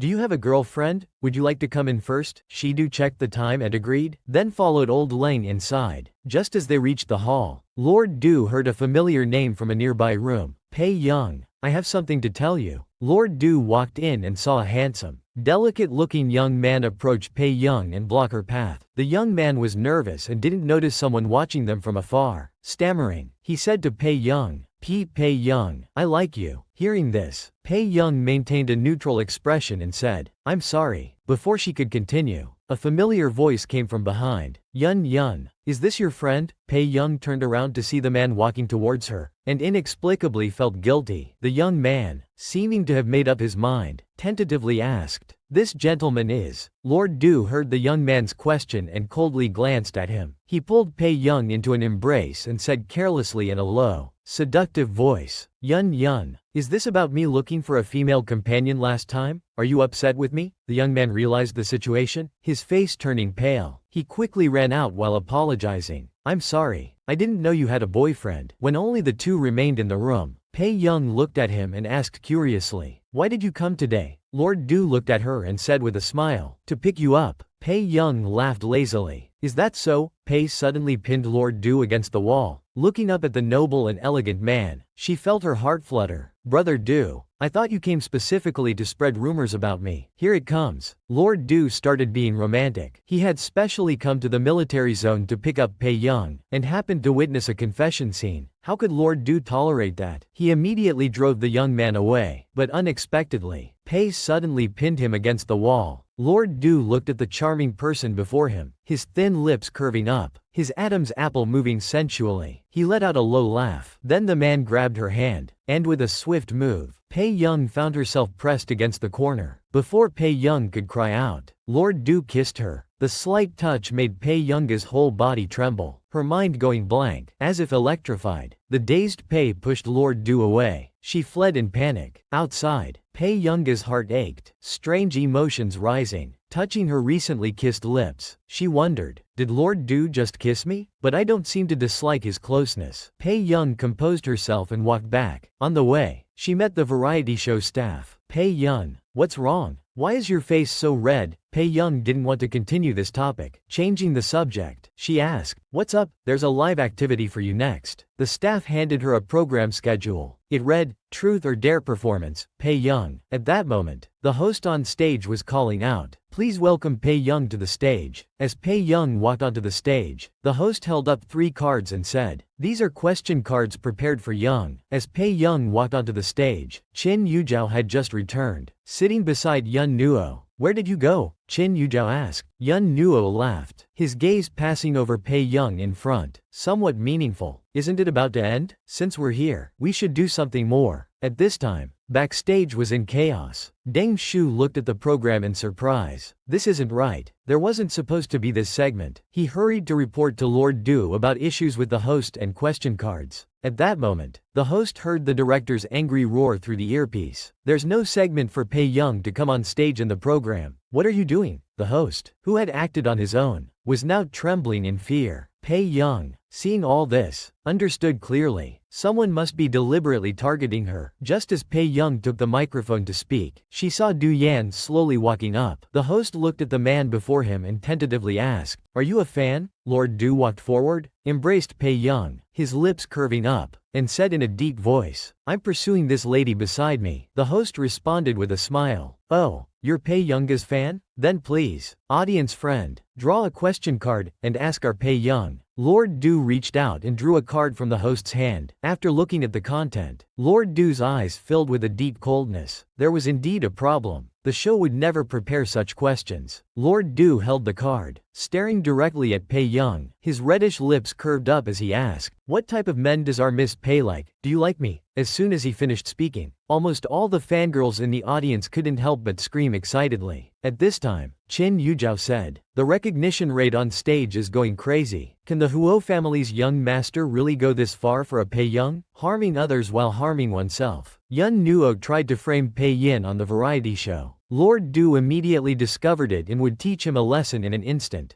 The next day, all major media outlets rushed to report about Yun Nuo's recent years, relying on family background, fake academic credentials, and high school bullying incidents. When Yun Nuo saw these news reports, she panicked. She immediately realized who was behind this and hurriedly called her father for help. The company's PR couldn't suppress the heat, and the media outlets dared not delete the stories. "Dad, help me," before Yun Nuo could finish. A middle-aged man's voice came through the phone. "Yun Nuo, the company's in trouble. Your brother's been taken by the police. The Yun family is suddenly under investigation. I'm still trying to find a solution. Don't cause any more trouble." After saying this, Yun Nuo's father hung up. With a thud, her phone fell to the ground. Yun Nuo felt her blood run cold, collapsing to the floor. She could hardly imagine that person would go to such extremes for Pei Young, not even sparing the Yun family. Yun Nuo gritted her teeth. She called Tang Shu. Obviously, Tang Shu had anticipated her call. "Do you need something, Miss Yun?" Tang Shu asked with a smile. "Was it Lord Du who did this to my family?" Yun Nuo's voice trembled. Instead of answering, Tang Shu smiled and asked, "Was it you who did that to Miss Pei? All this just for Pei Young? Did she tell Lord Du I did it?" Yun Nuo's voice carried a hint of madness. With reddened eyes, Miss Pei didn't need to say anything. Lord Du would investigate anyway. Anyone who has designs on Miss Pei can't escape. After all, Miss Pei is Lord Du's beloved. On the way back, Pei Young was informed by Du Yan that he had urgent business in Country 2 and would return in a few days. Sitting in the car, Pei Young suddenly asked Tang Shu, "Have you been to Country 2? Tang Shu was momentarily stunned but, seeing Pei Young's expression in the rearview mirror, seemed to understand something. He smiled meaningfully. "Yes, Lord Du usually takes me along when he travels. The women in Country 2 are much more passionate than in our country. So, Miss Pei, you might want to call Lord Du more often." Back in her bedroom, Pei Young unconsciously picked up her phone, thinking about Shu's unsubtle words. A moment later, she dialed a number. The phone rang for a long time with no answer. Pei Young began to doubt. Does it take this long to answer a phone? After about 2 minutes, the call connected. Yun, what's wrong?" The man's low, gentle voice came through, teasing her eardrums through the current. "Are you very busy, brother?" Pei Young's slightly unhappy voice rang out. "Not too busy. Can we video chat now?" The other side seemed to pause for a moment. "Can you give me 2 minutes?" Hearing this, Pei Young froze, suddenly feeling angry. Now is fine too. Sensing his little one was upset, he quickly coaxed, "Whatever Yun says, I'm available anytime, soon." Pei Young hung up and sent Du Yan a video call request. Du Yan quickly answered. After connecting, the atmosphere remained tense for a while. Pei Young saw the man's short hair was wet, his upper body bare, with only a towel around his waist. His solid, sexy 8-pack abs, and faintly visible V-line were absolutely deadly. So when Du Yan asked for 2 minutes earlier, was it to put on clothes? The girl's ears gradually turned pink as she weakly asked, "You should go put on some clothes first. When are you coming back?" Here we go. The domineering CEO is such a tease. Even someone as cool as Pei was affected. No.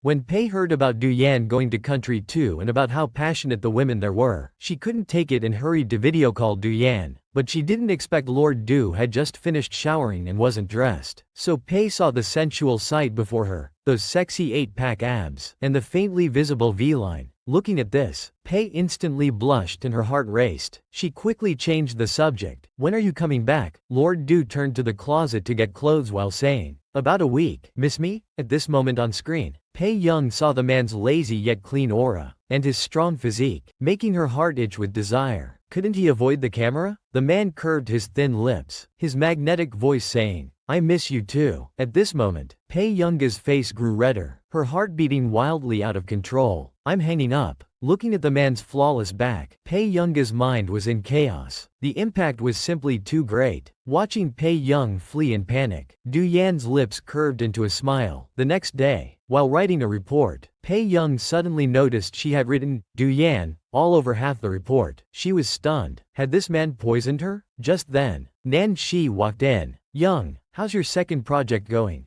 Pei Young replied awkwardly, "There are some areas I'm not familiar with. Need to do some research, while secretly trying to delete the content from her computer. At that moment, Nan Shi handed her a notebook. These might help with your project. Pei Young took the notebook and went through it page by page. Nan Shi noticed her frightening reading speed. Is this how you always read? Pei Young turned another page. She responded indifferently, then suddenly looked up at Lan Shi. Are you well versed in this field? Lan Shi nodded solemnly. I'm decent. Actually, I hope someone will inherit my group's technology division, and this won't interfere with your research. Someone will manage the company well for you. Shortly after, Pei Young curved her lips. Can I think about it? Yes, please consider it. How did she come to her senses? Nan Shi almost froze completely, then immediately became excited and animated. This was like seeing light at the end of the tunnel. Yes, think it over. We must consider it carefully. Consider it carefully. Lan Shi happily moved closer. Brother, is there anything in the materials you don't understand? I can. Before Lan Shi could finish, Pei Young interrupted. A simple no made Lan Shi instantly quiet. For my brother Sake, I thought I could be his teacher. I spent 2 to 3 weeks studying books to solve his project, and he understood everything immediately. To avoid being outdated so quickly, I need to continue doing research. Thinking this, Nan Shi left with determination. This eccentric behavior scared Si Chengen, who was looking for Pei Young. Si Chengen looked at the working Pei Young and asked, Young, the news about this project is out. What are your thoughts on the patent fees? Double them. Pei Young replied without hesitation. Si Chengen was shocked. Isn't doubling them too harsh? Will Delaney agree? If they don't want it, I'll sell to others. Pei Young said casually. My first patent sold to Delaney made their group's market value skyrocket. Even if I ask for a sky-high patent fee, it's worth taking a chance. Thinking about this, Si Chengen nodded. If that's the case, many foreign companies will want to buy the usage rights. As for domestic companies, maybe Guo Shi and He Guo. Pei Young suddenly interrupted his next words. Si Chengen quickly nodded. Guo Shi's research department has already expressed interest in buying the patent rights, and with Guo Shi's assets, they can best afford your price. But it's okay, we still have Delaney anyway. Pei Young laughed, her enchanting eyes lazy. Wait and see, whoever wants it, I can give it to them. Here we go. Our Lord Pei is jealous. Has Lord Du caught on to the confession? Du Corporation. As soon as Pei Young arrived, she saw in the office, in front of Lord Du, stood a beautiful woman with a hot figure. Pei Young's beautiful eyes narrowed. She stood at the doorway, leisurely watching the two talk inside. After they finished, Lord Du glanced over and saw the unhappy young girl at the door. Why are you standing there? Come in. Pei Young walked straight to Lord Du. She sat directly on the sofa armrest next to Lord Du, leaning close with a bright smile, somewhat intentionally teasing. I just did. The atmosphere instantly became ambiguous. The beautiful woman beside them tactfully smiled. Mr.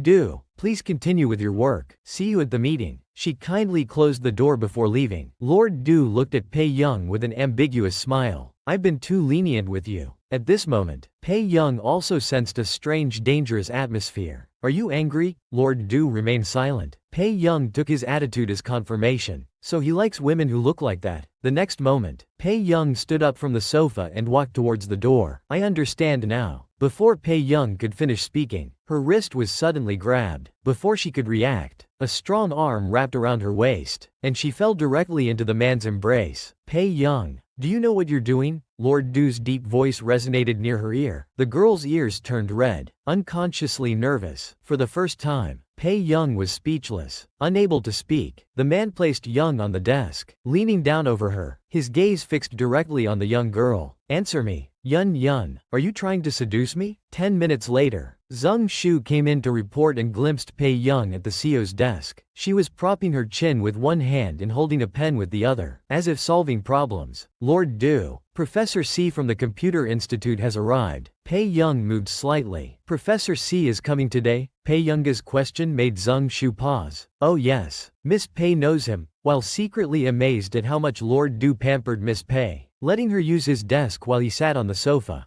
Du stood up and walked towards Zheng Shu. Zheng Shu handed the documents to Lord Du. Professor C is waiting in the conference room to discuss the new project. Here are the relevant materials. Beside them, Pei Young couldn't help but marvel. Her second project was still in development, yet these people were moving so quickly. Thinking of this, Pei Young looked at Du with a smile. Lord Du, can I attend your meeting? Moments later, Lord Du brought Pei Young to the conference room. Sorry for the wait. As Pei Young entered, Si Chengen, sitting in the conference room, noticed her. He immediately recalled what Pei Young had said before. Whatever Du wants, I can give it to him. Well, so she had connections with Du's people all along. At this moment, a vice president nearby also saw Pei Young and spoke to Du in an unpleasant tone. Having guests here isn't appropriate, is it? The Computing Institute is a prestigious academic institution. Mr. Du, shouldn't we show more respect to Professor C? Has she been upgraded? Directly becoming Lord Du's family member. These words were too harsh. Pei was happy and wanted to transfer the 21st project to him. The vice president in the conference room wanted to make Pei Young leave. Pei stared intently at Si Chengen beside him. Mind if I'm here? Si Chengen immediately forced a smile. This young lady might be one of us in the future. How could I mind? While thinking secretly, these projects were all hers. How dare I mind? Everyone began discussing. The institute's hiring standards were famously strict. How could they accept such an ordinary young girl? What was her relationship with their Lord Du? It looked just like a romance CO drama. Just then, Lord Du's deep, lazy voice reached everyone's ears. My apologies, everyone. I brought a family member this time. Du casually glanced around, then suddenly smiled. Next time I'll arrange better. For my family member. Hearing the man beside her, Young widened her eyes at family member. She had already become his family member. At this moment, Si Chengen felt very complicated. So Young had such a relationship with the rumored youngest Du. As expected of YG, soon, they formally began negotiations. Du's staff started asking questions about the DN technology project. What did Professor C think? Si Chengen immediately responded after coming to his senses. We researchers don't really understand business matters. However, the previous project was for 5 years. 1.05 billion, of course. That's in national currency. Si Chengen secretly glanced at the boss beside him and carefully said, actually, we're quite sincere this time. How about doubling it? At this point, everyone was silent. Du looked at the contents in the materials and said, these requirements aren't problems. But regarding the DN technology usage period, I hope you can consider. At that moment, Si Chengen couldn't help but glance at Pei Young beside him. Pei Young felt someone looking at her and finally snapped out of her thoughts. Then Si Chengen pretended to consider and said, how about 10 years for the DN technology? Trying to let Pei Young, who was wearing headphones, hear.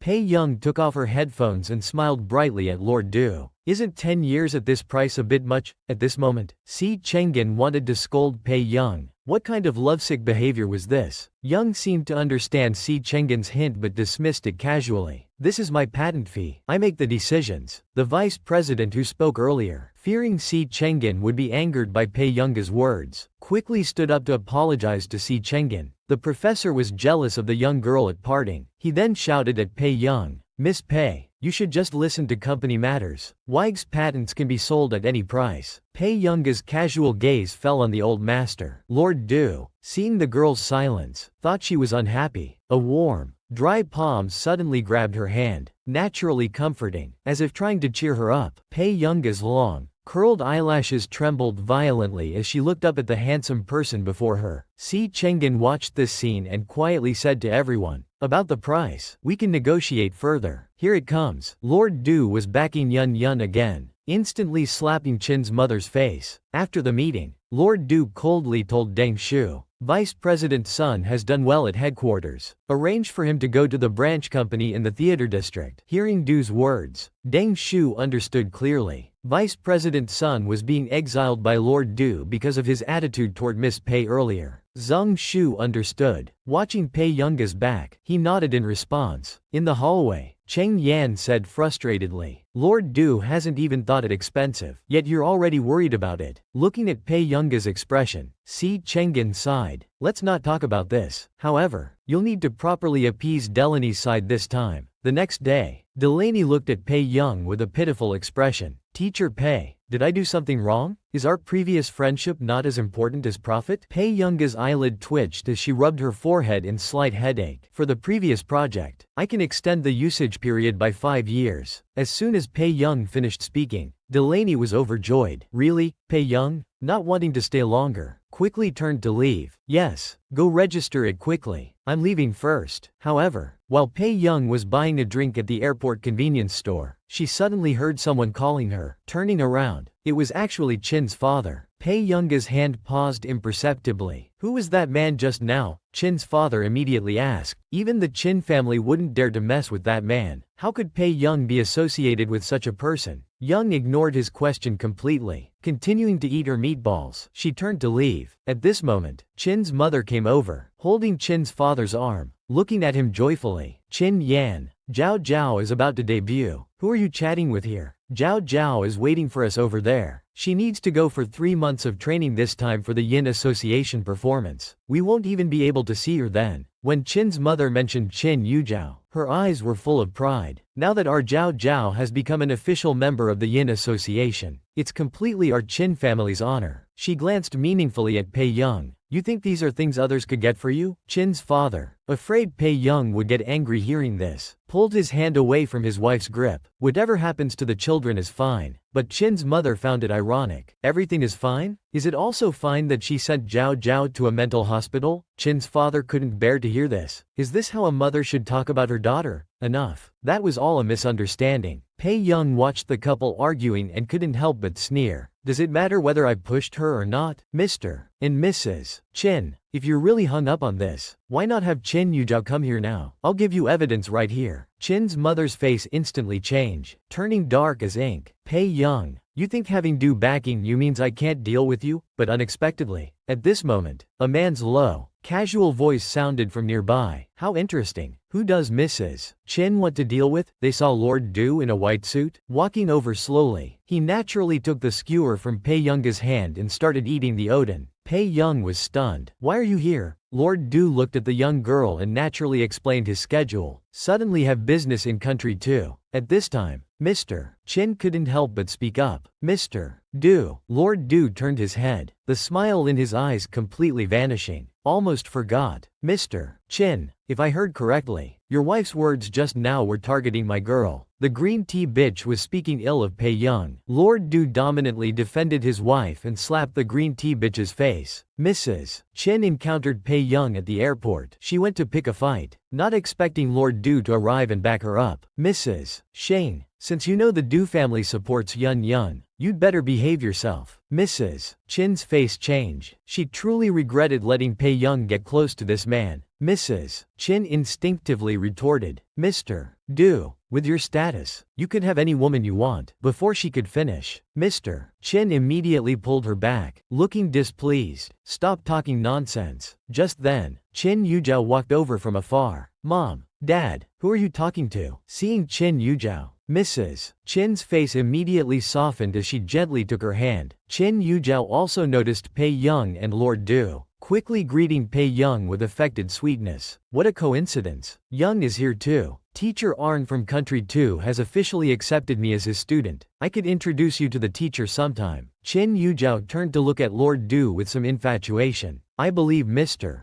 Du would also want Young to become an excellent person. Before Chin Yuzhao could finish saying, Mr. Du, Pei Young moved in front of him, stood on tiptoes, and covered his ears with both hands, deliberately preventing Lord Du from hearing. Seeing Pei Young directly covering the man's ears to prevent him from hearing, Chin Yuzhao burned with anger. Young, aren't you being too petty? I just wanted to say one thing to Mr. Du. You didn't need to do that. Have you considered Mr. Du's feelings at all? Just as Chin Yuzhao finished speaking, Lord Du pulled Pei Young's hands down. Seeing this, Chin Yuzhao secretly rejoiced, thinking Lord Du couldn't possibly like someone as arrogant as Pei Young. However, unexpectedly, Lord Du held Pei Young's hand and coldly glanced at her. Miss Chin, mind your own business. If there's anything Yun Yun isn't comfortable doing next time, I don't mind doing it for her. Hearing this, Chin Yuzhao froze. She bit her lip, watching the man's noble figure, her eyes flashing with unwillingness. Pei Young wasn't better than her in any way. Why did she deserve to be loved by someone like Lord Du? When I return to the country again, I'll make Pei Young look up to me. The next day, Pei Young arrived at the military zone. It turned out that the day before, old Zhang had contacted a friend to have Pei Young visit the military zone. It was an invitation that couldn't be refused. Pei Young did indeed come to visit. She was seen taking photos everywhere in the military zone with her camera. At this time, a young man in camouflage glanced at her and muttered to himself, "This girl looks spoiled. I wonder why the higher-ups would send her here." Just then, Two soldiers walked out from inside. Is this the person old Lang sent, Captain Gao? This is Miss Pei. Captain Gao scanned Pei Young, looking at the girl wearing a glittery inner dress and black leather high-top boots. Captain Gao took a deep breath. Miss Pei, do you know where you've come to? Coming dressed like this? Pei Young apologetically replied. Captain, I'm sorry, I don't really understand these things. Since she admitted not knowing, what could Captain Gao do? He could only helplessly turn around. Follow me. I'll have someone prepare clothes for you. From now on, you'll follow the rules here. At this time, walking along the path, Pei Young became increasingly confused about why old Zhang had brought her to the military zone. Lost in thought, she impatiently scanned other areas, but the next moment, she caught sight of the surveillance cameras in her peripheral vision. She playfully stuck out her tongue at the camera. At this moment, old Zhang and old Lang's faces changed dramatically in the control room. They couldn't understand how she had discovered it. Beside them, a handsome doctor in a white coat curved his lips, his eyes showing interest. She is my patient. Lord Pei was actually sick. What illness could make old Zhang go to such lengths, even bringing her to the military zone? It turned out Pei Young had undergone psychological testing at the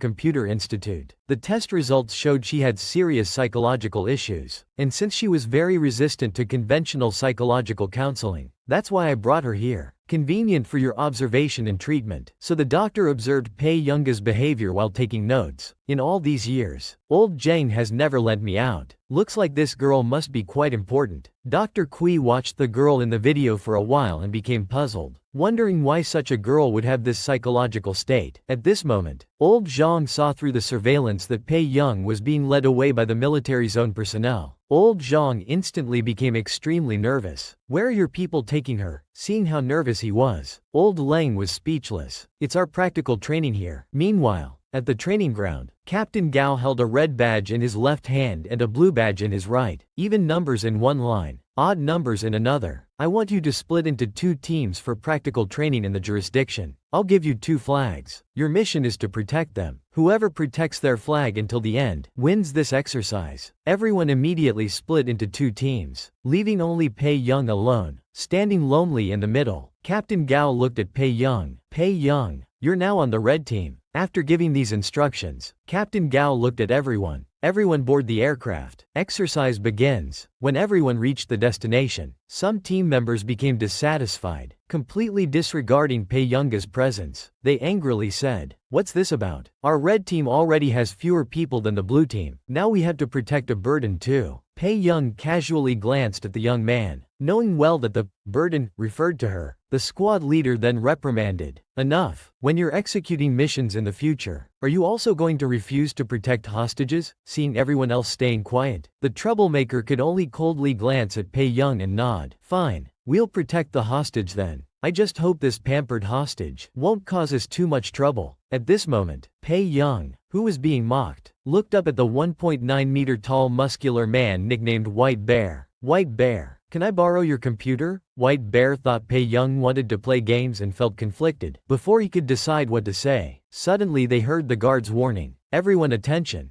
Be careful of the minefield nearby." Before Pei Young could react, White Bear said, "Excuse me, Miss Pei." Pei Young looked confused, then suddenly felt someone wrap around her legs and gently lift her. The next moment, she was sitting on White Bear's sturdy shoulders. White Bear's honest face showed seriousness. "Miss Pei, wet shoes would be very uncomfortable." Pei Young looked at the path they had to cross. She turned and thanked White Bear. In the jungle, Pei Young sat on White Bear's shoulders, leisurely opening the computer. At this time, seeing White Bear actually give the computer to Pei Young, the captain became indignant. That computer contained all confidential files, yet White Bear just let her use it casually. But he didn't say much. He cleared his throat and said, "All right, there's a minefield nearby. Everyone watch the southwest direction. Be careful of ambushes. If we get ambushed again, we'll be completely wiped out." Unexpectedly, just as he finished speaking, Pei Young's clear voice rang out. "The blue team might be on the south side of the minefield. The mines in the field are star mines. Almost everyone knows the Tang mines' positions. The Tang mines have less than 45% success rate." Pei Young looked at the terrain on the screen and calmly asked, "There's also a low-lying area to the south for flanking. Who can go around to get in there?" White Bear asked, puzzled. "Miss Pei, how do you know all this?" Pei Young looked down at him, then calmly replied without batting an eye, "I can tell from the plants growing there. Lord Pei's analysis was incredibly impressive. She actually hacked their system right in front of the military zone leaders. She even got the military personnel to follow her deployment. In the monitoring room, Old Lang looked at the terrain map on Pei Young's computer screen, identical to theirs, and asked in amazement, "How does she have our internal terrain map? This is impossible. Only the exercise team members' computers should have this." Old Zhang rolled his eyes impatiently. "She probably hacked your system." Old Lang's face immediately darkened. "So what if she's technically skilled?" Just then, Old Lang's phone rang. "What happened?" An urgent voice came from the other end of the phone. "Old Lang, foreign illegal personnel have infiltrated. The spy we caught last time has escaped. The convoy transporting the spy suffered heavy casualties. The spy is now in our area." Meanwhile, at the combat exercise, the team members didn't believe Pei Young's words. They criticized her, saying how many plants could she possibly recognize? If she was wrong, wouldn't they lose again? They should just go in directly while the blue team wasn't paying attention. We should wipe them out in one go. Pei Young let out a light, mocking laugh. "Idiots." The team members' anger instantly flared up. "What did you say?" Pei Young spoke calmly. "The low-lying area in the southwest is quite far from the minefield. In less than 5 minutes from when we walked here, the blue team can calculate our position. Or if a comrade has such self-sacrificing courage, they can go scout the path alone." After these words, the atmosphere fell into an eerie silence. The squad leader pondered for a moment and said, "Do as Miss Pei says. Red team, follow my command. Everyone watch the south side of the minefield. Prepare to advance." The team member, still unconvinced, said, "Captain, she's just a privileged young lady. What would she know?" Before he could finish, suddenly a gunshot rang out from nearby. White Bear quickly protected Pei Young. "Captain, this sound doesn't seem like our training guns." Pei Young paused. "Those are real guns." She was confused. This was the military zone's training area. Why would anyone use real guns? Something seemed wrong. Meanwhile, in the monitoring room, after learning about the situation, Old Zhang nearly exploded. He was emotionally agitated and furiously angry. "Old Lang, quickly send people to rescue them. Young is still there. If anything happens to her, how can I live? I brought her to the military zone for her mental health, thinking it would be safer here. But now? Your people first put her in some combat training, and now she's encountered armed forces." Old Lang was also very worried. If anything happened to Pei Young on his territory, he couldn't imagine the consequences. "Zhang, calm down. The red and blue team's communication frequencies are private. I've already arranged for technicians to try to establish contact with them. Young will be fine." Unexpectedly, at this moment, Pei Young's voice came through the monitoring system. "Sorry to interrupt, everyone." Old Lang and Old Zhang were instantly stunned. They quickly turned to look at Pei Young in the monitor. At this time, all team members in the channel heard Pei Young's voice. "This is Red Team member Pei Young. The red and blue team frequencies are now connected. Please listen to my arrangements." The beautiful and capable Lord Pei was about to take action again, controlling the situation in the military zone. The arrogant armed forces were being led in circles by her. In the jungle's undergrowth, armed forces were hiding. An armed member asked, "Why hasn't there been any movement?" Another member dismissively said, "No, you're a hotshot scholar. Where would they find technical personnel that could match you? Aren't we overestimating them?" Meng Liang took a deep breath, controlling his computer. "Let me check again." Since they gave him a chance to escape, he doesn't want to be locked up again. He wants to leave. He must leave this place. Thinking this, Meng Liang began accessing the area's maps. What he didn't know was, when he started accessing the maps, Pei Young's computer sent out an alert. "Notice, target is accessing terrain maps." Watching the opponent accessing the terrain maps, Pei Young's face showed a meaningful smile. Then she scanned the terrain, and began making modifications. After finishing all this, Pei Young's eyes held a cold glint. Her lips curved slightly. "Minefield has 18 people. Move back to the concealed area. Prepare for long-range shooting. Prepare mines." After Pei Young gave this order, Old Lang, watching the screen in the monitoring room, was very worried. "That's 18 lives." Before he could finish speaking, Old Zhang interrupted him. "Rather than worrying about that, you should check the terrain data in the military zone. See if it needs to be re-recorded." Old Lang was shocked. "You mean?" Old Zhang's next words confirmed Old Lang's thoughts. "Didn't you see the data Young just modified? She gave them a fake map, luring them to a false optimal assault point, but arranged people to capture them all at once." Sure enough, Meng Liang was following the map Pei Young gave them. According to the terrain map, they're likely on the north side. Everyone bypass the minefield to the south side. We'll pass through a rocky forest. Soon the armed forces discovered something was wrong. They quickly contacted Meng Liang. Meng, didn't you say this was a rocky forest? Why are there so many bushes? The next moment, they saw a grenade thrown in front of them. A loud boom followed. Hearing this, Meng Liang's mind was in chaos. The armed forces' voices kept coming through the earpiece. The map is fake. There's an ambush. Quick, find a solution.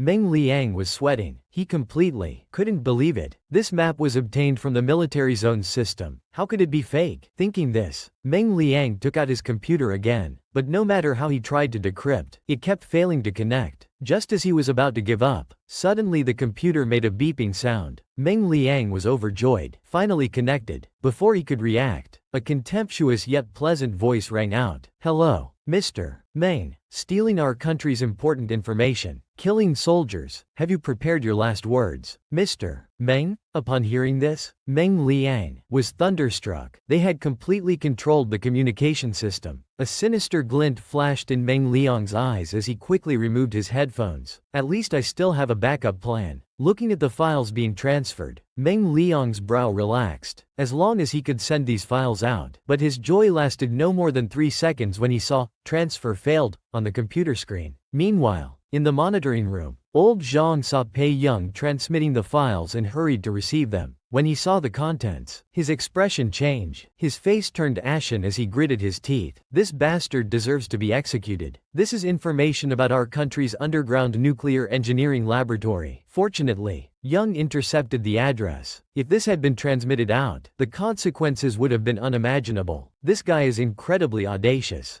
daring to hack the military zone system in front of Lord Pei. Who would have thought Lord Pei would give him a fake map, instantly leading them into a trap, and even cut off all his signals? When Meng Liang discovered all this, he exploded in anger. What exactly do you want? By now, Meng Liang had completely lost his composure. He had never encountered anything like this before. At this moment, the retreating armed forces also noticed something was wrong. What's going on? Why does it seem like they can track all our movements? The word, track, made Meng Liang fall into deep thought. Suddenly, he felt a chill down his spine as he realized. Quick, throw away your equipment. They've probably located your positions. Hearing this, everyone quickly threw their equipment on the ground and crushed it under their feet. The now desperate armed forces had fierce expressions on their faces. Each held a brand new black rifle. You think you can play us like fools? I'll send you to hell? Meanwhile, the targets on Pei Young's computer disappeared as the armed forces destroyed their equipment. White Bear, seeing the suddenly vanished targets, was alarmed. Miss Pei, what's happening? Have they discovered us? Pei Young looked at the computer and said coldly. They should have figured it out by now. White Bear, let's go. At this time in the forest, the blue and red teams were engaged in combat with the armed forces. A team member hiding behind a tree trunk muttered to himself, "Who are these people anyway?" Suddenly, a gun pressed against his temple. The team member's heart went cold. It was too late to react. He felt this might be his end. Resigned to his fate, he closed his eyes. There was a bang, but he felt no pain. He instinctively opened his eyes. He saw Pei Young in the distance, her fingers still on the trigger. A controlled fury burned in the depths of her eyes. Meanwhile, Meng Liang and his group were preparing to escape by speedboat. Meng Liang's expression was vicious. That damned woman, forcing me to this point. I must kill her. Suddenly, Meng Liang saw bullets coming from behind and shouted, "Watch out for the bullets." The bullets hit the boat's fuel tank directly, instantly creating a hole. After seeing the fuel leak, Pei Young reached out to someone nearby. The person, not understanding, awkwardly placed their hand in Pei Young's palm. Pei Young was momentarily stunned. She helplessly asked the person beside her, "Do you have any incendiary grenades?" The team member finally realized that Pei Young had been asking for an incendiary grenade. Embarrassed, he said, "Oh." Taking the incendiary grenade, Pei Young aimed at the leaking area. Her slender finger pressed the trigger. A huge explosion. Boom! Flames shot into the sky. Pei Young put away the incendiary grenade. "Go arrest them. Don't let anyone escape." How serious were Lord Pei's psychological issues? What was she really afraid of? And what was she worried about? In the monitoring room,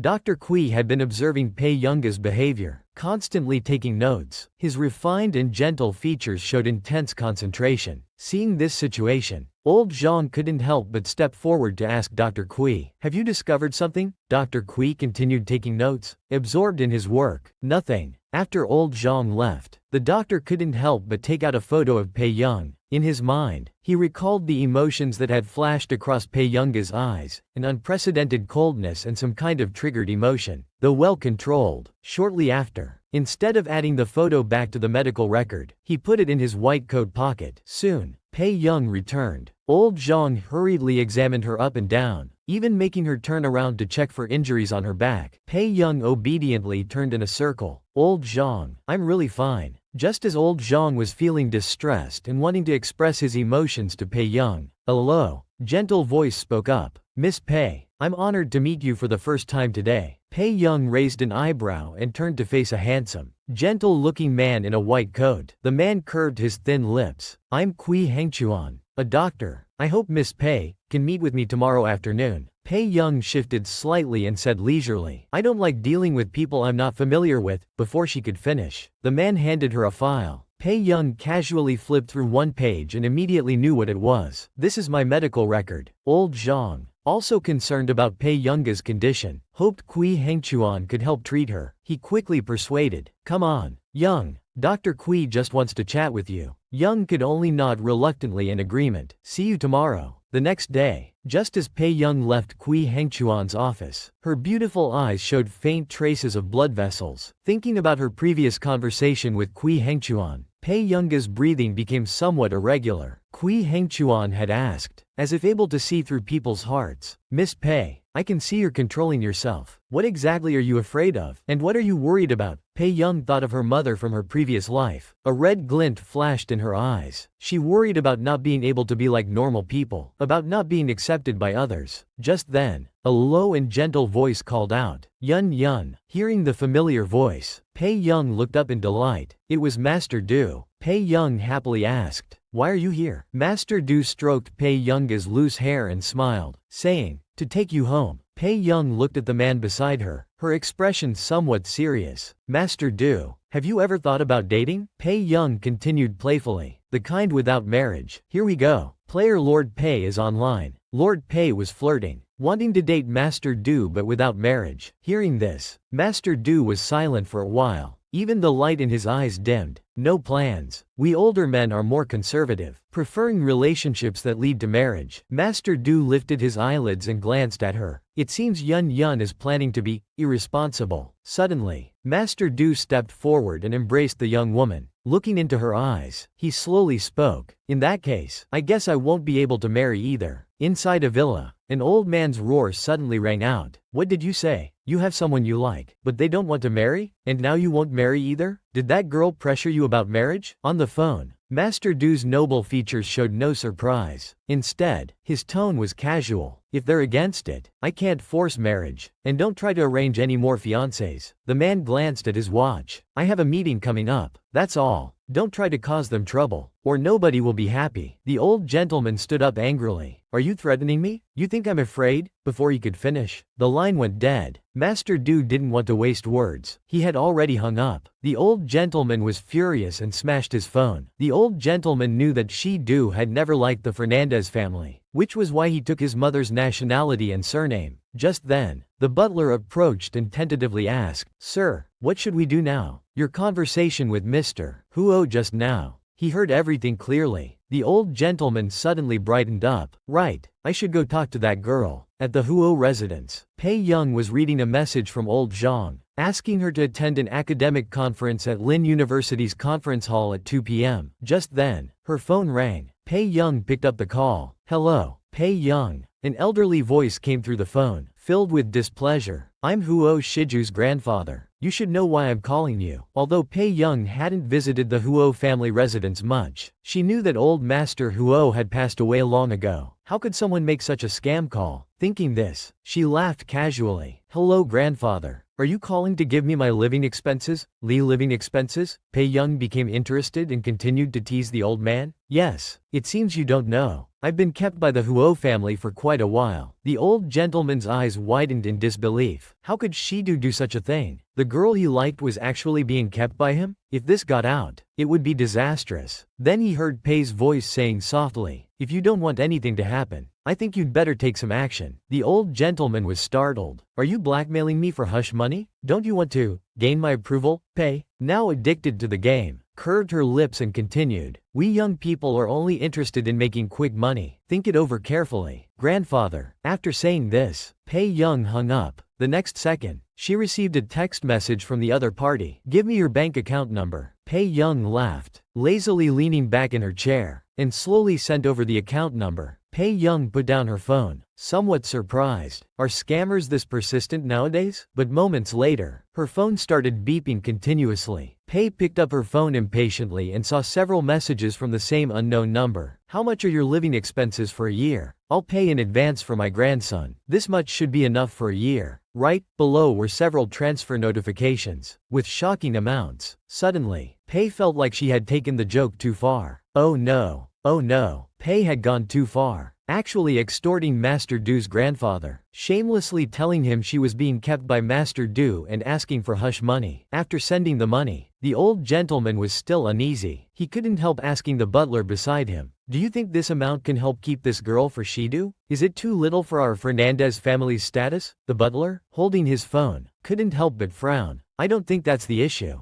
Besides, paying living expenses to buy off a girl for your favorite grandson, is that appropriate for our status? The old gentleman nodded thoughtfully. If they don't want to marry, keeping her around is fine too. If money is what this girl wants, then with our status as one of the 4 major families across 2 countries, wouldn't their relationship be quite secure? The old gentleman thought his plan was brilliant. Before the butler could speak, suddenly his phone started beeping. There were many new messages. I'm very sorry, sir. I was just joking earlier. All the money just transferred to Pei Young had been sent back, even faster than they had sent it. Seeing the messages, both were shocked. She actually returned the money? The old gentleman's expression changed. Is it because she thinks it's too little? Quick, send more. At this moment, the butler was puzzled about how she knew their banking information. A few minutes later, the butler, holding his phone, reported to the old gentleman with a complex expression. Sir, the bank has blocked our account from transferring money to that young lady. Meanwhile, the confused Pei, after returning all the money, felt something was amiss and called Master Du. Master Du's pleasant voice came through. What is it? Yun? Pei Young asked somewhat guiltily. Master Du, do you have another grandfather? Hearing this, Master Du's expression gradually darkened. My family is actually my mother's family. I took my mother's surname. How did you find out about this? Pei Young paused, guessing the reason, and didn't hide anything. She slowly began to speak. Just now, an old gentleman called me and said something. Hearing the man's question, Pei Young felt a bit embarrassed. I got him to give me some money. At this moment, Pei was quite troubled. Who knew he was really your grandfather? Hearing this, Master Du's voice was low and amused. Little con artist. Just as he finished speaking, Yu Hanren's voice came from behind. Master Du, let's go drinking. These words immediately caught Pei Young's attention on the other end of the phone. She instantly became anxious. Where are you? Hearing this, Master Du curved his lips and waved at Yu Hanren beside him, stopping what he was about to say. Then he lowered his voice with a laugh and composed himself before saying, Mr. Yu has arranged a gathering. I can't refuse. Yu Hanren heard Huo Shidu speaking calmly, but knew he was making things up. Master Du had clearly refused quite firmly earlier. Pei Young frowned, increasingly feeling that Yu Hanren wasn't a good person. Then I'll come pick you up. After hearing this satisfactory answer, the man's face showed a lazy expression, his gentle peach blossom eyes and upturned corners becoming more alluring, while maintaining a polite demeanor. Thank you, Yun. After hanging up, Master Du looked at Yu Hanren and said with a smile, let's go. I'll accompany you for drinks. But at this moment, Yu Hanren felt he was being blamed unfairly, and that Master Du's young lady might want to kill him. The next moment, Yu Hanren suddenly remembered something and hurriedly told Master Du. Master Du, someone special is coming to today's gathering. Who? Master Du asked casually. Yu Hanren carefully said. Miss Wen from the Wen Wine Garden. At these words, Master Du's footsteps stopped. Master Du gave him a gloomy glance. Then you two can have a nice chat. Aren't you the one who likes her? Yu Hanren's eyelid twitched. You know who she really likes. Every time she talks to me, it's only because you're nearby. Master Du looked at him coldly. It has nothing to do with me. However, what was meant to happen still happened. As they were talking, they heard a soft call from behind. Hanren. When Yu Hanren turned around, he saw Wen Juyuan wearing a silver white dress. She smiled at Yu Hanren. Her gaze then fell on Master Du, a mature and handsome man with a tall, jade-like figure. Wen Juyuan smiled and called out, Mr. Huo. Huo Shidu glanced at her, looked at Yu Hanren, then turned and walked inside. Wen Juyuan touched her carefully maintained long hair and said with slight disappointment, he's still the same. Unwilling to give anyone a second glance, Yu Hanren stiffened slightly. Perhaps Juyuan, Shidu might have someone special. Thinking about Master Du's interactions with that young lady, he had to admit she was special. Wen Juyuan smiled, a hint of darkness flashing in her eyes. Then I'd like to see just how special she is. Pei was furious. Upon learning that Yu Hanren had taken Master Du drinking, she stormed in directly. She made him drink until he was completely drunk. When Pei Young heard about Master Du attending the gathering, she worriedly took a taxi to check the private room. Indeed, Pei Young opened the door and walked in. She didn't see Master Du, only Yu Hanren and a woman in a silver white dress, sitting together. Yu Hanren looked at Pei Young with surprise and couldn't help but stutter. Pei, you're here so early? Pei Young's beautiful phoenix eyes casually glanced at Yu Hanren. Where is he? At this time, Wen Juyuan also noticed Pei Young. After seeing her features clearly, she was stunned. What a beautiful girl. Pei Young thought for a moment, then looked at Yu Hanren again. You made my brother drink. Wen Juyuan beside them stiffened, looking at the girl in disbelief. My brother? What does that mean? The Huo family didn't have any sister. She knew Huo Shiju's background very well. He had no sister, only a brother. At this moment, Yu Hanren could only reluctantly take the blame. Perhaps, after hearing his answer, Pei Young walked to the side. She skillfully poured some wine, then took 2 glasses. Pei Young's eyes curved, her clear pupils showing mischief. Then I'll have a drink with Mr. Yu first. Soon after, Master Du returned to the private room. He saw Yu Hanren completely drunk, lying on the nearby sofa. Master Du frowned, confused. What happened? Yu Hanren usually had good alcohol tolerance. How did he get this drunk? Master Du scanned the room and saw Pei Young sitting quietly to the side. Master Du quickly stepped forward, lowered his gaze intently, bent down close to her, and lightly sniffed her neck. Yun, have you been drinking? Pei Young appeared to be in good condition, with clear eyes, not looking drunk at all. I just came back from the library with Mr. Yu's brother. At this moment, Wen Juyuan was also staring intently at Huo Shidu and Pei Young, unconsciously biting her lip. Was this the special person Yu Hanren mentioned? Just then, the drunk Yu Hanren hiccuped. He opened his eyes hazily. I can still drink. Yu Hanren righteously pointed at Pei Young. Miss Pei, let's down it in one go. After speaking, Yu Hanren stumbled trying to grab the wine, but unexpectedly fell to the ground with a thud. The scene suddenly became awkward. Pei Young didn't look at Huo Shidu, and calmly turned to leave. I'm going to the bathroom. In the bathroom, while washing her hands, Pei Young was somewhat annoyed. She hadn't expected Yu Hanren to wake up again. Suddenly, she heard someone call out, Miss Pei, from behind.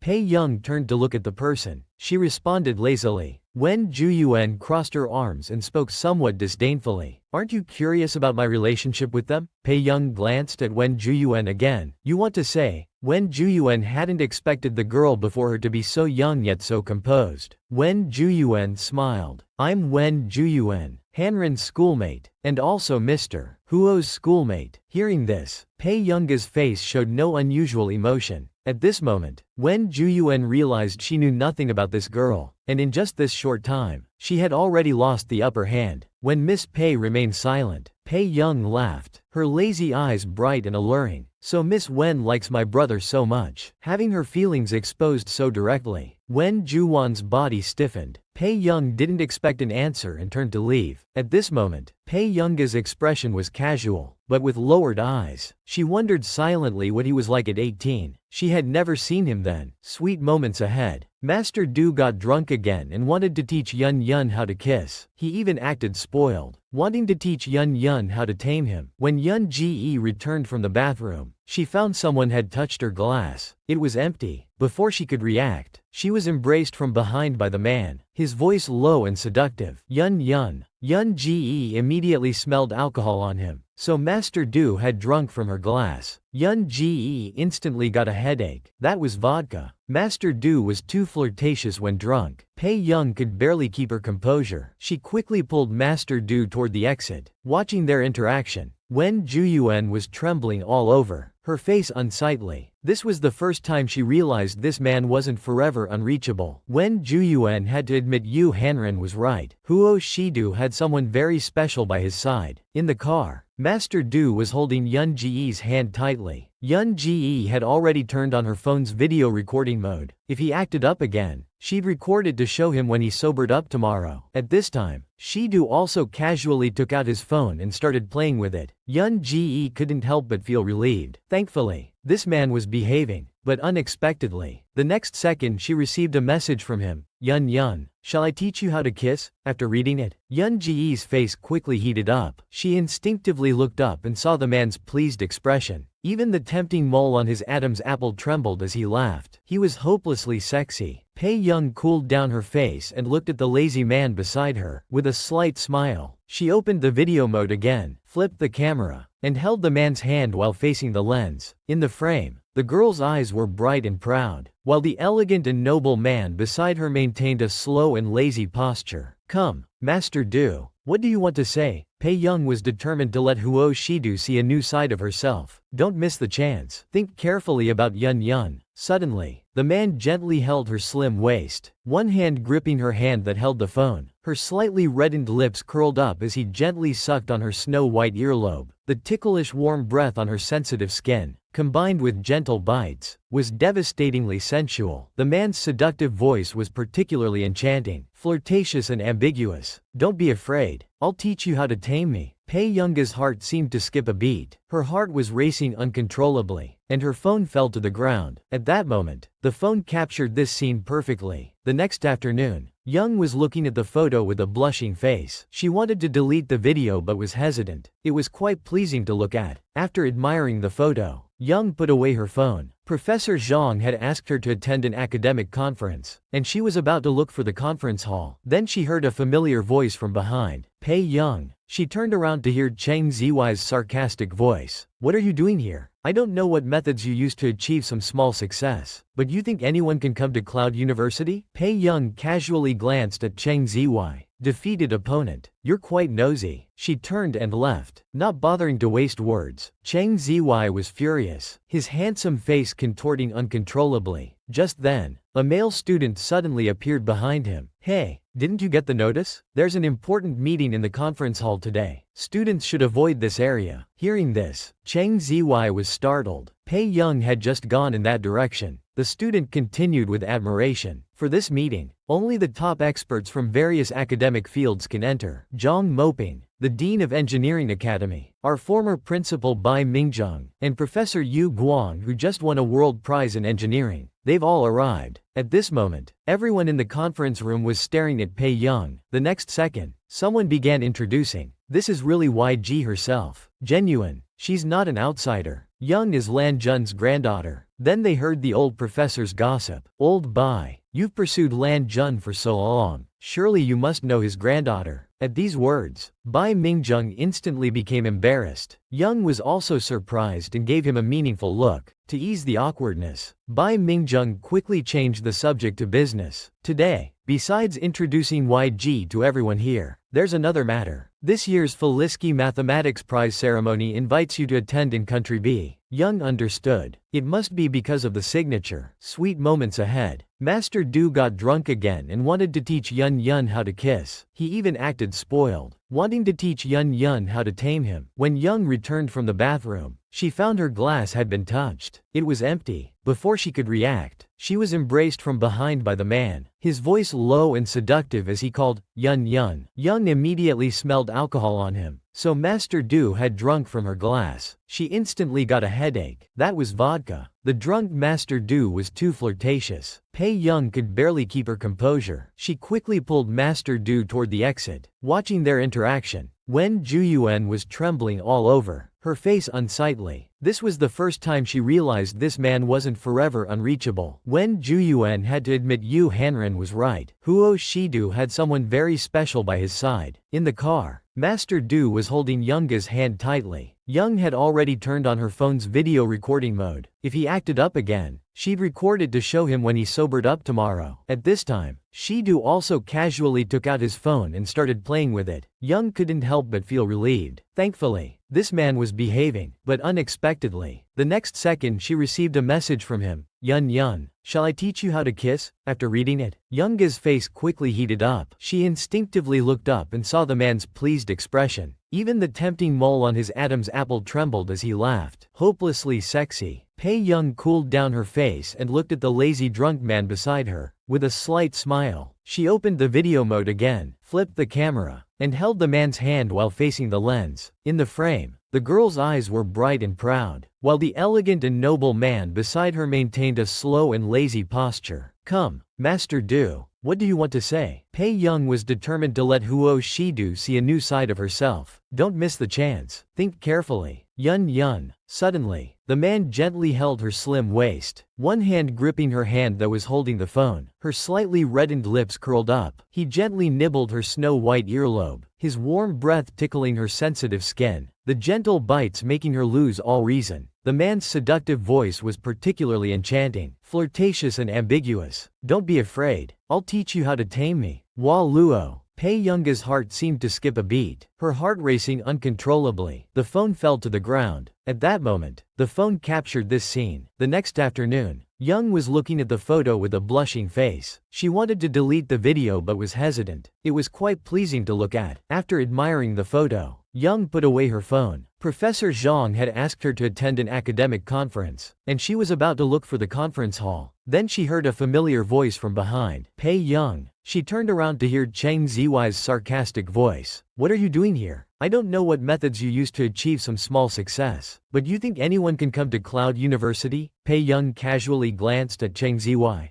Defeated opponent. You're quite nosy. She turned and left, not bothering to waste words. Cheng Ziwai was furious, his handsome face contorting uncontrollably. Just then, a male student suddenly appeared behind him. Hey, didn't you get the notice? There's an important meeting in the conference hall today. Students should avoid this area. Hearing this, Cheng Ziwai was startled. Pei Young had just gone in that direction. The student continued with admiration. For this meeting, only the top experts from various academic fields can enter. Zhang Moping, the Dean of Engineering Academy, our former principal Bai Mingjung, and Professor Yu Guang, who just won a world prize in engineering. They've all arrived. At this moment, everyone in the conference room was staring at Pei Young. The next second, someone began introducing. This is really YG herself. Genuine. She's not an outsider. Young is Lan Jun's granddaughter. Then they heard the old professor's gossip. Old Bai, you've pursued Lan Jun for so long. Surely you must know his granddaughter. At these words, Bai Mingjung instantly became embarrassed. Young was also surprised and gave him a meaningful look. To ease the awkwardness, Bai Mingjung quickly changed the subject to business. Today, besides introducing YG to everyone here, there's another matter. This year's Felisky Mathematics Prize ceremony invites you to attend in Country B. Young understood. It must be because of the signature. Master Pei had a new plan now. Wanting to play matchmaker and find a companion for Grandmother Lin,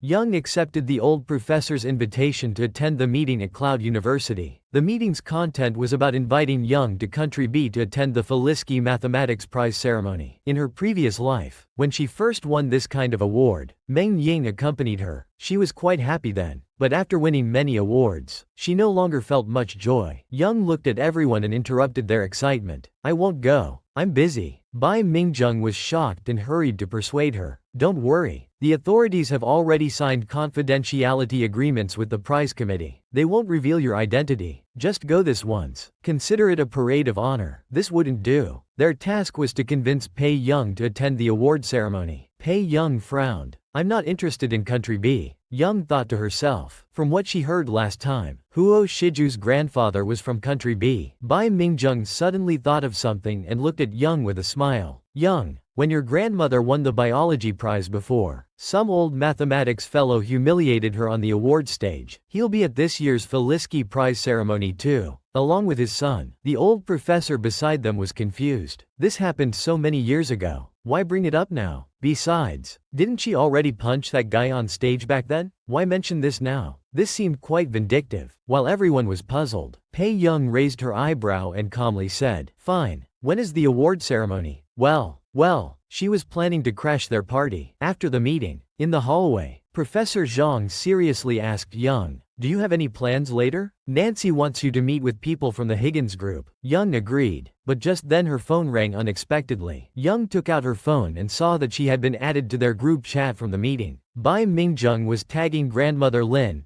Jun, in the group, saying, "Our daughter has joined too." Everyone else was quite speechless. Young curiously asked Professor Zhang, "What's the situation between Grandpa Bai and my grandmother?" Professor Zhang sighed softly. "We've all known Lan Jun for over 40 years. Your grandmother was old Bai's first love, but he never imagined that his academic rival friend actually liked him." Young recalled everyone's reactions when mentioning her grandmother during the meeting, especially Bai Mingjang's expression. She thought that since grandmother was alone now, finding her a companion might not be a bad idea. After these thoughts, Young went to meet the Higgins people. When she opened the office door, she saw a very familiar face inside. Shang Yan looked up and saw Pei Young entering. His lips curved slightly. "Miss Pei." Pei Young was surprised after coming to her senses. Professor Zhang was shocked that they knew each other. Shang Yan smiled and asked Pei Young, "Do I need to introduce myself?" Pei Young curved her lips and chuckled. "Mr. Shang is too polite. Looking forward to our cooperation." Shang Yan handed the company documents to Pei Young. He briefly introduced the group's situation,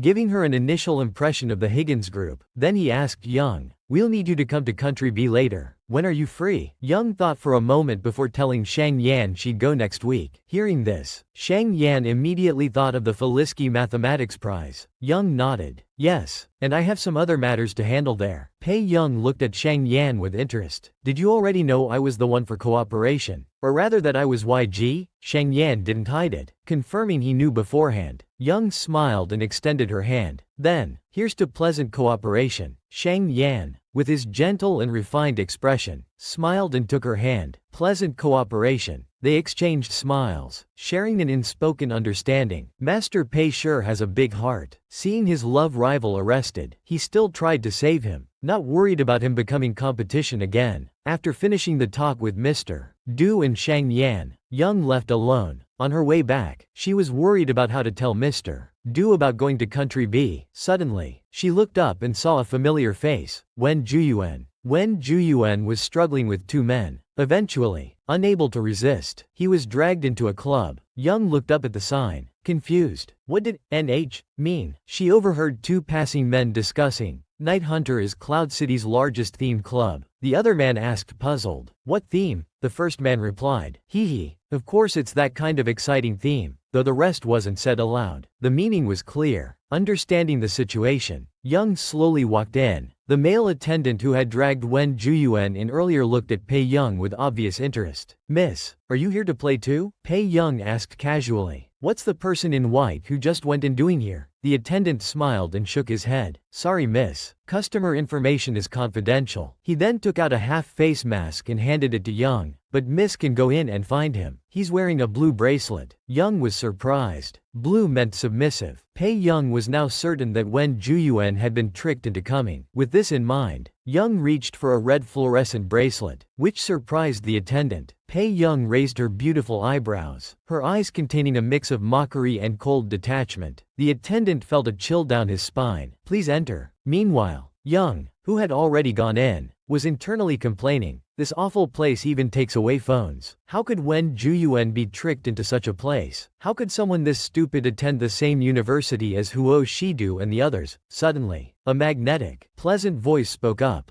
Miss, are you looking for someone? Perhaps I can help accompany you. Young curved her red lips and turned to leave. The man coldly said, if you're late, something might happen in this place. He stepped forward, his gentle tone carrying a hint of ambiguity. Miss, you might not know the rules here. Only winners and those who've accepted punishment can leave. That's the game rule. The punishment could be monetary, or something else. Young noticed how everyone avoided this man, and she had already guessed something. She smirked and said she knew he was the boss. Give me the person. He has no interest in playing. Hearing this, the man's body stiffened slightly. He hadn't expected to be figured out so directly. He ordered his subordinates, go bring back Miss number 73. The man turned to Young and smiled faintly. So what's the Mrs. wager? Here we go again. Master Pei is stirring things up, showing off her skills to save her love rival. Let's see if Master Pei can once again prove everyone wrong. Stay tuned. When the boss asked Pei what her wager would be, she generously took out a black gold embossed bank card and handed it to the boss. If you win, this card is yours. Jiabao, standing nearby, gasped in shock upon seeing the card. Isn't this the black gold card issued this year? There are only 300 worldwide. Where did this miss get a black gold card? The man took a while to recover. Miss is generous, but I'm not interested in your money. Younga's eyes flashed. If he didn't want money, he must want people. Looking at the man opposite her, she smiled coldly. It's your capability to run this establishment. Whether it stays open or not, that's my capability. Just then, a disoriented Wen Juyuan was brought over. Young raised her eyebrows, her beautiful face showing slight resignation. She didn't take Wen Juyuan but threw him onto the sofa, letting him writhe on the sofa. The man chuckled. Miss is not only harsh with me but also impatient with friends. Pei Young grabbed a blanket. She threw it over the woman's face, her melodious voice remaining indifferent as she said, he's not my friend. Pei Young's beautiful eyes were casual as she said deliberately, so I'm only willing to bet this card. The man laughed and gestured. A girl slowly walked over. She had been watching since the conversation between the man and Young began. Zhang Ji spoke coldly, examining Pei Young before a quick smirk crossed her lips. I'm Zhang Ji. For today's competition with Miss Pei, I'm skilled in anything. Young looked at the racing cars nearby, feeling an irresistible itch. She asked Zhang Ji, how about racing? After they agreed on the competition, Young changed and came to the racetrack. The man unhurriedly followed, calmly telling her, Zhang Ji has years of racing experience. Betting a black gold card against a person, Miss might be at a disadvantage. Young leisurely put on her gloves. With confidence, she said, no disadvantage. I won't lose this bet. Here we go. Master Pei is about to show off her new skills. This is going to be amazing. To save her love rival, Master Pei is betting against the NH boss in a car race. If she wins, she can take Wen Juyuan. If she loses, she'll lose her black gold card. On the racetrack, Zhang Ji looked proudly at Pei Young. Is Miss familiar with mountain racing? This track is a 1-to-1 replica of one of the most dangerous tracks. Unfamiliar people get seriously injured or worse. Miss should just take it easy. As soon as Zhang Ji finished speaking, the boss's voice came through her earpiece. You don't need to win this race. I don't want her to be in any danger. Hearing this order, she was shocked, her expression immediately becoming extremely difficult. In all these years, this was the first time the boss had made such a request. Zhang Ji's gaze at Pei Young turned cold. Why should she lose to this superficial socialite? The next moment, Zhang Ji adjusted her emotions and smiled at Young. If anything's not perfect during the race, I hope Miss will forgive me. Pei Young just gave her a casual glance. The race cars arrived, and the two vehicles were ready at the starting line. As soon as the referee waved the red flag, the race began.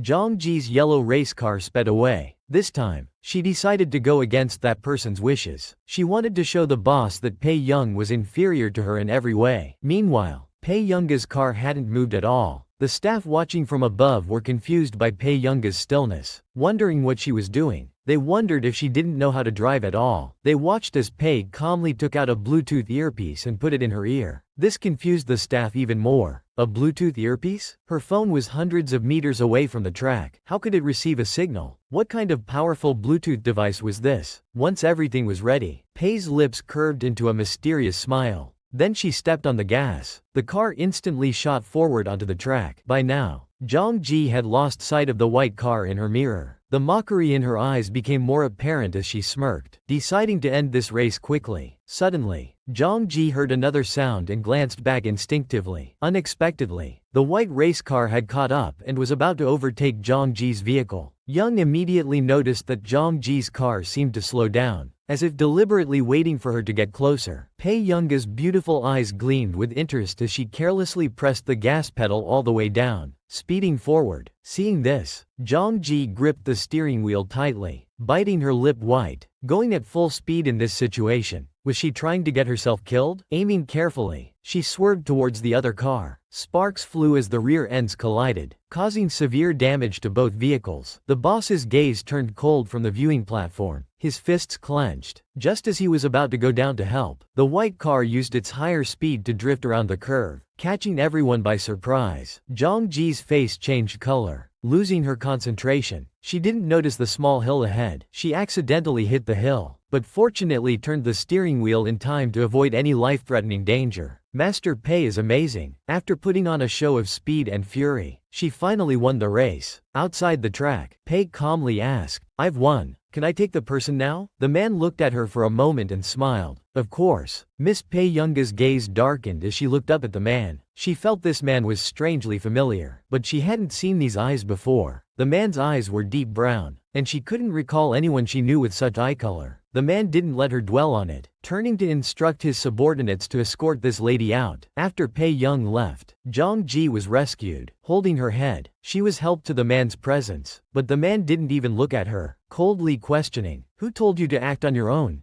Zhang Ji bit her lip, wanting to explain, but the man gave her no chance, calmly saying, "Go back and accept your punishment." Clearly, the man had genuine feelings. At this moment, he removed his mask, revealing a clean, handsome face. At N's entrance, the staff respectfully said to Pei Young, "Miss, you're amazing. You can leave with your card and friend now." Pei Young walked out unhurriedly. Wen Juyuan behind her couldn't help asking, "Why did you save me?" Pei Young replied indifferently, "No reason. My relationship with Yu Hanren isn't that bad. Consider it a favor he owes me." Wen Juwan's face turned uncomfortable. "Aren't you afraid I'm a threat?" Pei Young's eyes curved up as she glanced at her casually. "Miss Wen, what I want, no one can take away." Wen Juyuan felt an inexplicable loss, seemingly understanding her special place in Huo Zaidu's heart. At the Huo residence, Pei Young, fresh from her shower, was worrying about how to tell Master Du about her plans to go abroad. Just as she reached the stairs, she saw Master Du had somehow arrived. He had already returned and was sitting on the sofa having a video conference with Gao Chun. The man's refined features were composed, his cold almond eyes deep and dangerous, emanating an inexplicable aggression. His thin red lips curved into a smile. He threw the documents on the table. "Is this what you give me after 2 weeks?" The executives in the meeting didn't dare say a word. Suddenly, the man sensed someone standing opposite him. He lifted his deep eyes, unexpectedly seeing Pei Young. Master Du examined the girl before him wearing a white shirt, her slender long legs dazzlingly white. The allure beneath her shirt seemed visible at any moment. His eyes gradually darkened. "Coming out dressed like that, aren't you afraid of being caught on video? Submit another proposal to me tomorrow." Meeting adjourned, Du said before ending the video call. Little troublemaker Yun Yun was causing trouble again. She was even caught by old Madame Huo, who was ready to start pressuring them about marriage. Master Du ended the meeting, cleared his throat, and didn't dare look at Pei Young as he told her to go upstairs and dry her hair. After reminding her, Master Du pretended to continue working, but his mind was wandering to other things. Unable to concentrate, Pei Young raised her eyebrows slightly. This person had a completely different attitude when sober. Pei Young sat on the carpet, resting her chin on her hand, looking at the man with beautiful, bright eyes. "Brother is discriminating against me." Before Young could finish speaking, Master Du interrupted her. He pinched her cheeks, telling her he was busy today but would take her out in a few days if she wanted to play. Unexpectedly, the next moment, the young lady grabbed his wrist. Master Du's gaze sharpened as he looked at the little girl holding his wrist. Before he could react, the girl's sweet, faint fragrance drew closer as she directly sat on his straight suit pants. Her delicate, fair arms gently hooked around his neck. Du tried to maintain his composure, wanting to pull her down. "Yun Yun, get down." but unexpectedly, the next second, the young girl held on tighter, sitting face to face on his legs, half kneeling on the sofa, pressing against him like a reincarnated enchantress. Just as Master Du was about to say something, his peripheral vision caught something else. His gaze changed. He suddenly picked up the person in his arms and walked upstairs. This sudden movement made Pei Young instinctively hold onto Du's neck, her body practically pressed against his. From a distance, the girl's legs wrapped around his waist, her arms around his neck. The embrace was so suggestive it made one's face burn. Just as Pei Young was about to speak, she suddenly made eye contact with the shocked old madam who was holding a food box at the door. Why did they always encounter such situations? As Young was considering whether to greet the old madam, the man carrying her somehow freed one hand and somewhat helplessly pressed her head down. Young buried her face in the man's shoulder, unable to see anything, but could feel that his body seemed somewhat hot. In this position, Huo Shidu carried her upstairs. The old madam standing in the living room felt like she might faint. What had she just seen? How could she still believe Shiju's words that nothing would happen between them? How could nothing have happened? Upstairs, Pei Young was placed in a corner by the wall. Master Du raised his index finger and gently poked her forehead. Stand here as punishment, little troublemaker. Young's heart skipped a beat inexplicably. After speaking, Master Du turned and went downstairs. From behind the wall, a head slowly peeked out. Pei Young waved to the old madam from behind the wall, showing no signs of embarrassment. At this moment, the old madam realized she was the most embarrassed person in the room. Du Shenqi sat casually on the sofa without any awkwardness. Old madam, what brings you here at this time? The old madam immediately sensed she had come at an inappropriate time and angrily blurted out, what else could it be? To talk about your marriage. Master Du was startled by these words and looked up at the old madam. Meanwhile, Pei was hiding around the corner with a red face, playing ostrich. Oh no. Oh no. Was Master Du going to have an arranged marriage? And the match wasn't even Pei. After seeing such a stimulating scene, the old madam blurted out that she had come about Master Du's marriage. These words shocked all three people present. The old madam finally came to her senses. Realizing she wasn't thinking clearly, she quickly explained, it's about your grandfather's business partner's family's marriage matter. Du's gaze deepened. I don't want to see him. The old madam wanted to say something but finally just left with a silent sigh. At that time, Fernandez was chatting with and he asked Shi-Du with a worried face, won't he come back this time? Higgins's business has returned. They say he plans to cooperate with Delaney. Since Delaney connected with that hot new scientific noble, they've developed rapidly. Taking advantage of this meeting opportunity, a marriage alliance between our families would be the best choice. Fernandez pondered for a moment and said, about the marriage alliance, Shi-Du has other arrangements. You should choose someone else. After saying this, Fernandez thought silently that he needed to find an opportunity to meet that girl. At the mansion with Yun Ji, just arriving home, they heard Qin Yu's slightly excited voice. Yun Ji is back. Pei Yun Ji looked at Qin Yu, and after a while said, second brother. Qin Yu didn't mind Pei Yun Ji's reluctant address, and couldn't help but feel elated after hearing her call him second brother. At this moment, Pei Yun Ji also saw Zhang Shengling and Huo Shi-Du sitting in the living room, and instinctively called out, Elder Zhang. Huo Shi-Du's expression was unreadable. He casually and lazily glanced at the overseas documents on the table. They were leaving tomorrow, and these documents couldn't have been prepared in just a day or two. Obviously, she had been hiding this from him. Master Du looked at the young girl before him,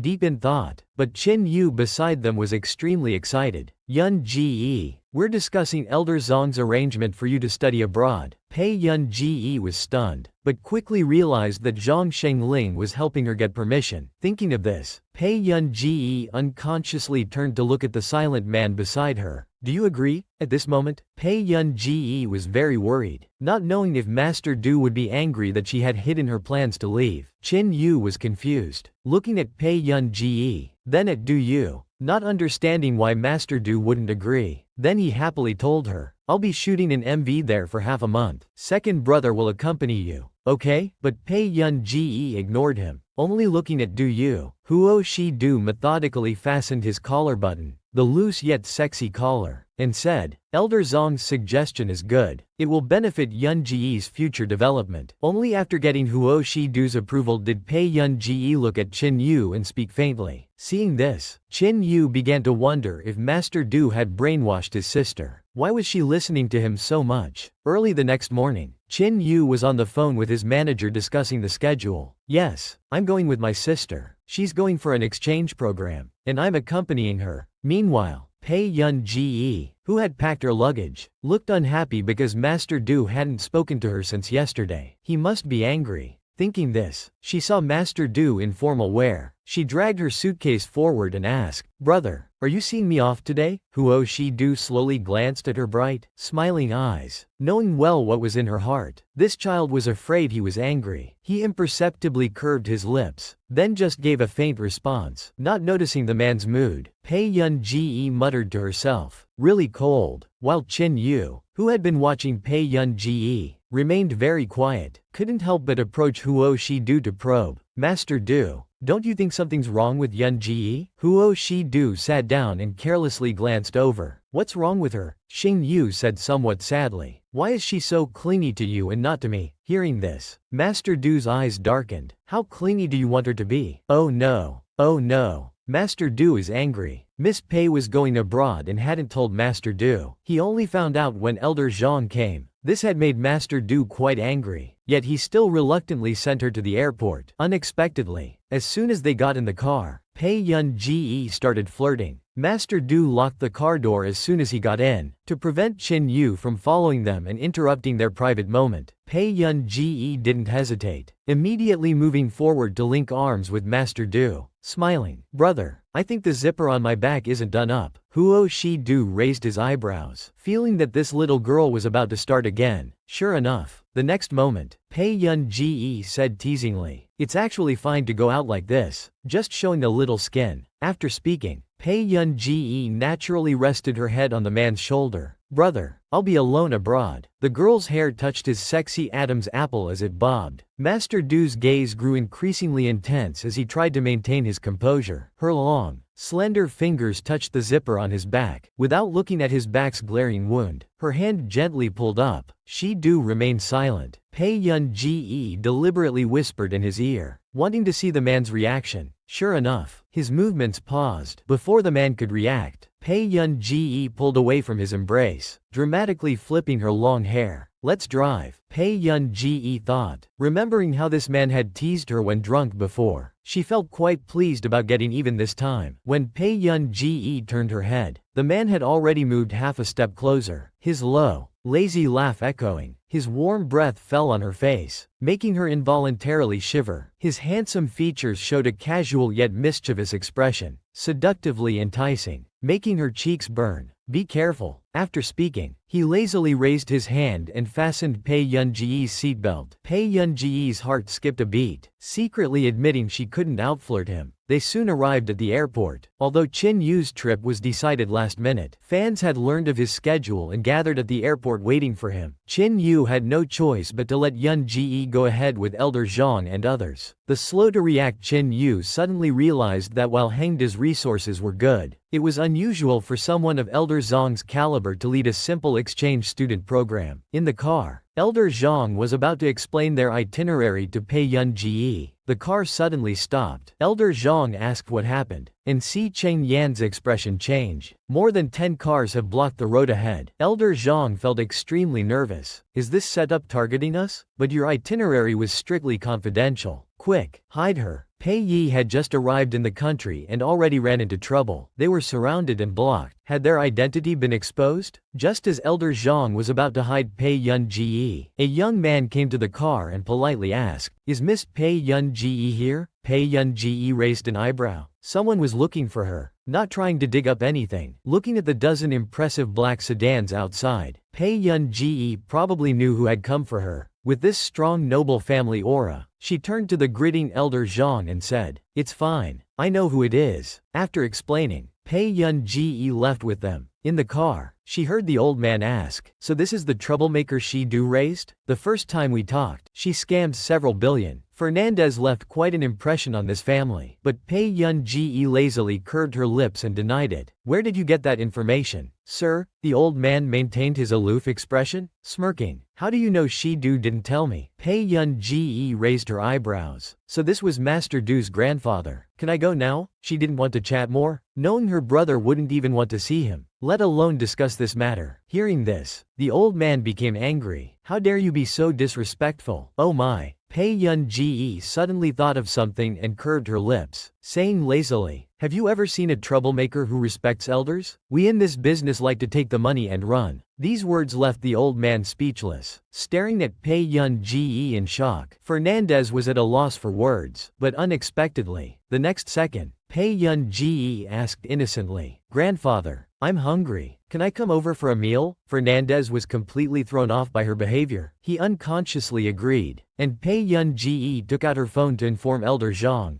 After Pei Yun-ge finished her lengthy explanation to Elder Zhang, Fernandez finally realized why he was being so nice to this troublemaker. Meanwhile, by the Anhe family pool, a woman in a purple swimsuit lay gracefully on a beach chair, calling Fernandez. Since leaving to pick up that American girl, they've gone to the White Swan Manor. The girl dismissed it indifferently. She's just lucky to catch She-do's eye. All she has is a pretty face. Fernandez will soon understand that an alliance with the Anhe family is the best choice. Just then, the butler brought in Qin Yujiao, and the woman seemed to notice her presence. She raised her eyebrows slightly and removed her sunglasses, revealing an exquisite face. "Lu Jiao is very happy to meet you. I've seen your performance at Yin Chen. You have talent. I admire your abilities. If you study hard, you'll quickly get everything you want. What are your plans next?" Qin Yujiao replied excitedly. "I hope to participate in the English Association's formal recital." Qin Yujiao looked at the woman, feeling somewhat dissatisfied. It was not easy to meet this Miss Anhe. She must seize this opportunity to participate in the recital. The woman laughed, her eyes showing coquettishness. "Yu Jiao, isn't your gold too modest?" The woman picked up her wine glass and swirled it gently, speaking with a detached yet confident tone. "Stay here for a year, and I'll help you get what you want." But internally, she calculated that by then, the boxing hero's connections would help the Anhe family stand even higher. Qin Yujiao's gaze was determined. "I'll stay." Contempt flashed in Qin Yujiao's eyes. "When I return, Pei Yun-ge will only be able to look up to me." At this moment, Miss Anhe's eyes gleamed. "Soon, you'll understand who is truly the most suitable person for you." Pei Yi had just arrived in the country and immediately entered meet the family mode. She even had the Fernandez family head personally serving her meal. At White Swan Manor, Pei Yun-ge used a silver fork to pick at a steak while leisurely reviewing the itinerary St. Lin had arranged for her. But unexpectedly, her phone was snatched away the next second. Fernandez, displeased, put the phone where Yun-ge couldn't reach it. No phones during meals. He then took the plate from in front of Pei Yun-ge. Taking up a knife and fork, he carefully cut the meat while grumbling. "What kind of table manners are these?" Meanwhile, on Pei Yun-ge's phone, Shang Yan had sent a message saying he would go to the manor first, preparing for her to come over anytime. In Shang Yan's car, his assistant was frantically complaining. "Doesn't this heir plan to check on the group soon? Those old-timers at the group are getting restless, waiting to see what kind of heir the old master has found." As the assistant spoke, Shang Yan's expression grew increasingly dark. The assistant, breaking into a cold sweat, dared not continue and quickly changed the subject. "Master Shang, we're almost there." Shang Yan looked at the manor before him, his eyes showing faint sadness. After Nancy left, this manor has been empty for too long. The butler at White Swan Manor across the way noticed and was puzzled to see someone at Brighton Manor. "The neighbors have returned?" He turned and approached Fernandez, calling out, "Sir." Fernandez ignored him, placing the cut steak in front of Pei Yun-ge while pretending to be stern. "Can't even eat properly." After this, Fernandez turned to the butler and asked what the matter was. The butler was shocked to see the master, who had never served anyone in 8 generations, carefully cutting steak for Pei Yun-ge. After his internal commentary, the butler got to the point. "Our neighbors seem to have returned." Fernandez paused. "The Brighton Manor across the way? Nancy used to live there, but she's long gone now. Who could own it now?" The butler quickly shared what he'd learned. "Not sure, but it seems to be someone from Country 1. Brighton and ours are the 2 largest noble manors in Neely, Anyone living there must have status no less than the 4 major families. Just as the butler finished speaking, Pei Yun-ge started coughing. Fernandez was startled and immediately poured her some tea, thinking it wasn't enough. He instructed the butler, "Go prepare some juice for her." The butler turned to comply, internally weeping. This doesn't seem like someone raised by Master Du. She must be the old master's secret daughter. Soon the butler returned to remind, "Sir, the room for the young lady is ready." Pei Yun-ge declined. "No need. I have accommodation. Thank you." Butler. Fernandez frowned at Pei Yun-ge. "You're staying elsewhere?" Pei Yun-ge replied calmly. "I'm here as an exchange student, so I'll stay in the student dormitory." Fernandez pondered. "I happen to have business with Lee. I'll take you there." Pei Yun-ge's eyes flickered, and she could only agree. Master Pei was about to enter face-slapping mode. Master Pei falsely claimed he was going to Neely University as an exchange student. Unexpectedly, Fernandez offered to take him there. Yun-ge had no choice but to agree. In the car, Fernandez looked displeased. "Which department are you attending?" The question caught Yun-ge off guard, as he had just made it up. Coincidentally, a student carrying computer science textbooks walked past outside. Yun-ge immediately replied, "Computer Science Department." This response shocked Fernandez. Computer science was Neely University's flagship program. Though he thought Yun-ge should focus on studies at his age, he hadn't expected him to subject himself to the brutality of the computer science department. Fernandez wanted to say more, but Yun-ge didn't give him the chance. Quickly getting out of the car, "Grandfather, I'm heading to class now." Just as Pei Yun-ge walked away, another car arrived at the university entrance. Inside, He excitedly explained to Qin Lu Jiao. "Lu Jiao, I'll take you to meet someone who's an important member of the English Association and a professor at Neely University. You must seize this opportunity." Qin Yu Jiao quickly agreed but suddenly spotted a familiar figure. It was Pei Yun-ge. Qin Yu Jiao's face instantly twisted with anger. Impossible. How could he be here? Pei Yun-ge didn't know Qin Yu Jiao was also in Neely. To appease Fernandez, Yun-ge randomly picked a class, planning to attend one session before leaving. However, the professor had only lectured for 20 minutes before assigning exercises to students, which confused Pei Yun-ge. Soon, they heard the professor's voice. "You in front, come up here. I'm surprised someone from Country 1 dared to take my class. I heard your country's research level is still 20 years behind ours." Professor Bryce's words made most students watch with heightened interest. While several Country 1 students looked particularly uncomfortable, they complained among themselves. "Professor Bryce has always disliked people from Country 1. If I hadn't failed to get other professors, I wouldn't have taken his class. I heard a student reported him before, but the school only made him write an apology while the student was denied graduation." Pei Yun-ge heard every word. The girl at the podium couldn't write a single word. Professor Bryce immediately questioned coldly, "If you can't solve this, is this how you treat my class? At this rate, you'll never keep up with our school's academic standards." Professor Bryce's words became increasingly outrageous and offensive. "Some people who can't handle it should just go back to their country. Stop embarrassing yourselves out here. Don't make people think your country has no one with research aptitude." The humiliated girl on stage looked mortified. She wanted to retort but was interrupted by another voice. "Is this the level of Neely University professors?" Professor Bryce's face darkened. "Who are you?" He looked at Pei Yun-ge with a cold sneer. "If you're not part of this class, you should quietly leave." Then Pei Yun-ge slowly stood up, with spirited yet unsubmissive eyes, though his gaze remained empty. "Are you saying you want to come up and solve the problem?" Professor Bryce's tone was full of mockery and contempt. Pei Yun-ge smiled carelessly. "Since I'm here, how can I not cause a scene?" Master Pei was about to make trouble. A university professor discriminating against foreign students, humiliating Country 1 students in class. Master Pei witnessed this scene. Would Master Pei let this slide? He immediately prepared to face slap. Pei Yun-ge slowly walked to the podium, picked up chalk, and carefully wrote the answer on the blackboard. Pei Yun-ge also picked up the remote from the podium, leisurely explaining all the minor flaws in Professor Bryce's lecture, including the static load value FM he had mentioned earlier. Seeing the class was almost over, Pei Yun-ge stopped. "That's all for now." By now, Bryce was getting goosebumps. What Pei Yun-ge had just explained was both deep and broad in scope. Some content was even difficult for him to follow. He couldn't keep up with the thinking of this young girl before him, whose knowledge was surprisingly vast. He was about to go crazy. Pei Yun-ji playfully broke the chalk in his hand, his gaze dark but lips curved. Professor Bryce, people shouldn't just have research aptitude, they need some brains too. Pei Yun-ji's abilities could be described as terrifying, far surpassing his peers. Professor Bryce pointed at Pei Yun-ji, his face dark with anger, trembling as he shouted, Get out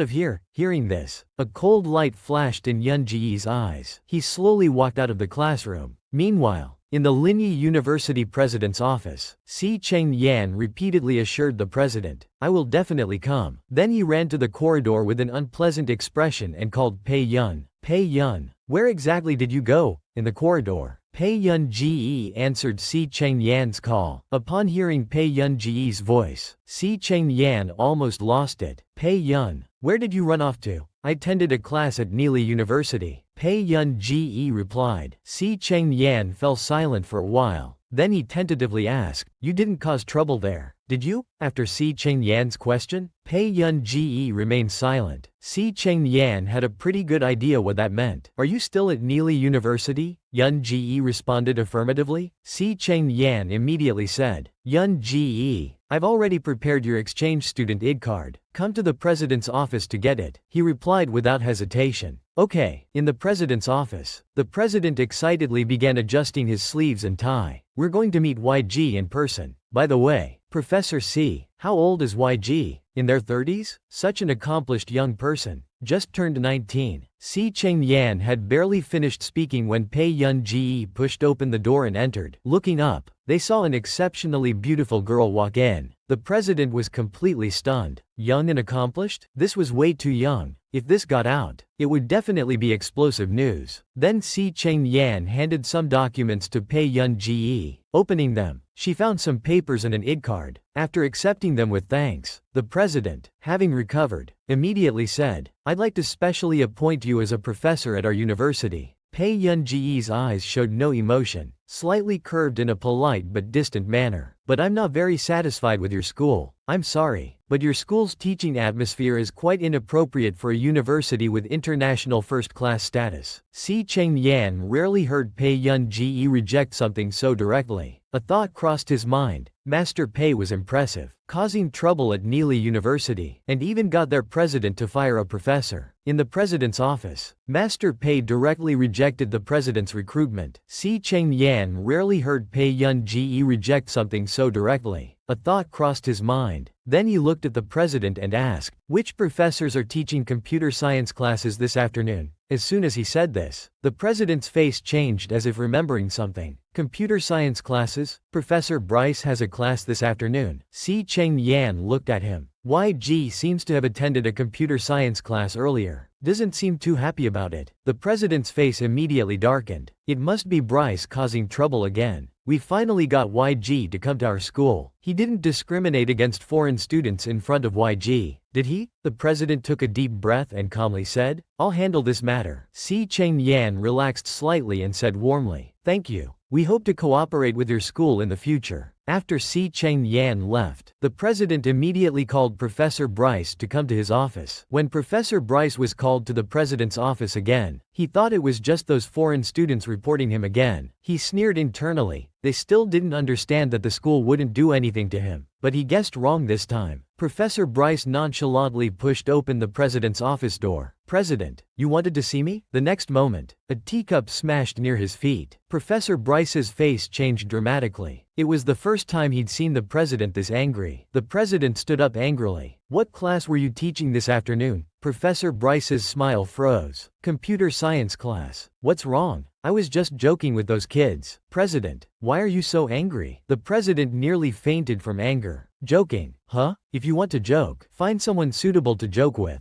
Get out of Neely University." At these words, Professor Bryce's face changed completely. Only then did he realize the severity of the situation. That afternoon, the school issued a notice, Professor Bryce's termination letter. It clearly stated the reason was intentional discrimination and similar behaviors like Professor Bryce's. This shocked all faculty and students. No one expected Professor Bryce would be fired. The next day in the classroom, the professor frowned puzzledly at the list in his hand. "When did we get an exchange student. The list had been placed on his desk that morning. Pei Yun Ge. The professor called out to the classroom, but there was no response. Just as the professor's expression was turning sour and he called out, Pei Yun Ge, again, a leisurely voice suddenly rang out from the doorway. Sorry, professor. I'm late. Everyone turned to see a beautiful, bright-looking girl with lazy eyes and an untamed air that made people almost dazed. The professor felt Pei Yun Ge's tone was quite sincere, and because of her face, his expression softened. Please sit down. Pei Yun Ge found a seat. The girl sitting next to her looked surprised. Isn't this the girl who helped them deal with Professor Bryce yesterday? She didn't expect her to be the exchange student. Have you ever seen someone like this? They keep trying to give her shares even when she doesn't want them, and won't take no for an answer. In the classroom, the professor told everyone to form their own project groups and submit the list to him by the end of the day. After saying this, he left immediately. The students were now privately forming groups. Everyone was rushing to team up with the top students in the class, afraid of ending up in a poor team. But there would always be leftover students. Lilia walked up to Song Yao with a condescending expression. Song Yao, want to join my team? Even though you took a 2-3 month break, I believe in your abilities. Unexpectedly, Song Yao rejected without hesitation and walked towards Pei Yun Ge. He sat in front of her and smiled. Hi, I'm Song Yao. Can I join your team? Song Yao didn't hide his intention to connect with Pei Yun Ge at all. He looked at Pei Yun Ge excitedly. Was that you yesterday? Pei Yun Ge curved her lips slightly. Hello, I'm Pei Yun Ge. Lilia couldn't believe Song Yao would choose to compete with the new exchange student. That exchange student didn't know anything yet. Why would Song Yao, with his abilities, want to compete with her? No one expected Song Yao to choose to team up with the exchange student. Everyone was discussing it, especially Lilia. They were determined to win first place. A girl nearby said, Delaney is very strict in selecting people. Even our Neely students find it hard to get in. The report in 4 days is a very important plan. Lilia curved her lips, saying confidently, no rush. We still have 4 or 5 days. There won't be any problems. A dark glint flashed in Lilia's eyes. Thinking they could turn things around with just Song Yao, she had already secured Delaney's project team for herself. Little did they know, at that moment, Delaney was messaging Pei Yun Ge. Are you busy? Pei? Along with the message came Delaney Group's shared transfer agreement. Seeing the message, Pei Yun Ge's eyelid twitched. In the conference room, Delaney was having a meeting. The company's executives were very unsettled. The entire academic circle in both countries wanted to recruit YG, but Higgins got there first. If YG joined Higgins' camp, they would need to reconsider their group's development.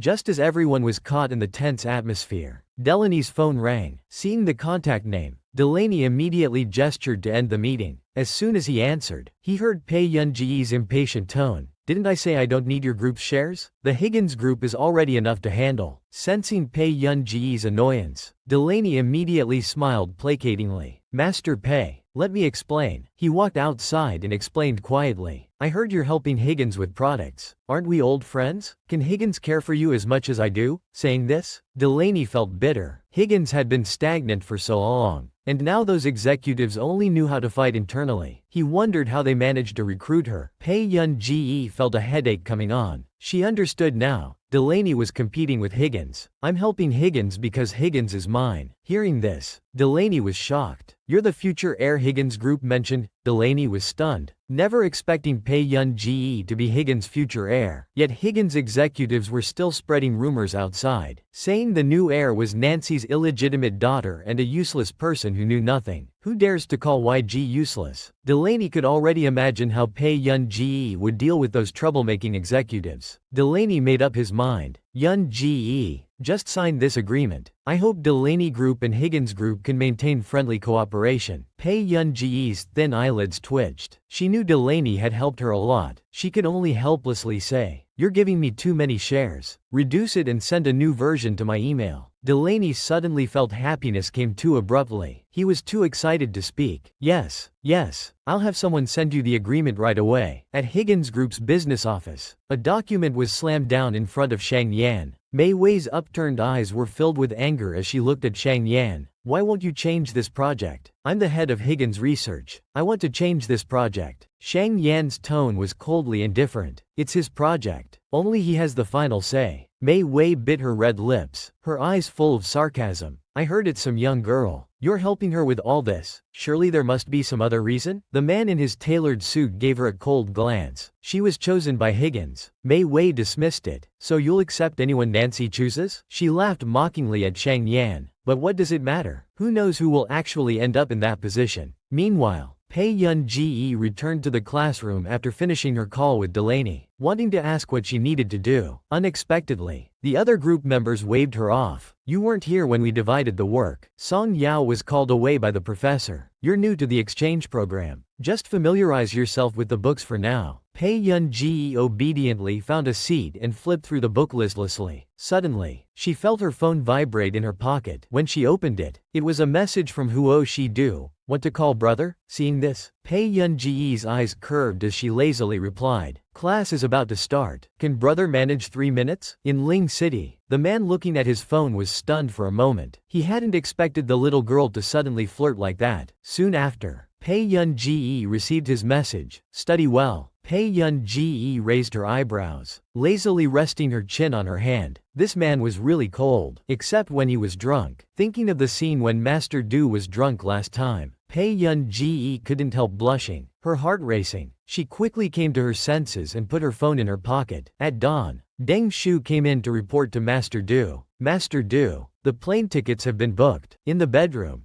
Du just looked at his phone and gave a faint response. Is Master Du going to chase after his wife? Seeing this, Pei Yun-ji's eyes curved as she lazily replied to him. Class is about to start. Can brother manage 3 minutes? In Ling City, the man looking at his phone was stunned for a moment. He hadn't expected the little girl to suddenly flirt like that. Soon after, Pei Yun-ji received his message. Study well. Pei Yun-ji raised her eyebrows, lazily resting her chin on her hand. This man was really cold, except when he was drunk. Thinking of the scene when Master Du was drunk last time, Pei Yun-ji couldn't help blushing, her heart racing. She quickly came to her senses and put her phone in her pocket. At dawn, Zheng Shu came in to report to Master Du that his plane tickets had been booked. Huo Shi-du just looked at his phone and gave a faint response. Is Master Du going to chase after his wife? A master's touch is unmistakable. When Master Pei makes a move, the whole clan is amazed. When Pei Yun-ji first came to ND University as an exchange student, her project group members thought she couldn't handle anything, so they didn't let her manage anything. Bored, Pei Yun-ji could only silently flip through books on the side. Finally, at noon, they decided to go for lunch, but when they asked Pei Yun-ji, she declined. As everyone left the classroom, they complained. The timeline is too tight this time. It's so difficult. Song Yao still needs to come back tonight to rush the report. After everyone left, Yun-ji noticed they had left their project laptop behind. Curiosity got the better of her. Yun-ji took the laptop to look at what they had written. After reading their project, she frowned. The project was written terribly. Unable to bear it anymore, Master Pei took the laptop and started typing away. In the afternoon, when Song Yao returned from the professor's office, team members entered the classroom, updating him about their morning progress. The report wasn't finished yet. Take a look first, a team member said, checking the computer. Upon seeing the content, they were stunned. The entire project was completed. Looking through the report, it seemed both familiar yet strange. Only their original framework remained. It was essentially a completely rewritten report. Song Yao became increasingly shocked. The professional content covered multiple fields. Throughout the paper, everything was precisely technical. Even Song Yao had trouble understanding some parts. Song Yao instinctively asked who was the last to leave. After a moment's hesitation, the team member said, Pei Yun-ji. Everyone fell silent. Song Yao was about to say something when a team member interrupted. But that's impossible. She just came as an exchange student and hasn't participated in the report all morning. We can't even understand this report. How could a high school student write it? And we were only gone for half an hour. This quality of report would take at least a month to write. Song Yao was confused about why Pei Yun-ji hadn't mentioned she was capable of so much. 3 days passed, and Lilia's group also finished their report. They relaxed, and during chat time, Lilia suddenly asked Song Yao, how is that group preparing? Haven't seen them recently. Who knows what they're up to? Haven't seen them these past 2 days. Anyway, group presentations are coming up. Another girl couldn't help but gloat. If I were Song Yao, I'd cry. 2 bottom performers and an exchange student who knows nothing. What terrible teammates. Hearing this, Lilia's lips curved into a smile. Soon, the professor came to the classroom with the grades. Everyone quiet. Now I'll announce the group report scores. After saying this, the professor began announcing grades. Sandy's group 38 points, Sunny's group 41 points, Alina's group 36 points, Lilia's group 55 points. When Lilia's group score was announced, the whole class was stunned. Students discussed how amazing it was, just 5 points short of perfect. It was the highest in class. Lilia smiled, casting a subtle glance at Song Yao, secretly mocking her for rejecting her to join that dead-end exchange student team. With Song Yao leading a bunch of deadweights, what could they possibly achieve? I've definitely won this time. But the face slapping came too quickly. The next second, the professor announced Song Yao's group got 60 points. The classroom fell silent. Lilia couldn't smile anymore. Thoroughly humiliated, she couldn't understand how Song Yao, leading 4 deadweights, could improve so dramatically. Lilia was full of resentment, clenching her fists and grinding her teeth, thinking she must get this report. After announcing the grades, the professor explained the scoring rules for this project. The group report content was worth 60 points maximum, the presentation worth 40 points maximum. The sum of these 2 parts would be the group's final score. Please prepare well for this afternoon's presentation. At this time, Song Yao was troubled. The report Pei Yun Ge wrote contained too much complex professional knowledge. There wasn't enough time to memorize it all for the presentation. He wasn't sure if Yun Ge would come in the afternoon. She came. Master Du had chased his wife all the way to N country, and started being romantic right at the airport. The next day, Qin Yu went to Pei Yun Ge's residence to find her. After listening to his rambling for a while, Yu said with some helplessness, "I have things to do at school. Can I leave?" Qin Yu was a bit afraid of his sister. Stammering, "Yun Ge, there's one more thing. I originally wanted to go to the department myself, but it's about to rain today. The team can't stop. But if you're busy." When Yun Ge heard Master Du was coming, her tone instantly improved. "Master Du is here?" Xing Yu noticed the difference in her tone and felt awkward. Should be about 40 minutes, before Qin Yu could finish. Pei Yun Ge turned and walked out. "I'll go pick him up." At the airport, Pei Yun Ge rushed all the way and finally arrived on time. She searched everywhere but couldn't find him. She had been so focused on rushing there that only now did she feel the cold on her neck, shivering all over. The next moment, a warm men's scarf wrapped around her neck. She heard a deep male voice that stirred something in her heart. Looking up, she saw a tall, distinguished man in a black coat. While she was staring at Master Du, someone carelessly rushed past nearby. Master Du quickly pulled her by the waist, moving her aside like a doll to avoid the rushing person. The person sincerely apologized. "Sir, I'm sorry for almost running into your girlfriend." Master Du glanced at Pei Yun Ge. At the word, girlfriend, her ears instantly turned red, and she shrank into the scarf. Master Du lifted her chin, staring at her intently. His deep, gentle voice teased in her ear. "Has my little girlfriend gotten thinner?" The man's direct gaze was devastating. She blushed deeply and shrank her neck. Outside the hotel, Zheng Shu was waiting when he saw Lilia hurriedly coming to ask about Master Du. Seeing her, Zheng Shu inwardly groaned, wondering how this young lady knew Master Du would be here. He immediately blocked Lilia. "Miss, Master Du isn't here. Please leave." Lilia pursed her lips and coldly looked at Deng Shu. "Get out of my way." Just then, Master Du's car arrived. As the back door slowly opened, Lilia looked up to see the handsome, distinguished man. Lilia was about to excitedly step forward to greet him, but the next second, her smile completely froze. "Here it comes. Master Pei's love rival has appeared. Let's see how Master Pei handles her rival." Lilia had followed Master Du to the hotel to see him. Shortly after arriving at the hotel entrance, his car pulled up. Before she could excitedly speak, she witnessed the usually cold and distant man carefully embrace the young girl, as if holding something precious. Lilia's smile completely froze as her gaze fell on the person in his arms. Pei Yun Ge lazily leaned against the man's chest, her beautiful eyes drowsy. She always slept well when leaning against him. Seeing Yun Ge's red eyes, Master Du knew she hadn't been sleeping well all this time. The man lowered his voice and chuckled. He whispered in her ear, "To the room? Sleep some more?" Lilia's face had turned extremely ugly. Then Pei Yun Ge also turned toward Lilia, raising her eyebrows. After they made eye contact for a few seconds, Pei Yun Ge suddenly laughed. She lazily leaned against the man's chest. Her fair, slender arms reaching up to wrap around his neck. She tilted her head up intimately and teasingly, gently nuzzling the man's perfect jawline, openly claiming ownership. It's been so long in the car. My waist hurts. The man's gaze darkened, his voice husky. What's the rush? I'll massage it for you when we get to the room. Lilia couldn't bear to watch anymore. With dark, unwilling eyes, she gritted her teeth and shouted at Master Du. Master Du, wouldn't a marriage between our families be better? Why would you choose such a frivolous woman?